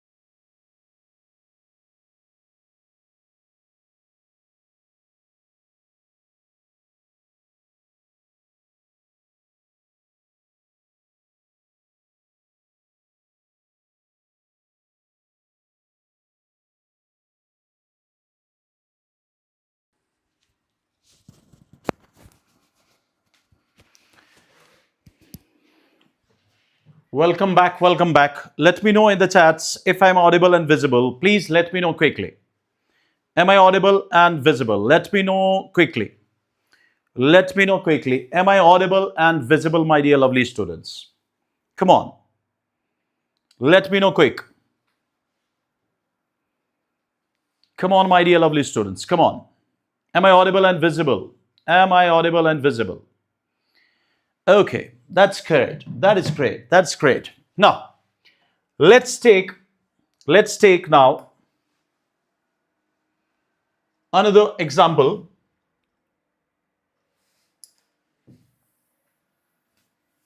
Let's take another example over here. I mean to say, let's take, after haloarenes, let's discuss phenol. Phenols on treatment with sodium metal results in the formation of phenoxide of that metal, and we know metal is sodium, so we will obtain sodium phenoxide, and hydrogen gas is evolved over here. Hydrogen gas is evolved. After that, if it is treated with NaOH, phenol will act as an acid, and this is base. This is normal acid-base reaction. We will get sodium phenoxide and H2O. Similarly, if phenol is treated with carboxylic acid, now what will happen? The H of phenol, instead of H of phenol, we will introduce COR. That means H of phenol and OH of carboxylic acid, they will react together. And they will result in the formation of, have a look. This is phenol. H of phenol will be replaced by COR. That means it is acylation of phenol. It is acylation of phenol, also known as esterification, because ester has been obtained, and we will get water. And in water, oxygen came from carboxylic acid, not from phenol. After that, if it is treated with acyl chloride, or acid chloride, generally reaction takes place in presence of base. Now, what will happen? This H and Cl will form HCl, and H of phenol will be replaced by acyl group. So once again, this is acylation of phenol. We can use acid anhydride as well. In basic medium. Then what will happen? Once again, H of phenol will be replaced by acyl. Once again, it is acylation of phenol, and we will get ester like this. I hope these reactions are clear to you. These reactions are very much clear to you. After that, if this is treated with, phenol is treated with zinc dust, what will happen? We will get benzene at that time. Similarly, if phenol is oxidized by using Na2Cr2O7 H2SO4, that means sodium dichromate in, I mean to say, acidic medium, or potassium dichromate K2Cr2O7 in acidic medium, or chromic acid, then we will obtain parabenzoquinone or benzoquinone. So we will obtain benzoquinone, or you can also call it as parabenzoquinone. I hope this is clear.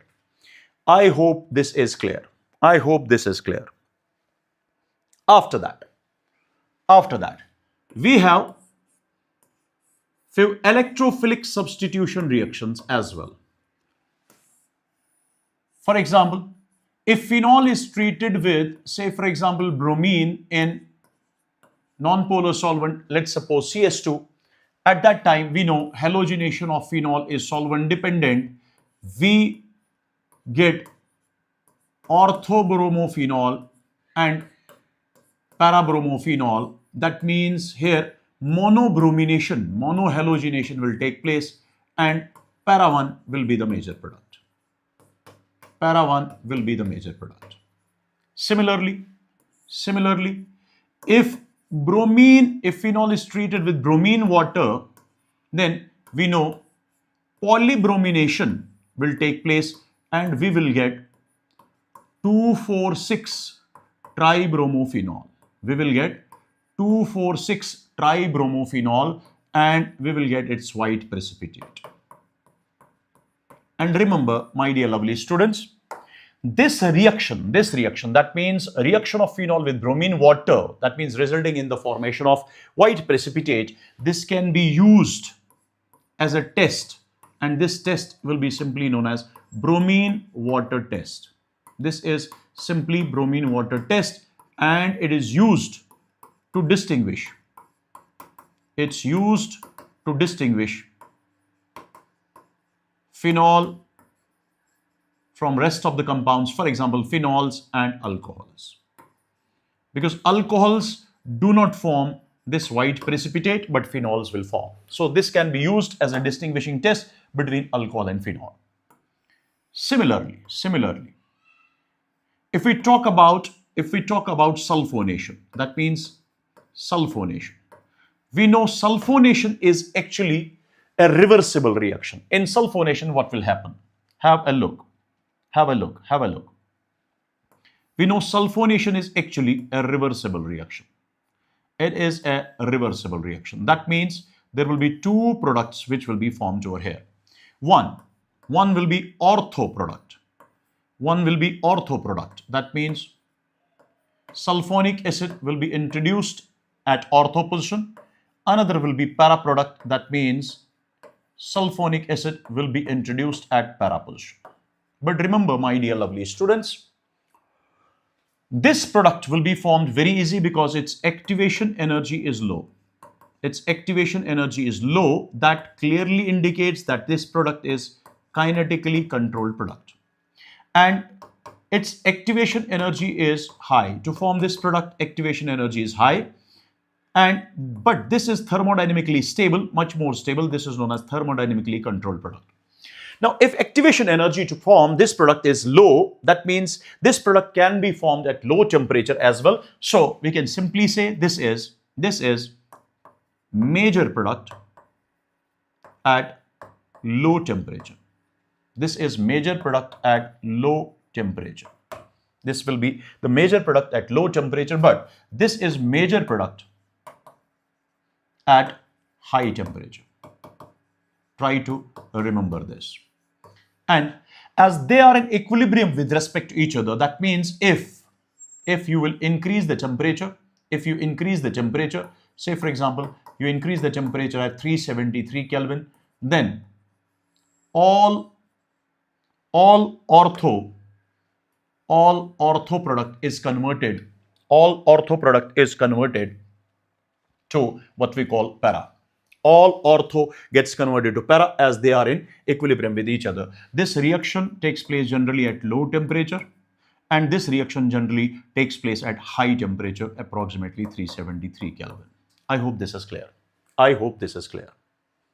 Now, after sulfonation, there is another reaction, that is nitration. Listen carefully, my dear lovely students, listen carefully. When this is treated with dilute HNO3, because phenols can undergo nitration with the help of dilute HNO3 as well as concentrated HNO3. With the help of dilute HNO3, we will get orthonitrophenol and paranitrophenol.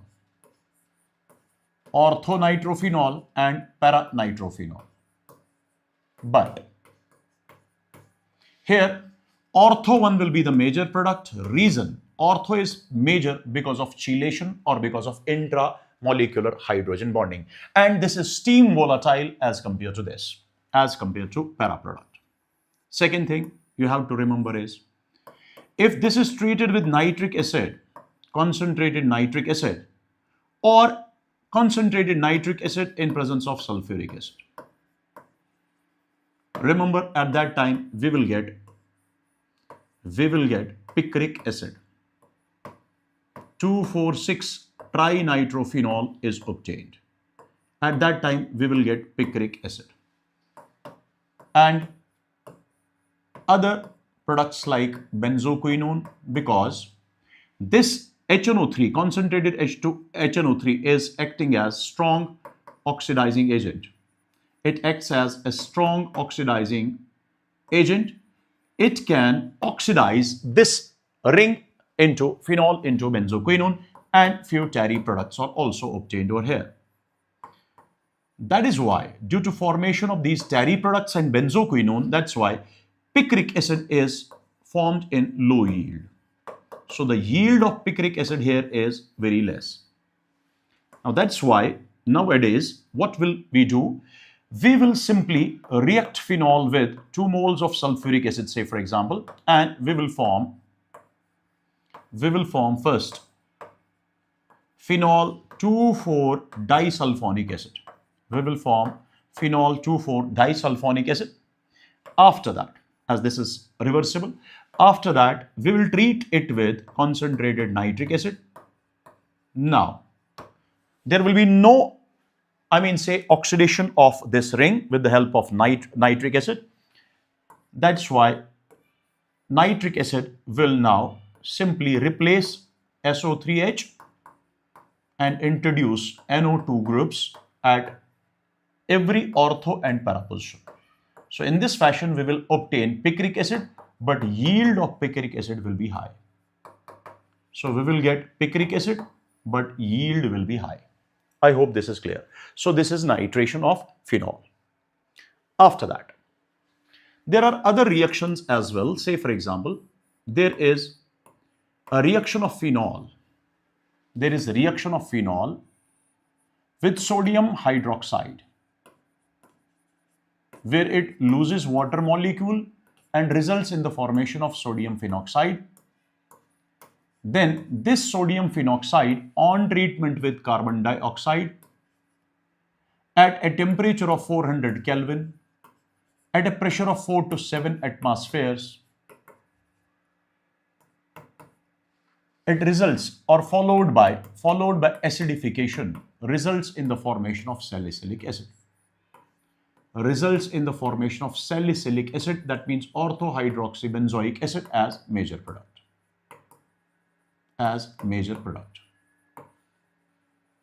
And we call this reaction as Kolbe's reaction. We call this reaction as Kolbe's reaction. So this is Kolbe's reaction. This is also known as carboxylation of phenol. This is also known as Kolbe's-Schmidt reaction. Now, listen carefully. Once this is obtained, what is this? This is salicylic acid. This is salicylic acid. Once salicylic acid is obtained, listen, once salicylic acid is obtained, let me write down over here. Once salicylic acid is obtained, now this salicylic acid, on treatment with acetic anhydride or acetyl chloride, undergoes acetylation. It undergoes acetylation by replacement of H of phenolic. This phenolic H will be replaced by COCH3. That means acetyl group. And we get this one. This is known as acetyl salicylic acid. This is known as acetyl salicylic acid, or its another name is 2-acetoxy, because at second position it is acid and oxy group in benzoic acid. 2-acetoxy benzoic acid, or it's also known as aspirin. And remember, this aspirin is used as an analgesic, number one, and number second, as antipyretic. or febrifuge. Analgesic means pain reliever. Analgesic means pain reliever. And antipyretic or febrifuge means it lowers body temperature or brings down the body temperature. Lowers body temperature. That means drug which lowers the body temperature or which brings down the body temperature. Another, try to understand.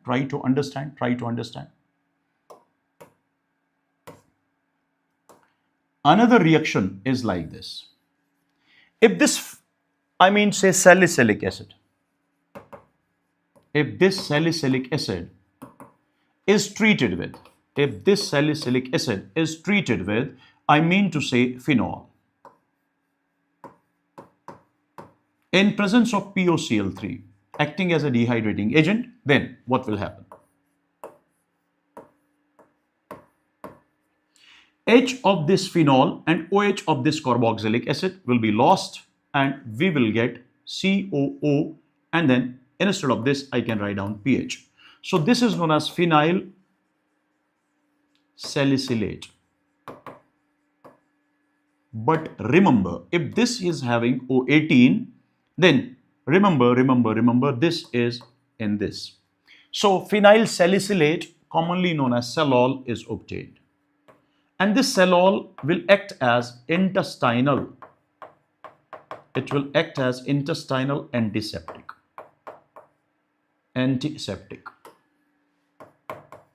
It will act as intestinal antiseptic. After that,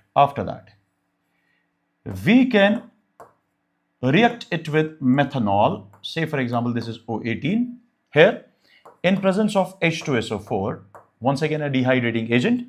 Then salicylic acid on treatment with this results in the formation of COOCH3. This is known as methyl salicylate.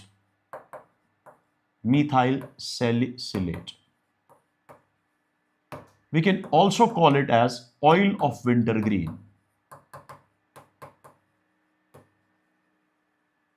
Basically, it is major constituent. It is major constituent of oil of wintergreen.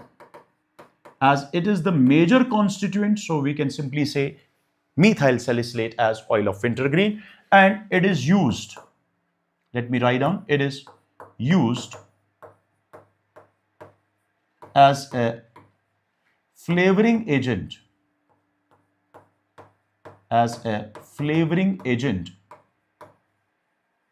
in perfumery.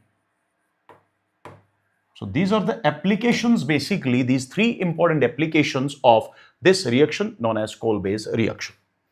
After that, we will be having another reaction, a very, very important reaction of phenol, and that reaction is this one. If we treat CHCl3 in presence of NaOH at a temperature of approximately 340 Kelvin, then what will happen? It will result first in the formation of this one. And this will act as an intermediate.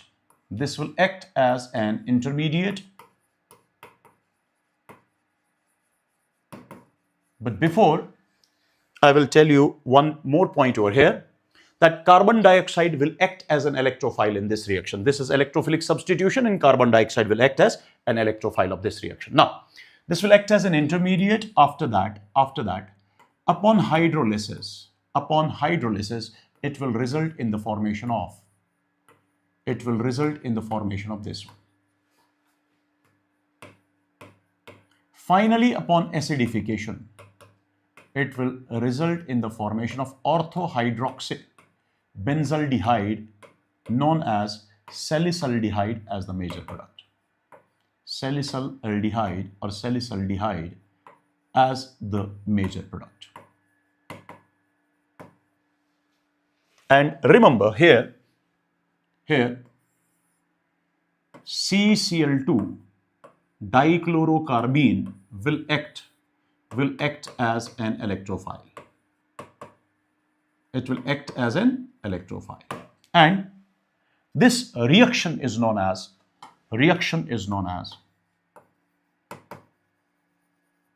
Rimmer-Timon reaction. So this is Rimmer-Timon reaction. So what is the end product of Rimmer-Timon reaction? It is basically, major product is salicylaldehyde. But my dear lovely students, if you use CCl4 instead of this CHCl, 3CCl4 is used, then what will happen? It will first result in the formation of this as an intermediate. Then upon hydrolysis, this intermediate is changed to this one. Intermediate is changed to this one, COOH. And finally, upon acidification, salicylic acid or orthohydroxy benzoic acid, that means salicylic acid, will be obtained as major product. So this is also Rimmer-Timon reaction, but if it is written in the question that if chloroform is used in if CCl4 is used instead of chloroform in Rimmer-Timon reaction, major product will be salicylic acid. I hope this is clear. So this is Rimmer-Timon reaction or Rimmer-Timon reaction. After that, if you have a reaction like this, whenever benzene diazonium chloride is there, suppose benzene diazonium chloride is there. Now, if it is treated with phenol, what will happen? Once again, it's an electrophilic substitution reaction. It takes place in basic medium or at a pH of 9 to 10. Listen carefully, what will happen? Now, this diazonium ion will act as an electrophile and it will attack this benzene ring at para position. That means this coupling will take place at para position with respect to phenol. With respect to phenol, this will obtain, and this is known as 4-hydroxy azobenzene. And remember, this is a dye known as azo dye, so this is an azo dye, and its color is orange. That's why we can also call it as orange dye. And remember, my dear lovely students, this reaction is called coupling reaction. This is coupling of phenol. This is coupling reaction of phenol and is used as a test for phenols. Or this can be simply used to distinguish. This can be used to distinguish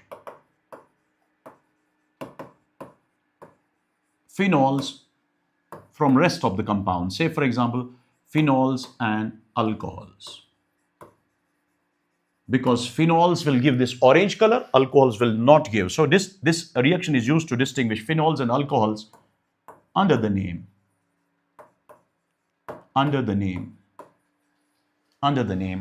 orange dye test. That means this reaction is basically a test, and this test is known as orange dye test. So with the help of this reaction, we can distinguish phenols from rest of the compounds, say for example from alcohols. Now, after that, there is another reaction in which phenol reacts with, say for example, let me write down like this. A reaction in which phenol reacts with phthalic anhydride like this. This is the phthalic anhydride. This is what we call phthalic anhydride.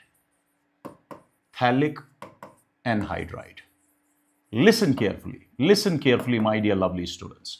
This phthalic anhydride reacts with phenol, and this reaction is known as condensation. This is condensation of phenol with phthalic anhydride. Now, let me balance the reactions. That's why I will take 2 moles of or 2 molecules of this phenol.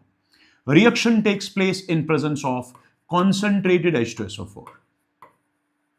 Concentrated H2SO4. Then what will happen? What will happen? Water will be lost. This H2SO4 will act as a catalyst and as well as a dehydrating agent. Then what will happen?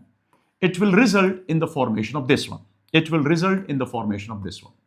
C double bond O, then it's O, then it's C.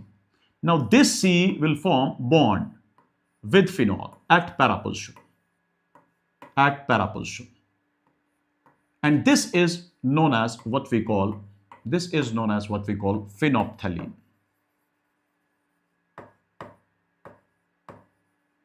This is phenolphthalein. This phenolphthalein, remember, is used as an indicator. It's used as an indicator during acid-base titration. And one more point, if this phenolphthalein is treated with NaOH, listen carefully, it becomes pink in color. And if this is treated with excess of NaOH, listen carefully, it becomes colorless. With the help of these colors, this reaction is used as a test. This reaction can be used as a test to distinguish phenols from rest of the compounds, for example, from alcohols. Under the name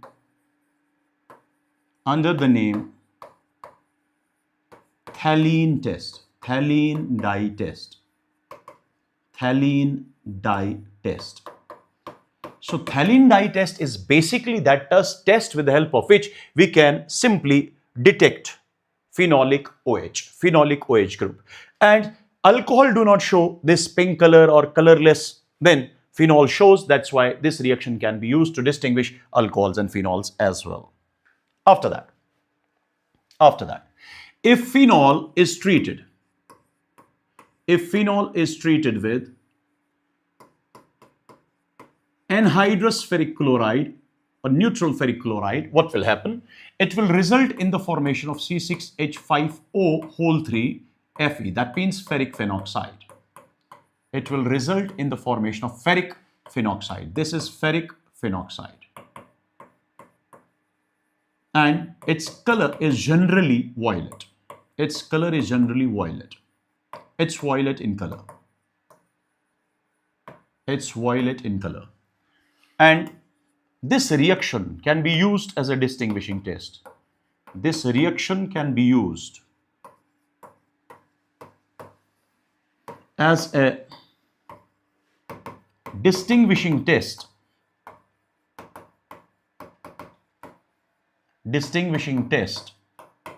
between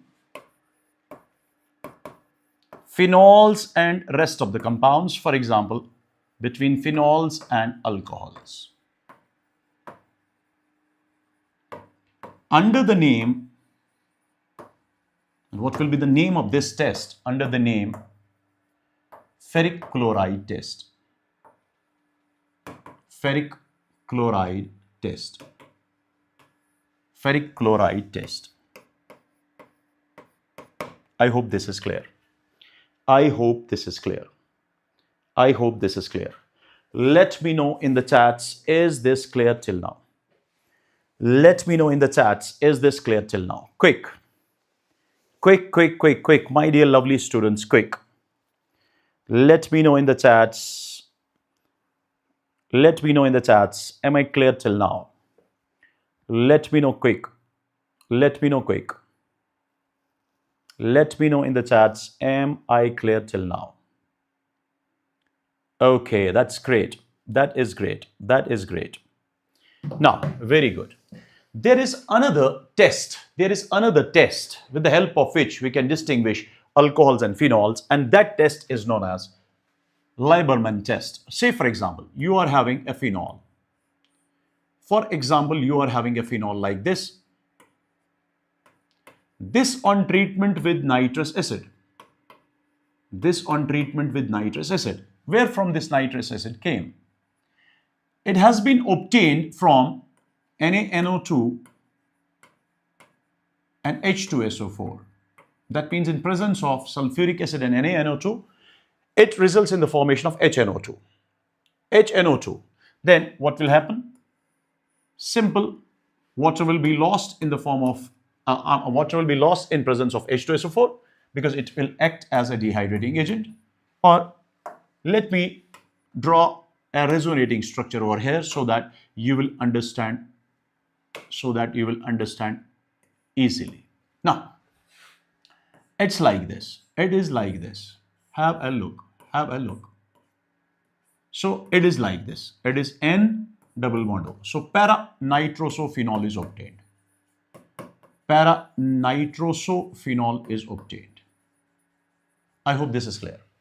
Now this para-nitrosophenol upon hydrogen migration,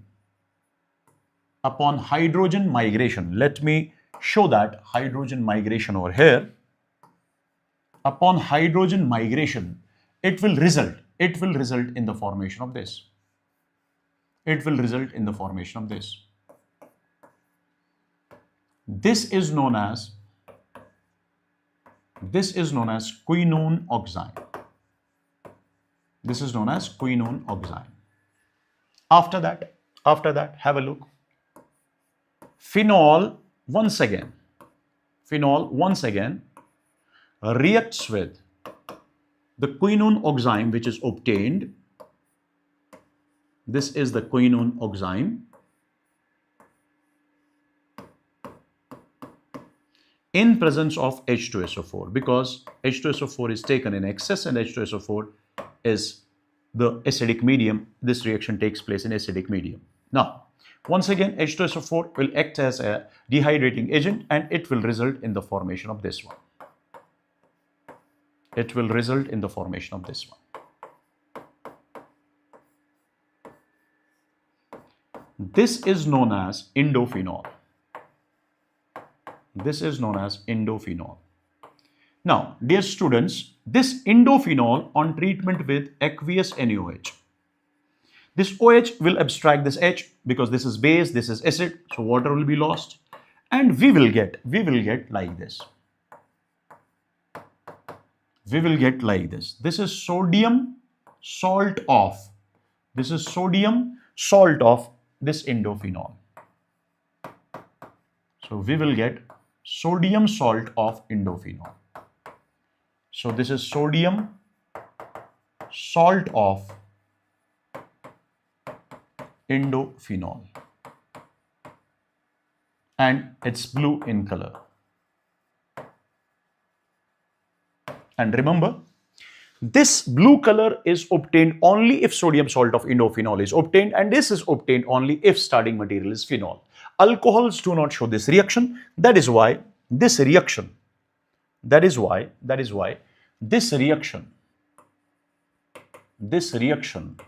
is used as a distinguishing test.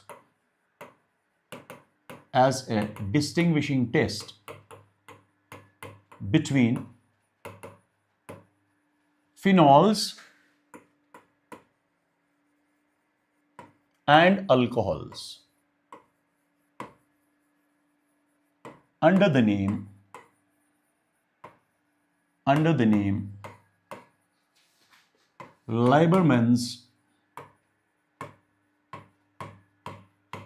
nitroso test. Lieberman's nitroso test. So, my dear lovely students, this is all about phenol. Now, let's take aldehydes and ketones.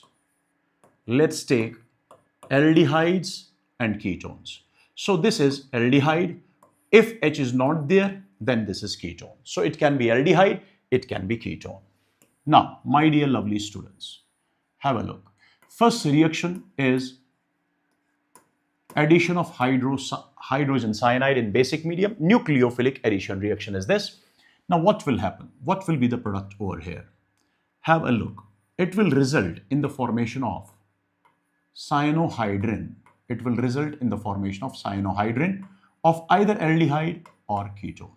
This is nucleophilic addition reaction, cyanohydrin. After that, my dear lovely students, if NaHSO3 is used, then what will happen? What will happen? Have a look. It will simply result in the formation of, this is, I mean say C. This C is attached to OSO2Na, and here it becomes OH, and then it's either H of aldehyde or any other group other than hydrogen of ketone. So this will be the product formed over here. After that, if we treat it with Grignard's reagent, RMGX, in dry ether, followed by hydrolysis, what will happen over here? Have a look. It will result in the formation of this one. This is R prime, say for example, of this Grignard's reagent. It becomes OH, and then it is either H or it's R. So we will get alcohol. Similarly, if it is treated with, I mean to say, monohydric alcohol, say for example like this, in HCl, then what will happen? First, it will result in the formation of this one.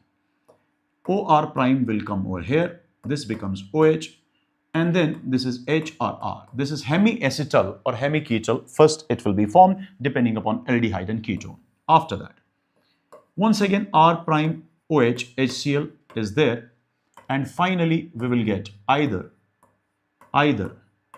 acetal or ketal, depending upon whether it is obtained from aldehyde or ketone. If it is obtained from aldehyde, we will get acetal, and if it is obtained from ketone, then we will get ketal. And this is hemiacetal or hemiketal. This is hemiacetal or hemiketal. After that, simple reaction of aldehyde or ketone, but it will be a simple reaction of aldehyde or ketone to alcohol by using lithium aluminium hydride, by using sodium borohydride, by using H2 in presence of catalysts like nickel, ranitidine, platinum, palladium, or it is sodium in alcohol. Now what will happen? Simply, this C double bond O is converted to C single bond O. Give hydrogen to this, give hydrogen to this. That means addition of hydrogen takes place. This is its own hydrogen if it is aldehyde, or if it is ketone, then it will be R. So we will get, I mean say, benzyl alcohol over here or alcohol over here. After that, another reduction will be like this. You can reduce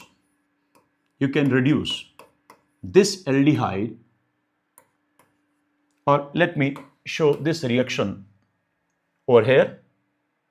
Let me show this reaction over here. If this is treated with, if this aldehyde is treated with HI in presence of red phosphorus, or this ketone is treated with, I mean say, HI in red phosphorus, what will happen? It will simply form CH2, this double bond O, instead of double bond O, H2 will be there. So it will be like this. Or you can convert this by using Clemmensen reduction, zinc amalgam HCl. You can form simply same product like this. CH2, C double bond O is converted to CH2, then it is either H or R. You can convert this by using NH2, that means hydrazine in basic medium, and then heat. This is Wolff-Kishner reduction. We have already discussed this. Then it will result in the formation of CH2. It will result in the formation of CH2, and then it is of H of aldehyde or R of ketone. So this is Wolff-Kishner reduction. This is what we call Clemmensen reduction. After that,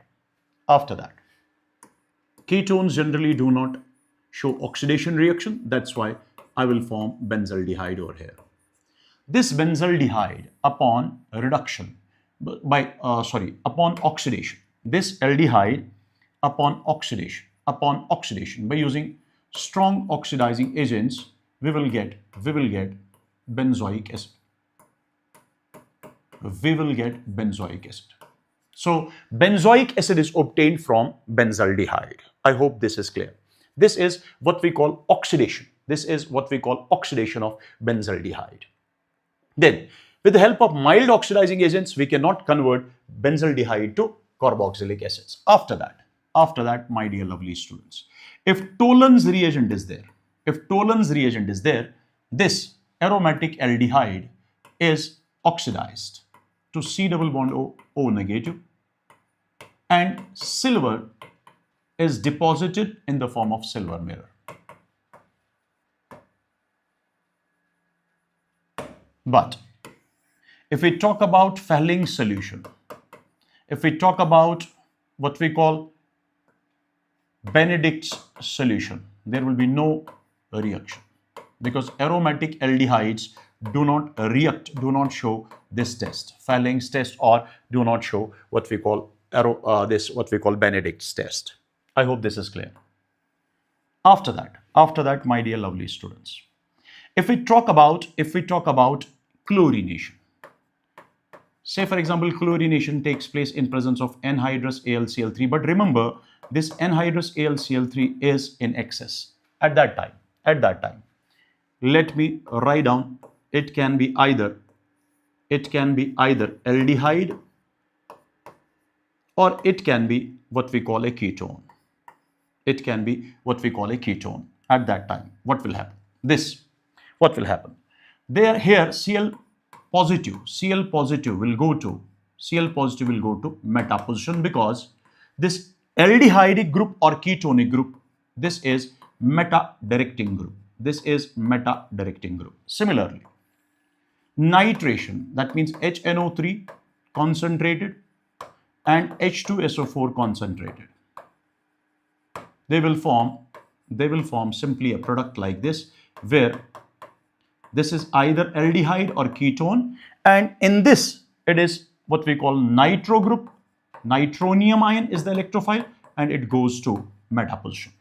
Similarly, if it is sulfonation, electrophile is SO3. Finally, that SO3 becomes SO3H, and that SO3H will be introduced to meta position with respect to aldehydic or ketonic group.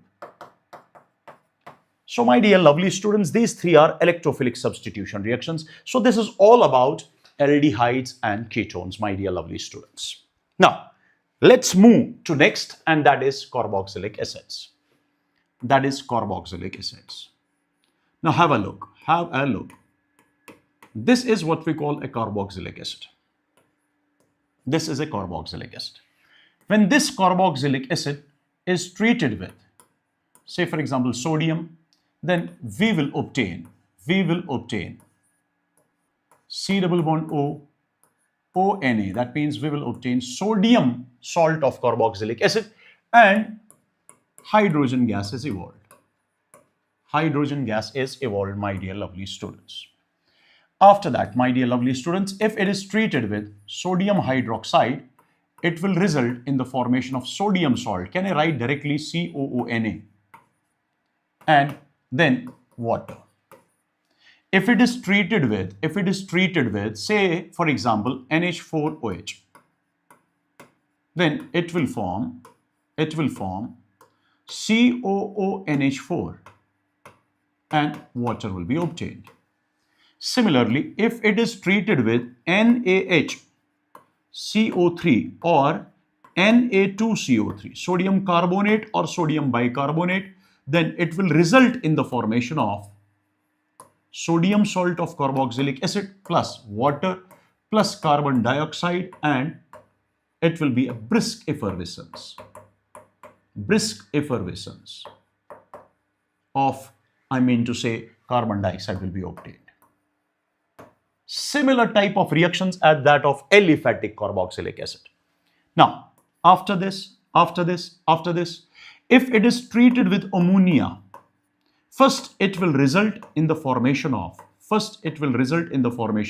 COONH4, but after heating, it will lose water molecule, and it will result in the formation of, like this, CONH2, that means amide.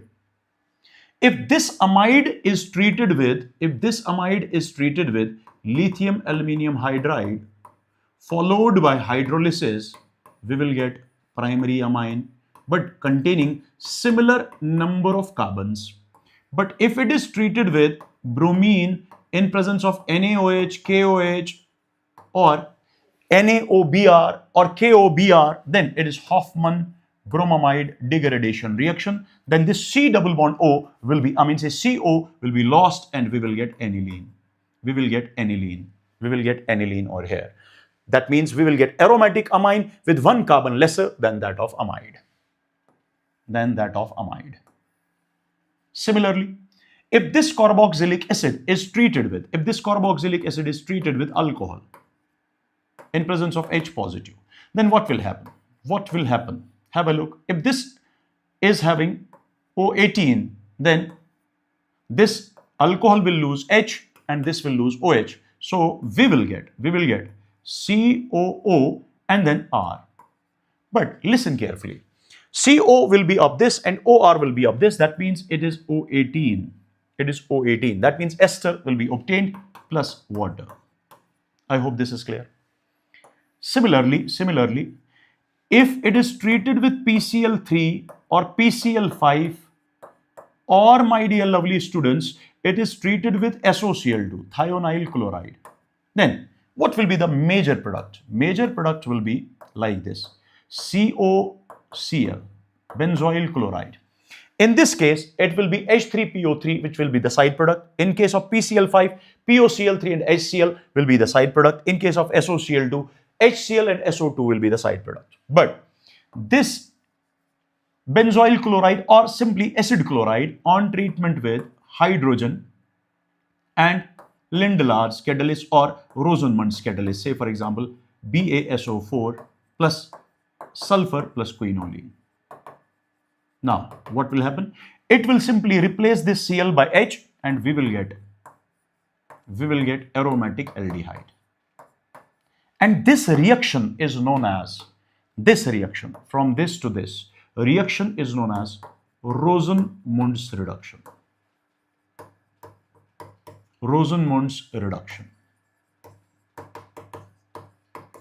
I hope this is clear. Is this clear to each and everyone?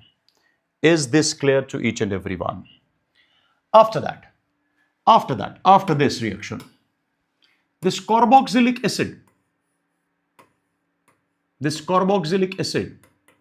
can undergo reduction reaction. First, say for example, on treatment with HI and red phosphorus, this is converted to CH3. The COOH group is converted to CH3. That means it will result in the formation of aromatic hydrocarbon. Similarly, this COOH can be converted to alcohol by using lithium aluminium hydride followed by hydrolysis, or diborane followed by hydrolysis, and it will result in the formation of benzyl alcohol. Similarly, there will be a decarboxylation reaction by using soda lime. What is soda lime? NaOH, CaO in the ratio of 3:1. Then it will result in the formation of benzene. So benzoic acid gives benzene plus Na2CO3. I hope this is clear to each and everyone, because this is all about carboxylic acids. Is this clear to each and everyone till now? Am I clear till now? Am I clear till now? Quick, let me know. Let me know quickly. Let me know quickly. Let me know quickly. Is this clear to each and everyone? Is this clear to each and everyone? Let me know quickly. Come on.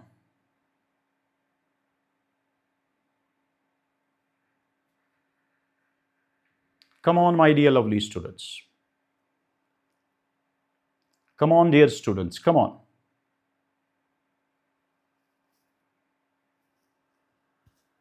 Okay, that's great. That's great. That's great. That's great. I am very much happy for you. I am very, very much happy for you, because you are very much dedicated and my best wishes are always with you. You can do qualitative and quantitative analysis from your NCERT text. That is very, very easy, because whenever question came from qualitative or quantitative analysis or biomolecules, it will never be out of your text. It will be exactly from your textbook. It will be exactly from textbook.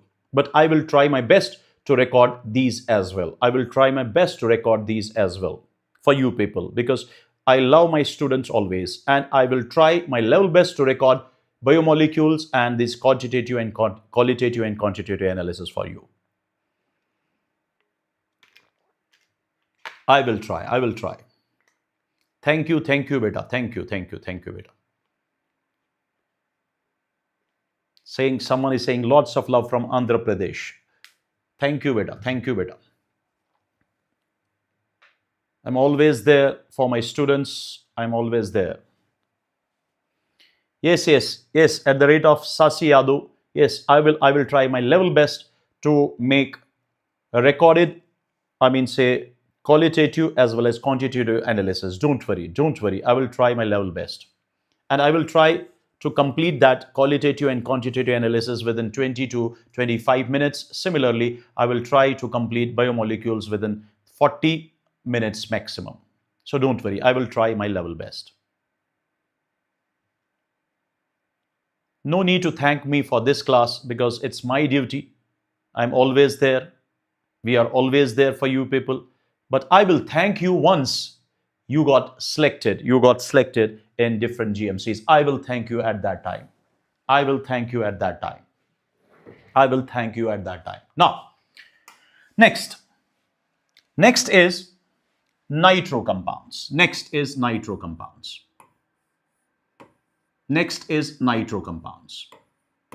Listen very, very, very carefully. This is aromatic nitro compound when it is treated with H2 in presence of catalyst. Catalyst generally used a raninical, platinum, palladium. Then you have to convert NO2 to NH2. This is very, very simple. Similarly, if you have active metals in acidic medium, for example, tin, for example, active metal is iron, for example, active metal is zinc. So any active metal in acidic medium can also convert NO2 to NH2, NO2 of aromatic ring to NH2. But listen carefully. If you use lithium aluminium hydride can convert NO2 to NH2, but if that is aliphatic nitro compound, that means nitroalkane to aliphatic primary amine. But when lithium aluminium hydride is treated, this nitrobenzene is treated with lithium aluminium hydride, at that time there will be azobenzene, which is obtained instead of aromatic primary amine. There will be formation of azobenzene instead of aromatic primary amine. Similarly, if you treat nitrobenzene with zinc in ammonium chloride, this is known as reduction in neutral medium. Here, what will we obtain? We will get NHOH. That means we will get N-phenyl hydroxylamine. Now, this N-phenyl hydroxylamine, upon treatment with Tollens reagent, listen carefully, it will oxidize NHOH to nitroso, and it will reduce, Tollens reagent will reduce to silver mirror. That means silver mirror test is obtained over here if it is treated with this one, hydroxylamine. Now, this reaction, this reaction, this reaction, this one, this reaction, let me tell you, this reaction is used as a test, for nitro group. Under the name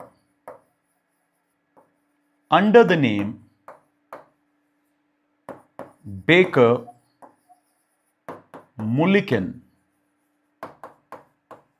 test, or sometimes in some literature it's written as Barker-Mulliken test. So for you, Barker-Mulliken test and Bacon-Mulliken test is one and the same.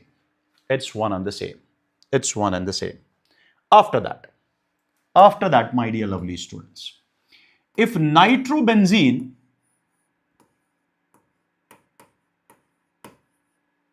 undergoes electrolytic reduction,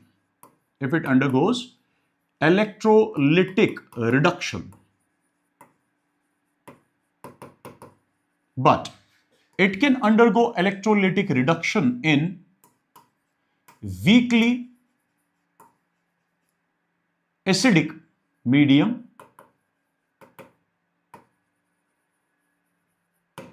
and it will result in the formation of aniline, that means aromatic primary amine at that time. But if electrolytic reduction takes place in strongly acidic medium,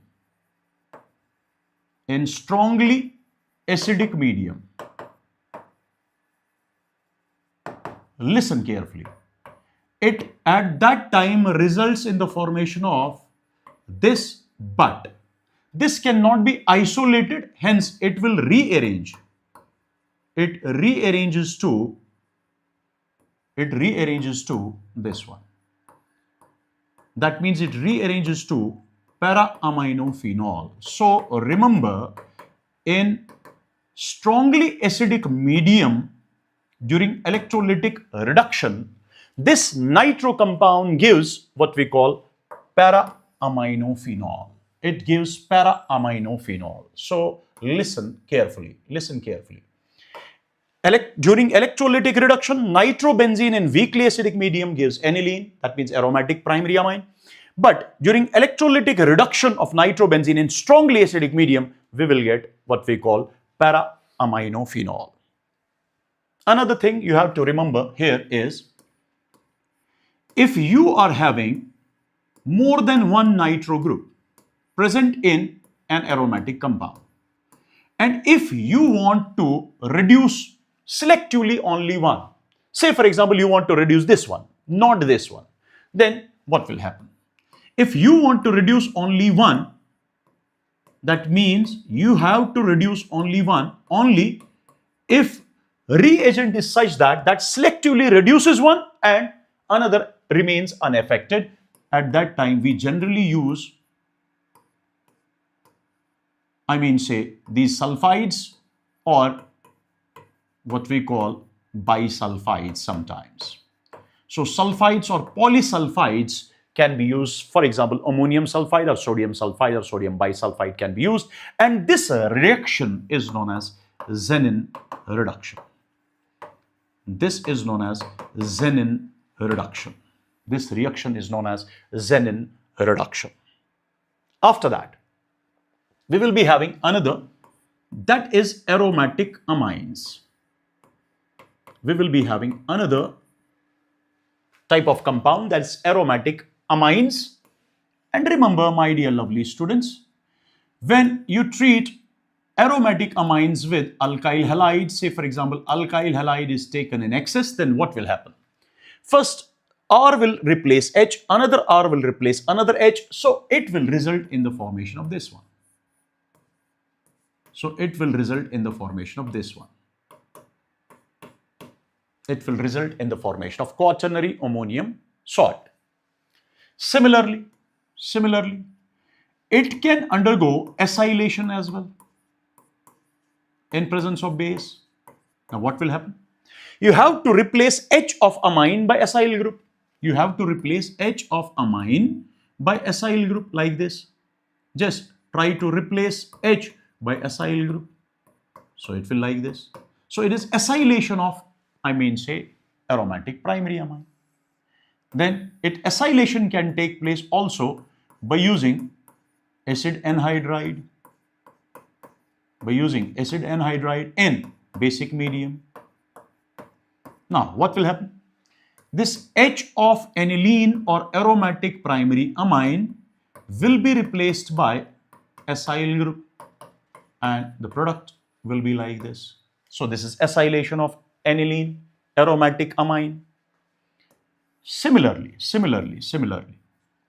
whenever you are having this primary aromatic amine and if it is treated with chloroform in presence of alcoholic potassium hydroxide, we get isocyanide at that time. We get isocyanide at that time, and we know this is having bad smell, foul smell, unpleasant smell. With the help of this smell, this reaction can be used as a distinguishing test, and that test is known as carbylamine test or isocyanide test. So with the help of carbylamine test or isocyanide test, we can distinguish primary amine, whether that was aliphatic primary amine or whether it is this aromatic primary amine. We can distinguish aliphatic or aromatic primary amine from rest of the amines. So this is simply test for primary amines, whether that is aliphatic, whether that is aromatic primary amine. Similarly, we can treat it with, say NaNO2 and say for example HCl or HNO2 HCl at a temperature of 0 degree to 5 degrees Celsius. Then it will result in the formation of benzene diazonium salt, for example benzene diazonium chloride. For example, benzene diazonium chloride plus H2O. And this reaction is known as diazotization.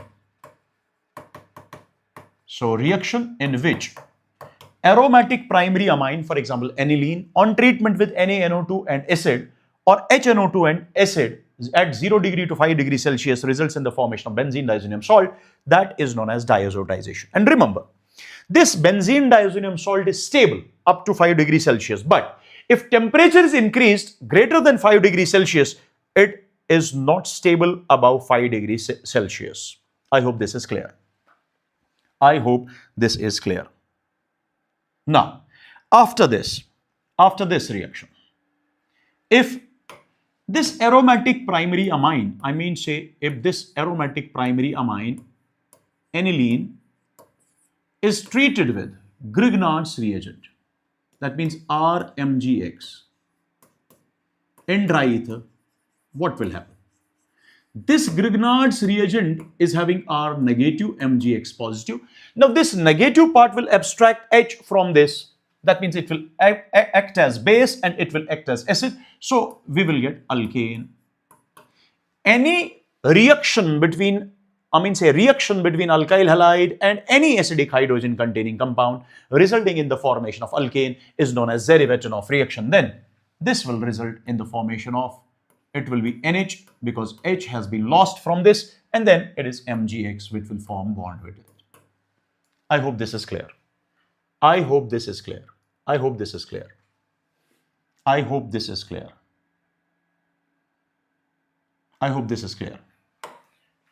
me draw this here.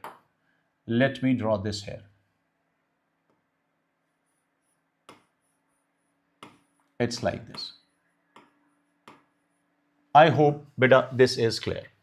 Is this clear till now? Let me know in the chats, is this clear till now? Let me know quickly so that we will start its other reactions.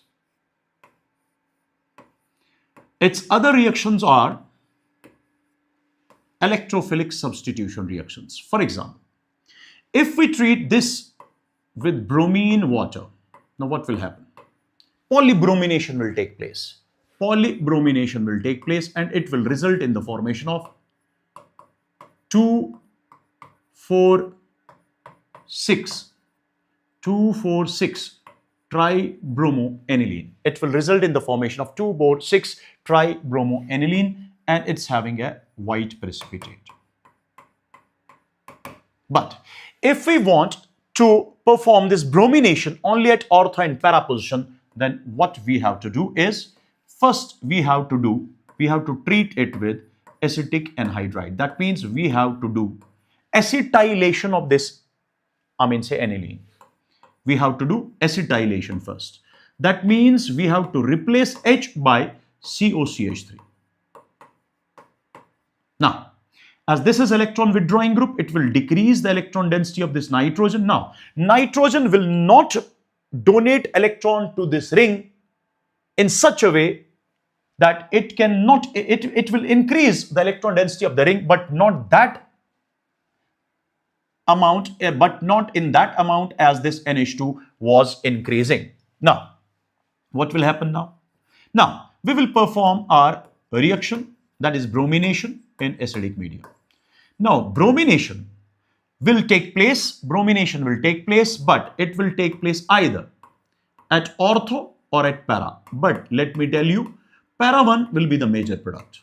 Para 1 will be the major product because here it will be repulsion. So in para, there will be no repulsion at all or lesser repulsion as compared to ortho. So the para 1 will be the major product. So we will get this one. Finally, this is treated with water, that means hydrolysis. Then finally what will happen? This bond will be broken and OH goes to this position, H goes to this position. Similarly, this bond is broken, OH goes to this, H goes to this. So we will get two products. One is orthobromoaniline, which will be the minor one, and another one will be parabromoaniline. And this one will be the major product. And here it will be CH3COH, which will be lost. This step is known as protection of NH2 group. So this is all about halogenation of aniline. After that, we will be having nitration of aniline as well. Listen carefully. If nitration of aniline takes place,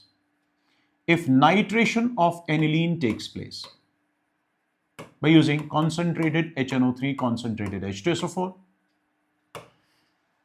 the product forms are like this. It is ortho product which is obtained, that means orthonitroaniline, but this product is formed only 2%. Then unusual product meta is also obtained over here, but this unusual product is 47%. Why I am saying unusual? Because NH2 in general is ortho-para directing. That means electrophile should go to either ortho or to para. Then the question is why it goes to meta position? And the answer is very, very simple. And this is having 51%. That means the major product is para. After that it's meta. After that it's ortho. But what is the reason? Why is it so? Basically, in presence of acidic medium, this aniline forms anilinium ion. It forms anilinium ion. And this anilinium ion is meta-directing. It's meta-directing. And second thing, that means it's meta-directing because of formation of anilinium ion, this nitroaniline is obtained. Second, when this NH3 withdraws electron, it decreases electron density of this ortho very much, then meta, ortho very much, then meta. And as compared to ortho and meta, para will be electron rich. That's why nitro and a nitronium ion electrophile will prefer to go to para, after that to meta, after that to ortho. That's why this is major, then this, then this. Now the question is, if we want only ortho and para product, then what we have to do is, this anilinium ion should not be formed, and this is possible only if we treat it with acetic anhydride. When we treat it with acetic anhydride. Why? Have a look. Because by treating it with acetic anhydride, it first results in the formation of, it undergoes acetylation. So it forms this one. Then on treatment with HNO3, concentrated HNO3, what will happen? Nitronium ion here will go to now ortho or para position. It will not go to meta position now. It will go to ortho and para position, but para 1 will be the major product. Para 1 will be the major product. And finally, hydrolysis deacetylation will take place. That means CH3COOH. That means this acetyl group will be lost because it becomes CH3COH, it becomes NH2. Similarly, this bond will be broken due to hydrolysis. It becomes CH3COH, it becomes NH2. So, two products will be obtained. One product will be NH2NO2, that means orthonitroaniline, and another one will be para-nitroaniline, but para-nitroaniline will be the major product. So, this will be the major product. So, this is nitration of aniline. After that, we have sulfonation of aniline. We have sulfonation of aniline. But remember, sulfonation is a reversible reaction. It results first in the formation of this one. So anilinium ion is also formed over here. But as these are amines, say, in equilibrium with each other, that's why upon heating, say for example at a temperature of 453 to 473 Kelvin, that means upon heating, it always results in the formation of a major product, and that major product is para 1. That major product is para 1. Para-amino benzene sulfonic acid, commonly known as sulfanilic acid. And as we know, here it's acidic part, it's basic part. Acid will lose H positive, this NH2 will abstract that H positive, and it can form NH3 positive, SO3 minus. Similarly, this can lose H positive, this will abstract that, and it will become this one. That means this is a dipolar ion of this. This is known as Zwitter ion. In nutshell, the major product of sulfonation of aniline is para-amino benzene sulfonic acid. I hope this is clear to each and everyone. I hope this is clear till now. Let me know in the chats if I am clear till now. Let me know quickly. Let me know quickly if I am clear till now. Let me know, my dear lovely students. Let me know quickly.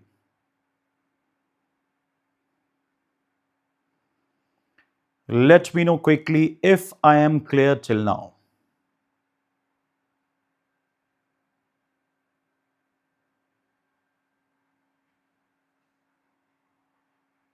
Let me know quickly.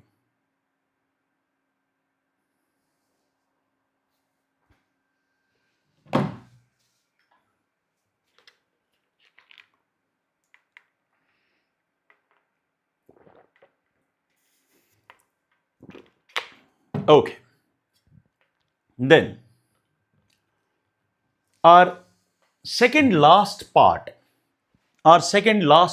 will be benzene diazonium salt. Now have a look. Have a look. If you are having this one, this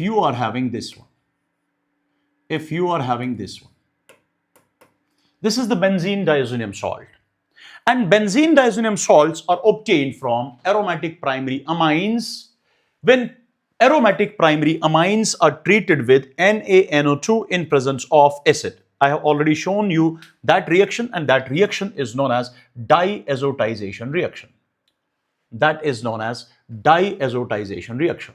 It's already written over here. Now, during diazotization, we have already formed benzene diazonium salt. Now, once benzene diazonium salt is obtained, listen carefully, if it is treated with H3PO2 and water or ethanol, that means CH3CH2OH, then replace this nitro group by hydrogen. That means at that time you can replace this by hydrogen. That means we will get benzene and nitrogen gas will be evolved.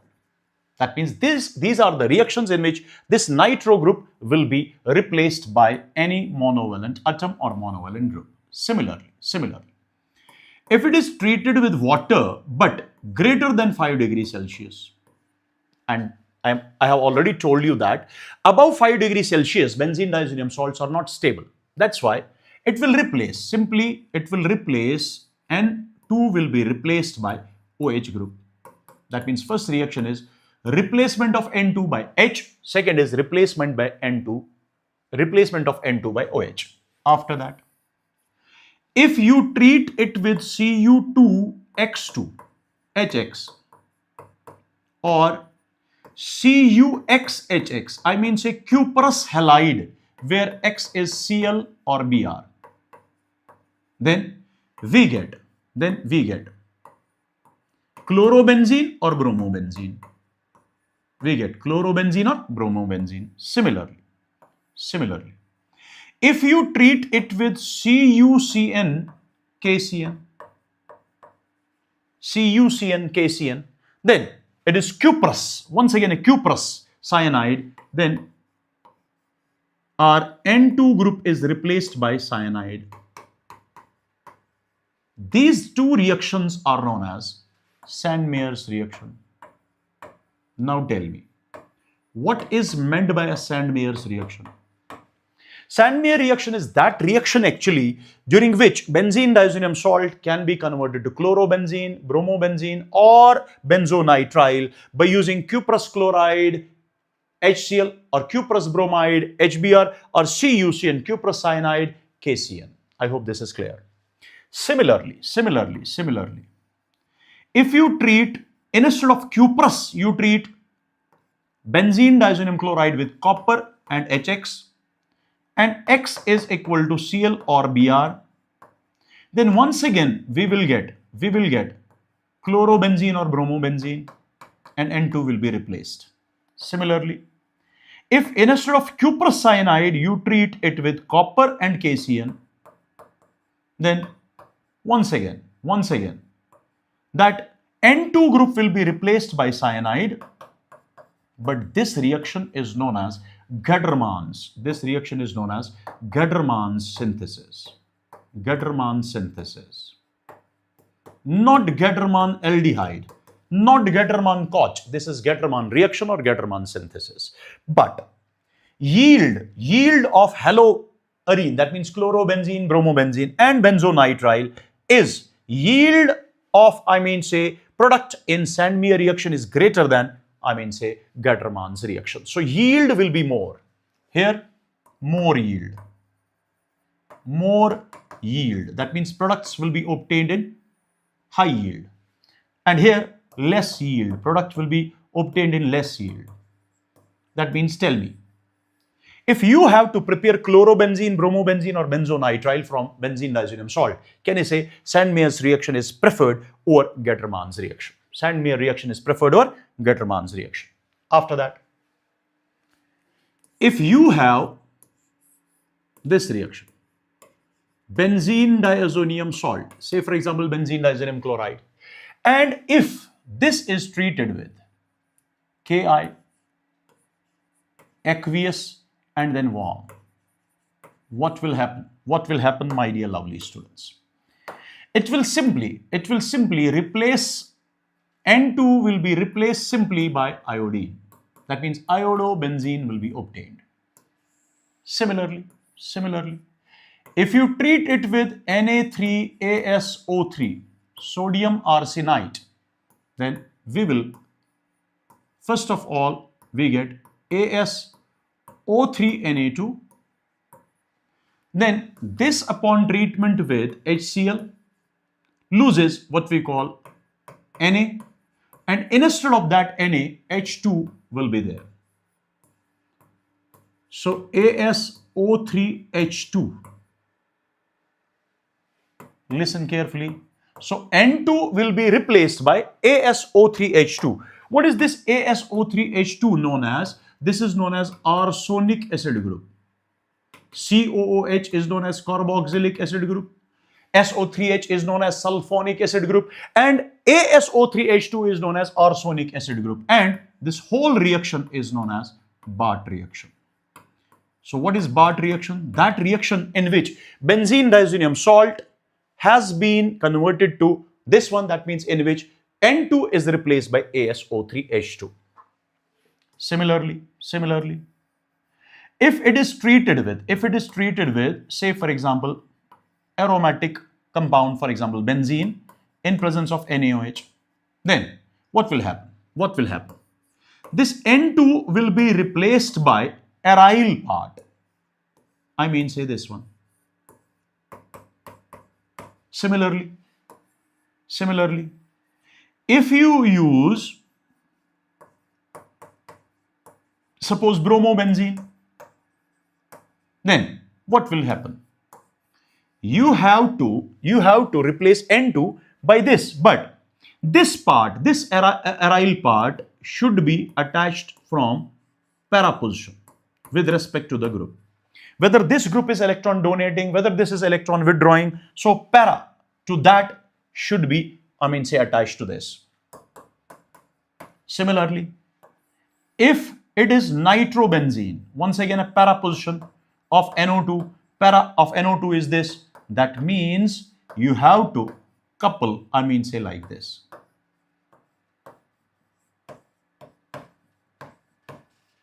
Here N2 group is lost.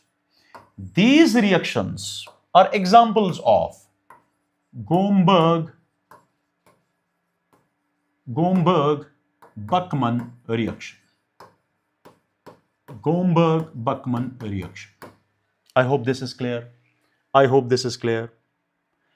After that, my dear lovely students, if you are having a benzene diazonium salt, for example, this one, this on treatment with HbF4 first results in the formation of benzene diazonium chloride is converted to benzene diazonium tetrafluoroborate. Now this benzene diazonium tetrafluoroborate, if heated, it results in the formation of fluorobenzene. And N2 is evolved. And if it is treated with NaNO2, then this N2 will be replaced by NO2. And remember, this reaction is known as Bals-Schimmann reaction. This is known as Bals-Schimmann reaction. And there are few reactions like this.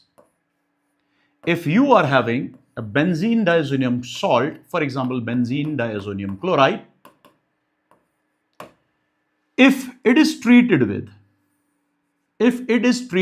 listen carefully, if it is treated with, say for example, SnCl2HCl or Na2SO3, then what will happen? It results in the formation of simply NH2. That means here nitro group is retained. It's retained. But if it is treated with a vigorous reducing agent, say for example zinc HCl, then first it will result in the formation of this phenylhydrazine but this will further undergo reduction because this is a reducing agent, is very vigorous or strong. So it will result in the formation of aniline and ammonium chloride. After that, my dear lovely students, we can have a benzene diazonium chloride, say for example this. It can be either N double bond N, then if it is N double bond N, then this N contains a positive charge. If it is N triple bond N, then this nitrogen is having a positive charge. I mean, say these are two resonating structures of these. Benzene diazonium chloride on treatment with aniline undergoes a coupling reaction, and this reaction takes place in acidic medium, or you can say at a pH of 4 to 5. And coupling takes place at para position. It's an electrophilic substitution reaction. This is an electrophile, and its electrophile goes to para position of aniline. So it will result in the formation of 4-amino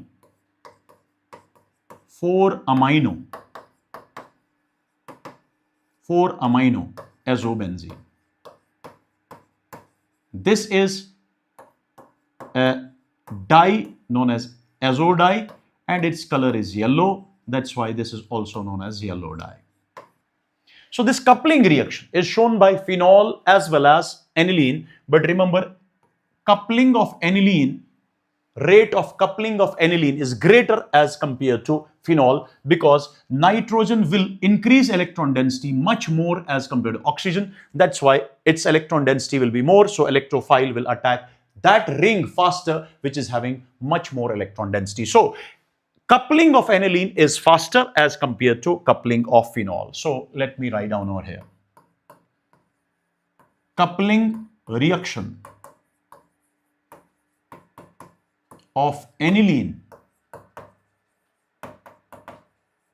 is faster, that takes place faster as compared to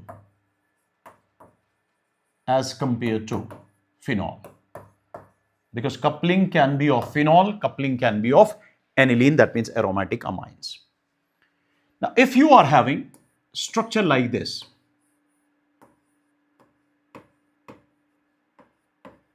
coupling takes place at para position. But if you want to couple this, I mean, say if reaction of benzene diazonium chloride takes place with aniline, in aniline it takes place in acidic medium, or we can simply say at a pH of 4 to 5. So coupling of aniline takes place in this medium, but it takes place at para position with respect to aniline. But with respect to aniline, para is this one. But this para does not have any hydrogen, because hydrogen has been replaced by OH. So we will simply say its para position is blocked. That is why now this coupling takes place at ortho position with respect to aniline. So it will take place at ortho position. With respect to aniline. So it will be like this. Similarly, if coupling of phenol takes place, we know coupling of phenol takes place in basic medium. That means at a pH of 9 to 10. Now what will happen? This is the para position with respect to I mean say phenol. Now, but this para position is blocked. That is why coupling will take place at ortho position, but with respect to phenol, not with respect to NH2. So this is coupling with respect to OH, this is coupling with respect to NH2. Ortho with respect to NH2, ortho with respect to OH. If para is not blocked, then coupling takes place at para position of phenol, or coupling takes place at para position of aniline, depending upon medium, whether reaction is in acidic medium or in basic medium. Now, our last part is there, and that is of alkane. But before doing that, let me know in the chats if everything is clear till now. I hope Your whole organic chemistry has been revised. I hope your whole organic chemistry has been revised. Okay. So let's take last part, but before that, let's take a break of 5 minutes only. I will take, say, this water.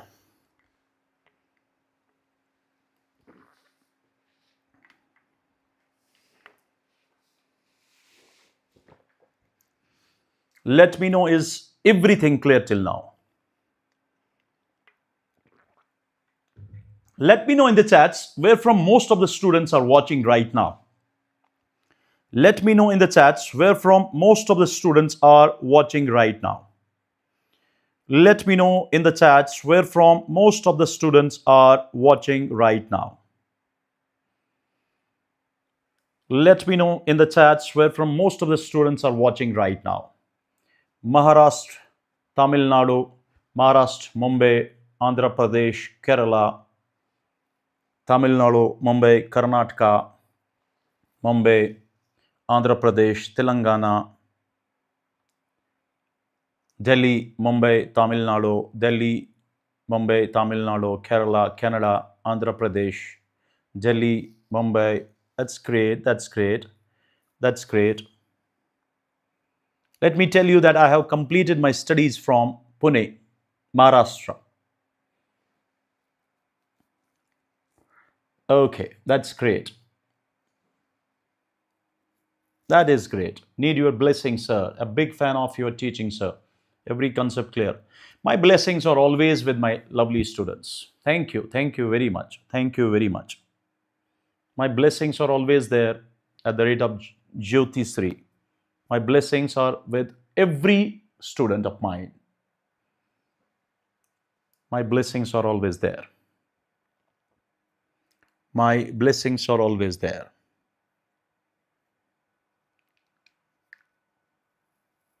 Is everything clear till now?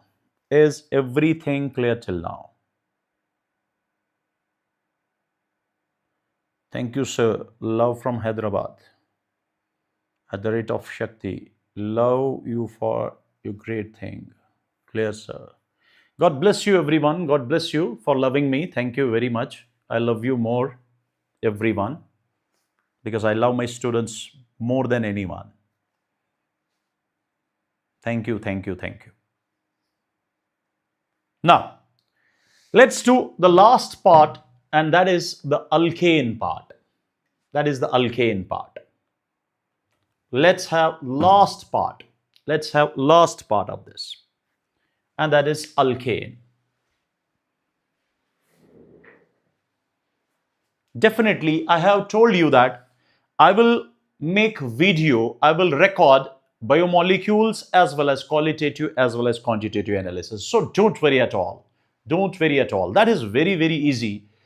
That is very easy. Even if questions were asked from biomolecules or questions were asked from what we call qualitative and quantitative analysis, they are directly taken from NCERT. So don't worry at all. I will. Within few days. At the rate of Lakshya Artha. I will. Within few days. God bless you. Now, have a look.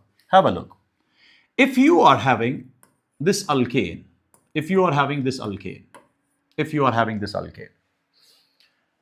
then on treatment with chlorine in presence of light, that means photochlorination or photobromination. What will happen?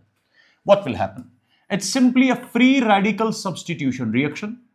H will be replaced by halogen. That means this one. This will be the product. But have a look. This will be the product. Or let me erase this and let me write down this over here. But sometimes question is not asked like this. Question is asked like this. How many monochloro products or monobromo products will be obtained? How many monochloro products or how many monobromo products will be obtained from this alkane? For that, you should know this is having only one type of hydrogen. This is having two types of hydrogens. The number of different types of hydrogens will give different types of monochloro products. As there are two different types of hydrogens, so we can replace any one hydrogen of A by Cl. So it will be the product. This is product A obtained by replacement of hydrogen A, and another product will be like this. Another product will be like this. So this is product B. So these are the monochloro products obtained over here. Now, the question is, which one among them is, major, and which one among them is minor? For that, you should remember, whenever reactions, these are free radical substitution reactions. These are free radical substitution reactions. That means intermediate is free radical. So, among hydrogens, remember it's 3-degree hydrogen, which is more reactive than 2-degree hydrogen, which is more reactive than 1-degree hydrogen. And this is chlorination. Among halogens, remember, the reactivity order towards this reaction is, it is fluorine, which is very, very, very reactive than chlorine, and it is more reactive than bromine. Bromine in turn is very reactive than iodine. So you have to remember these 2 points. Now, after that, listen carefully, my dear lovely students. 3-degree hydrogen in comparison to 2-degree and 2-degree in comparison to 1-degree. 3-degree hydrogen is 5 times more reactive than 1-degree hydrogen, and 2-degree hydrogen is 3.8 times more reactive than 1-degree hydrogen with respect to chlorine, if we talk about chlorine. So this is the reactivity order. Now, do you know this type of carbon is 1-degree carbon and hydrogen attached to them is 1-degree hydrogen. These are also 1-degree hydrogens. And these are what we call 2-degree hydrogens. These are 2-degree hydrogens. Now tell me, how many 1-degree hydrogens are there? 6. 1 is having reactivity 1, 6 will be having 6. And what will be the reactivity of one 2-degree hydrogen? It is 3.2, and 2 will be having 7.6. That means, can I say like this? Type A hydrogen are 1-degree hydrogen, and they are 6 in number. Type B hydrogen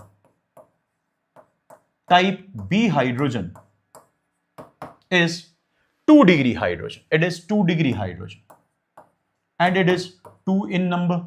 It's 2 in number. Now tell me, 1-degree hydrogen is having reactivity 1. 1-degree hydrogen is having reactivity 1, and they are 6 in number, so I will multiply it by 6. So total reactivity of these types of hydrogens of alkane is 6. And here, 2-degree hydrogen is 3.8 times reactive. So I will write down 3.8 multiplied by how many 2-degree hydrogens are there? 2. So total reactivity will be 7.6.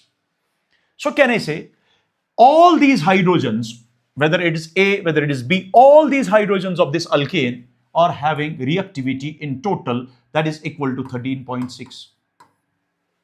Because it is 6 plus 7.6, that is 13.6. Now tell me, my dear lovely students, now tell me,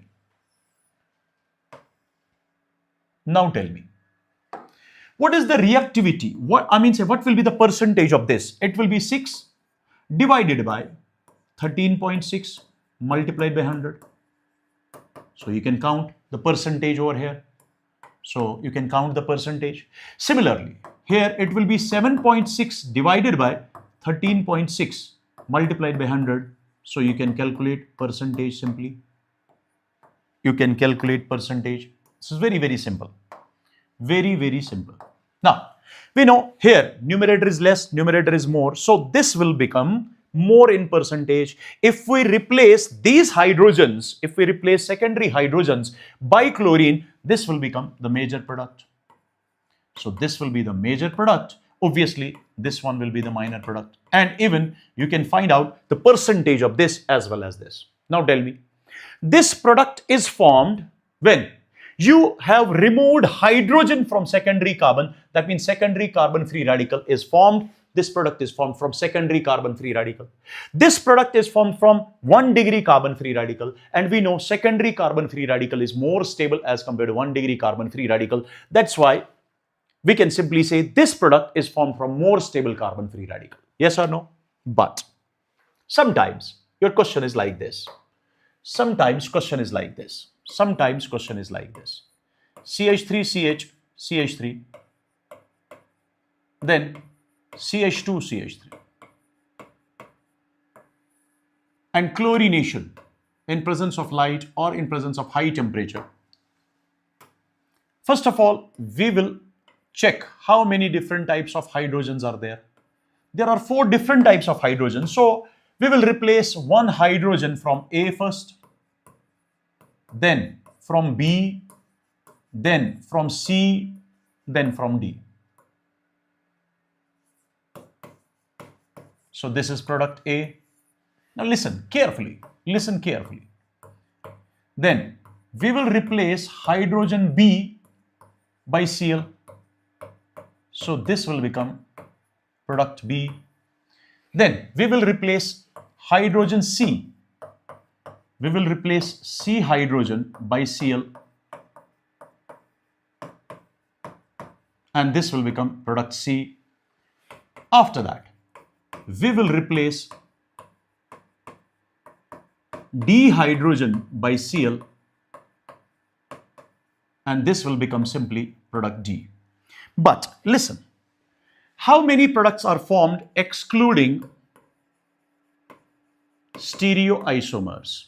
Excluding stereoisomers, how many products are obtained? There are 4 products. But including stereoisomers, how many products are obtained?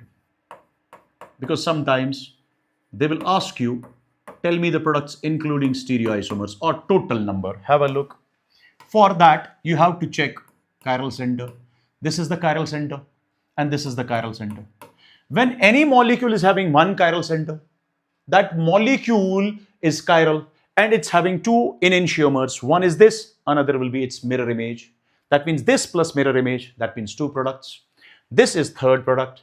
This plus its mirror image, that means more 2, that means 5 products. Plus this one, answer is 6. So there are 6 products including stereoisomers. Excluding stereoisomers, there will be 4. Now, if we want to check which one is major, which one is minor, first of all, we will check type A hydrogen. Which type of hydrogen is A? A is 1 degree hydrogen. A is 1 degree hydrogen because it's attached to 1 degree carbon. B is 3 degree hydrogen because it is attached to 3 degree carbon.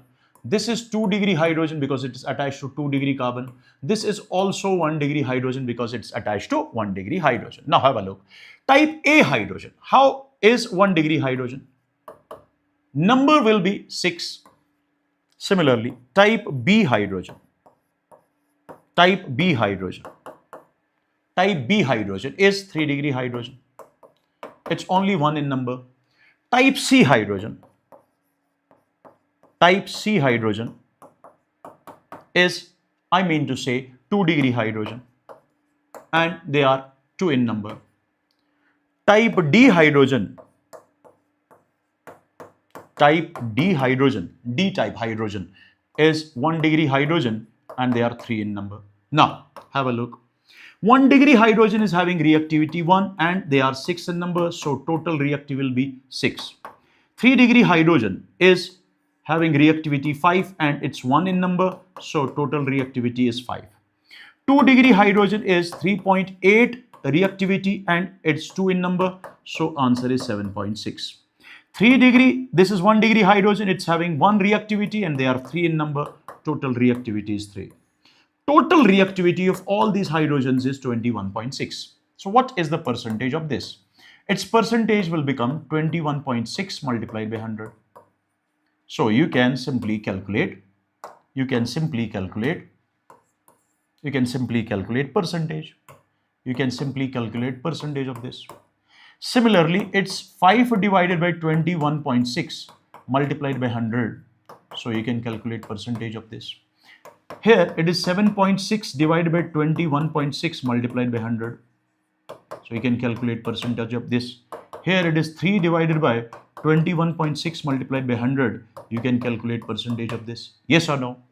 Now, numerator is more over here. That means type C hydrogen. Type C hydrogen is this one. That means if this hydrogen is replaced by Cl, that means this one, type C hydrogen, replaced by Cl, that means this will become the major product.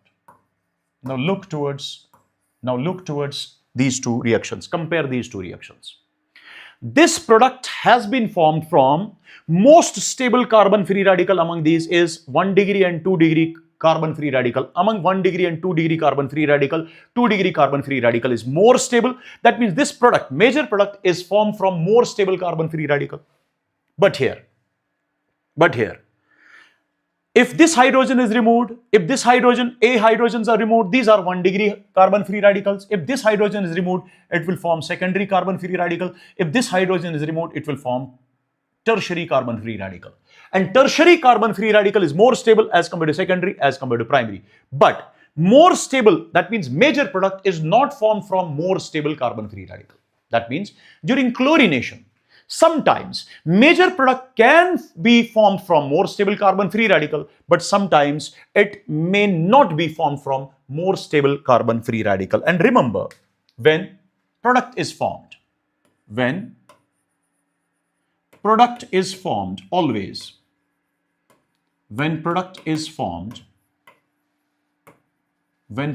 is formed, always is formed always from most stable carbon free radical. Whenever product is formed always from most stable carbon free radical, it's formed from most stable carbon free radical, then reaction is called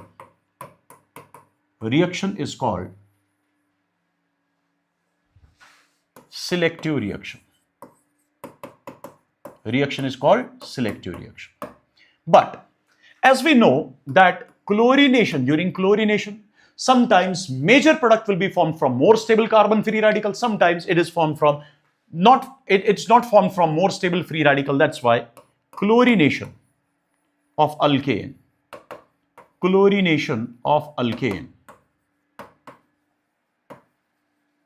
is a non-selective reaction.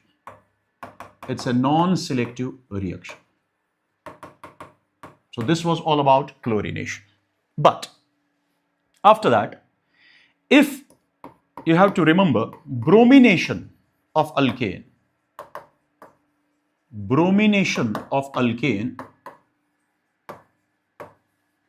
takes place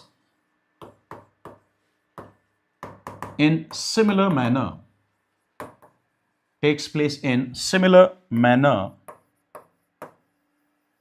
as that of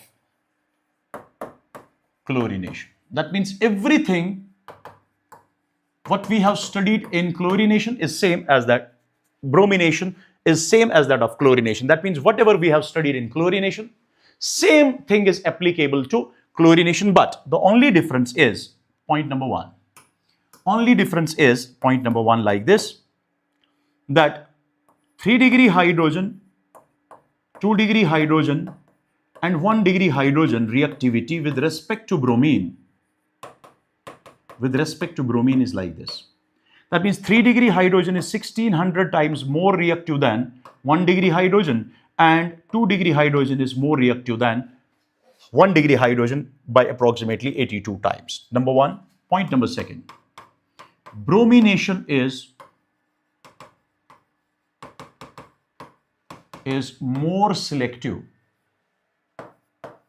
than chlorination. Means, have a look, means if instead of Cl2 we use Br2, major product will be this because it is formed from more stable carbon free radical. Similarly, if we use instead of Cl2 Br2, major product will be this because this is formed from more stable carbon free radical. So in case of bromination, major product is always formed from most stable carbon free radical. After that, fluorination of alkane. Fluorination of alkane is not possible. Direct fluorination of alkane is not possible. I mean, say this is basically direct fluorination. Direct fluorination of alkane, remember this point, direct fluorination of alkane is not possible because reaction is too violent to be controlled. That means reaction is an uncontrolled one, an explosive one due to very reactivity of, high reactivity of fluorine. So it is too violent to be controlled because of reactivity or high reactivity of fluorine. Similarly, direct iodination is not possible. Direct iodination is not possible. Now listen why. Direct iodination is not possible. Why? Have a look. Because if we want to perform iodination, it will result in the formation of alkyl iodide and HI. This HI is a reducing agent. It's a strong reducing agent. Once it is formed, it converts this alkyl iodide back to corresponding alkane. That means direct iodination is not possible. Alkyl iodide is not been formed from alkane directly due to formation of HI, which makes this reaction as reversible. That's why direct iodination is not possible. But this iodination can be possible. Iodination can be possible only if this HI is removed, and it is possible by using nitric acid, strong oxidizing agent, mercuric oxide, or iodic acid or periodic acid. By using these, reaction is irreversible and we can easily obtain alkyl iodide. That means direct iodination is possible only in presence of strong oxidizing agents. After that, my dear lovely students, there is another reaction, that is combustion of alkane.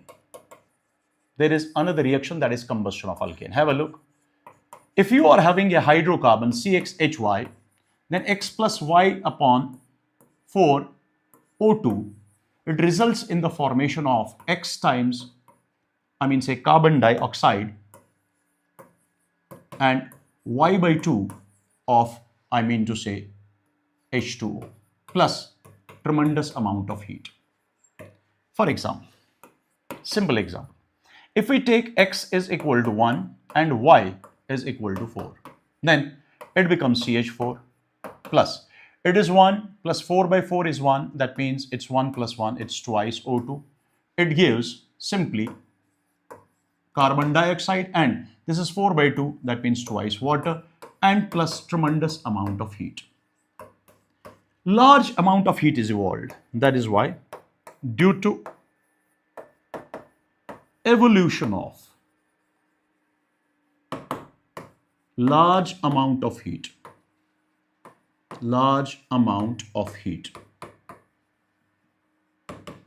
hydrocarbons are used.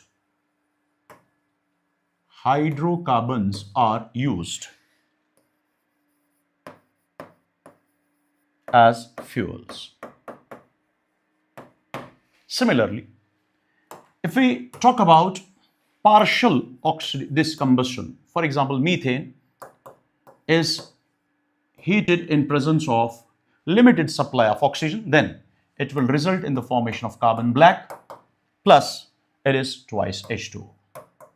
Now listen, This is used, this carbon black is used to synthesize. It's used to synthesize, you can say ink, inks, you can say printer inks, you can say filters, or you can say black pigments, etc.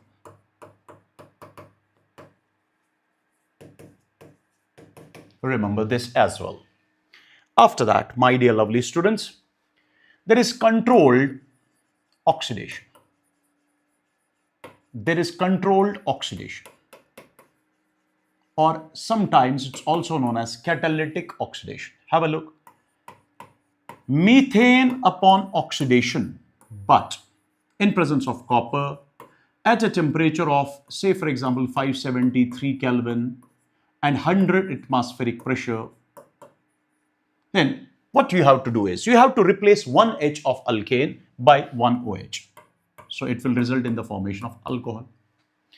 If you are having alkane and it undergoes oxidation by using, say for example, MO2, O3, then what we have to do is replace two hydrogens from the same carbon by two OH groups. When you replace two hydrogens by two OH groups, two OH groups will lose water molecule and it will result in the formation of aldehyde. Similarly, when oxidation of alkane takes place by using manganese acetate, then what we have to do is remove three hydrogens from the same carbon. Then instead of that, replace these hydrogens by means of OH groups, by three OH groups. Two OH groups will lose water molecule and they will result in the formation of C double bond O. So finally we will get carboxylic acids. Remember beta, alkanes generally resist towards oxidation.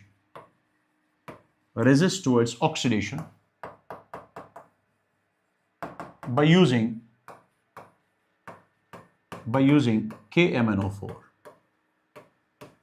But if alkane is like this, it contains one tertiary hydrogen. If it contains at least one tertiary hydrogen, then KMnO4 can oxidize it, or this is oxidized by using KMnO4 directly to alcohols. So if you want to oxidize alkane by using KMnO4, there must be at least one tertiary hydrogen so that it gets oxidized to alcohol. After this controlled oxidation, you are having isomerization.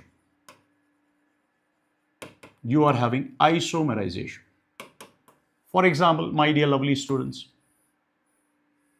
if you are having 1, 2, 3, 4, 5, 6 N-hexane, for example, you are having N-hexane. This N-hexane on treatment with AlCl3, HCl and heat will result in the formation of its isomer. 1, 2, 3, 4, 5, that means 2-methyl pentane and 3-methyl pentane as the major product. These are isomers of this. That means one isomer is converted to another 2-methyl pentane or 3-methyl pentane. So these are what we call, this reaction is known as isomerization. After that, sometimes a reaction is like this, reaction with steam. Reaction of alkane with steam at 1273 Kelvin and in presence of nickel as a catalyst. Then it will result in the formation of carbon monoxide plus 3 times H2. So this is a reaction of alkane with steam. Sometimes there is nitration. And this nitration of alkane is actually vapor phase nitration. It's vapor phase nitration. It's vapor phase nitration. Have a look. Have a look. Have a look. Have a look. Now, say for example, you are having ethane and it is treated with HNO3 fuming. Fuming HNO3 means we have passed nitrogen oxide through, say HNO3. And reaction takes place at a temperature of approximately 673 Kelvin. Say high temperature. What will happen? CH as well as CC bond cleavage takes place, and this is a free radical substitution reaction. Say for example, if CH bond is broken, then it will form CH3CH2 radical, and to this NO2 radical will be attached. That means we will get nitroethane. Similarly, if CC bond is broken, then we will get CH3 radical and NO2 radical from this will attach, and it will result in the formation of this one. That means a mixture of nitroalkane is obtained. Similarly, this is a free radical substitution reaction. Similarly, sulfonation. That means sulfonic acid group. Introduction of sulfonic acid group is known as sulfonation. Introduction of nitro group is known as nitration. Remember, generally, alkanes do not show sulfonation, but those alkanes which are having at least 6 carbons, normal alkanes must contain at least 6 carbons, or alkane should be having tertiary hydrogen. If alkane is having tertiary hydrogen, then on treatment with H2SO4 at high temperature, at a temperature of 773 Kelvin approximately, this hydrogen will be replaced and there SO3H group will be introduced.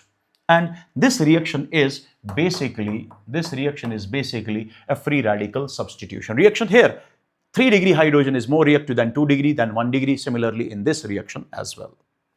After that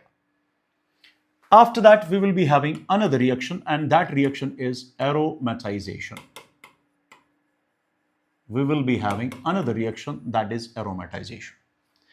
For aromatization, my dear lovely students, you have to remember this one. If you are having N-hexane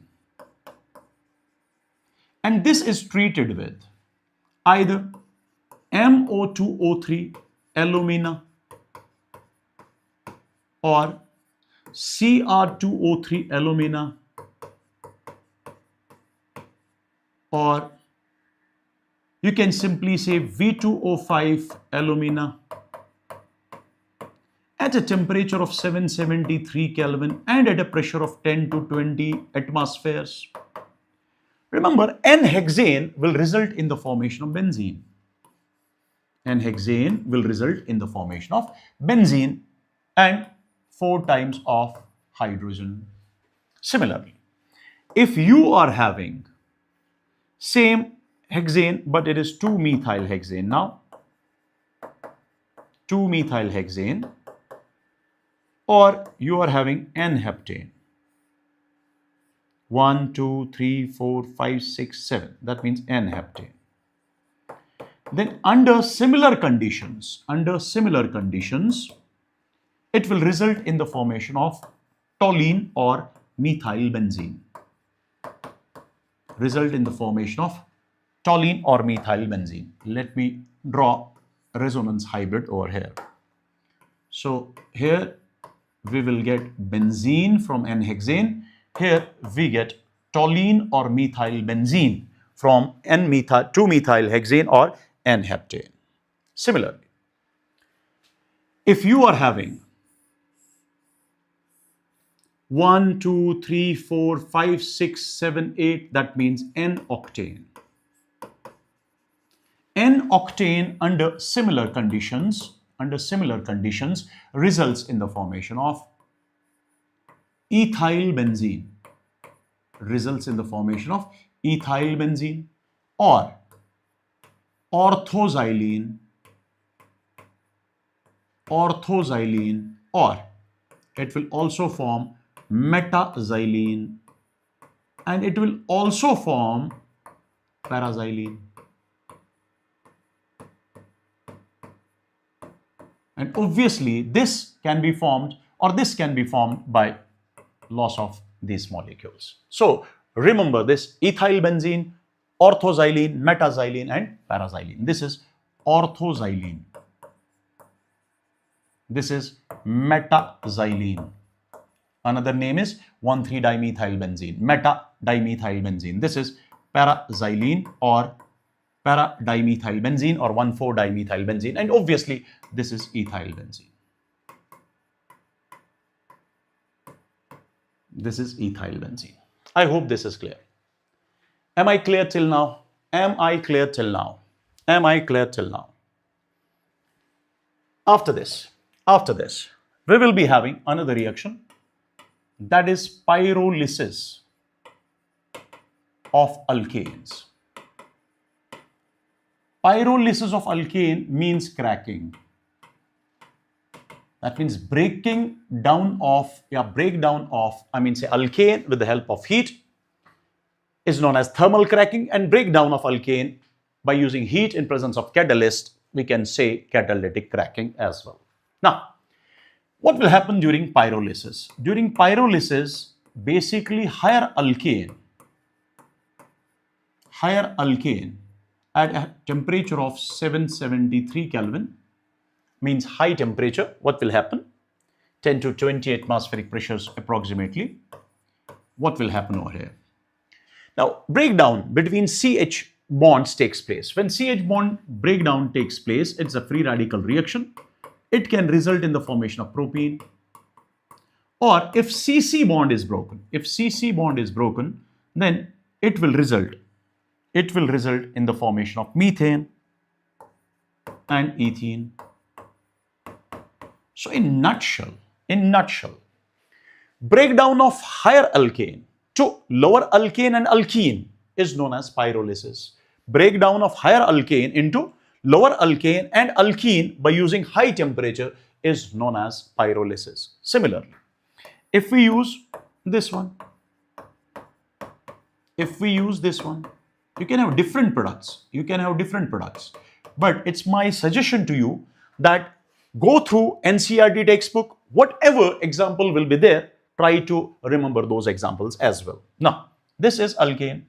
It will result in the formation of CH3, CH2, CH double bond CH2 plus H2. If this and this bond, if CH bond is broken, then it will result in the formation of this. Similarly, another set of product will be like this. If this and this bond, CH bond is broken, then it will result in the formation of this. If CC bond is broken, if suppose this bond is broken, then it will result in the formation of CH3, CH, double bond CH2 plus methane. And this, if this bond is broken, then it will result in the formation of CH2, double bond CH2 plus CH3, single bond CH3. I mean to say, more the number of carbons, more will be the possibilities of products. But the reaction is pyrolysis, means at high temperature, higher alkane forms lower alkane as well as alkene. This is known as what we call pyrolysis, or pyrolysis of alkane is also known as cracking.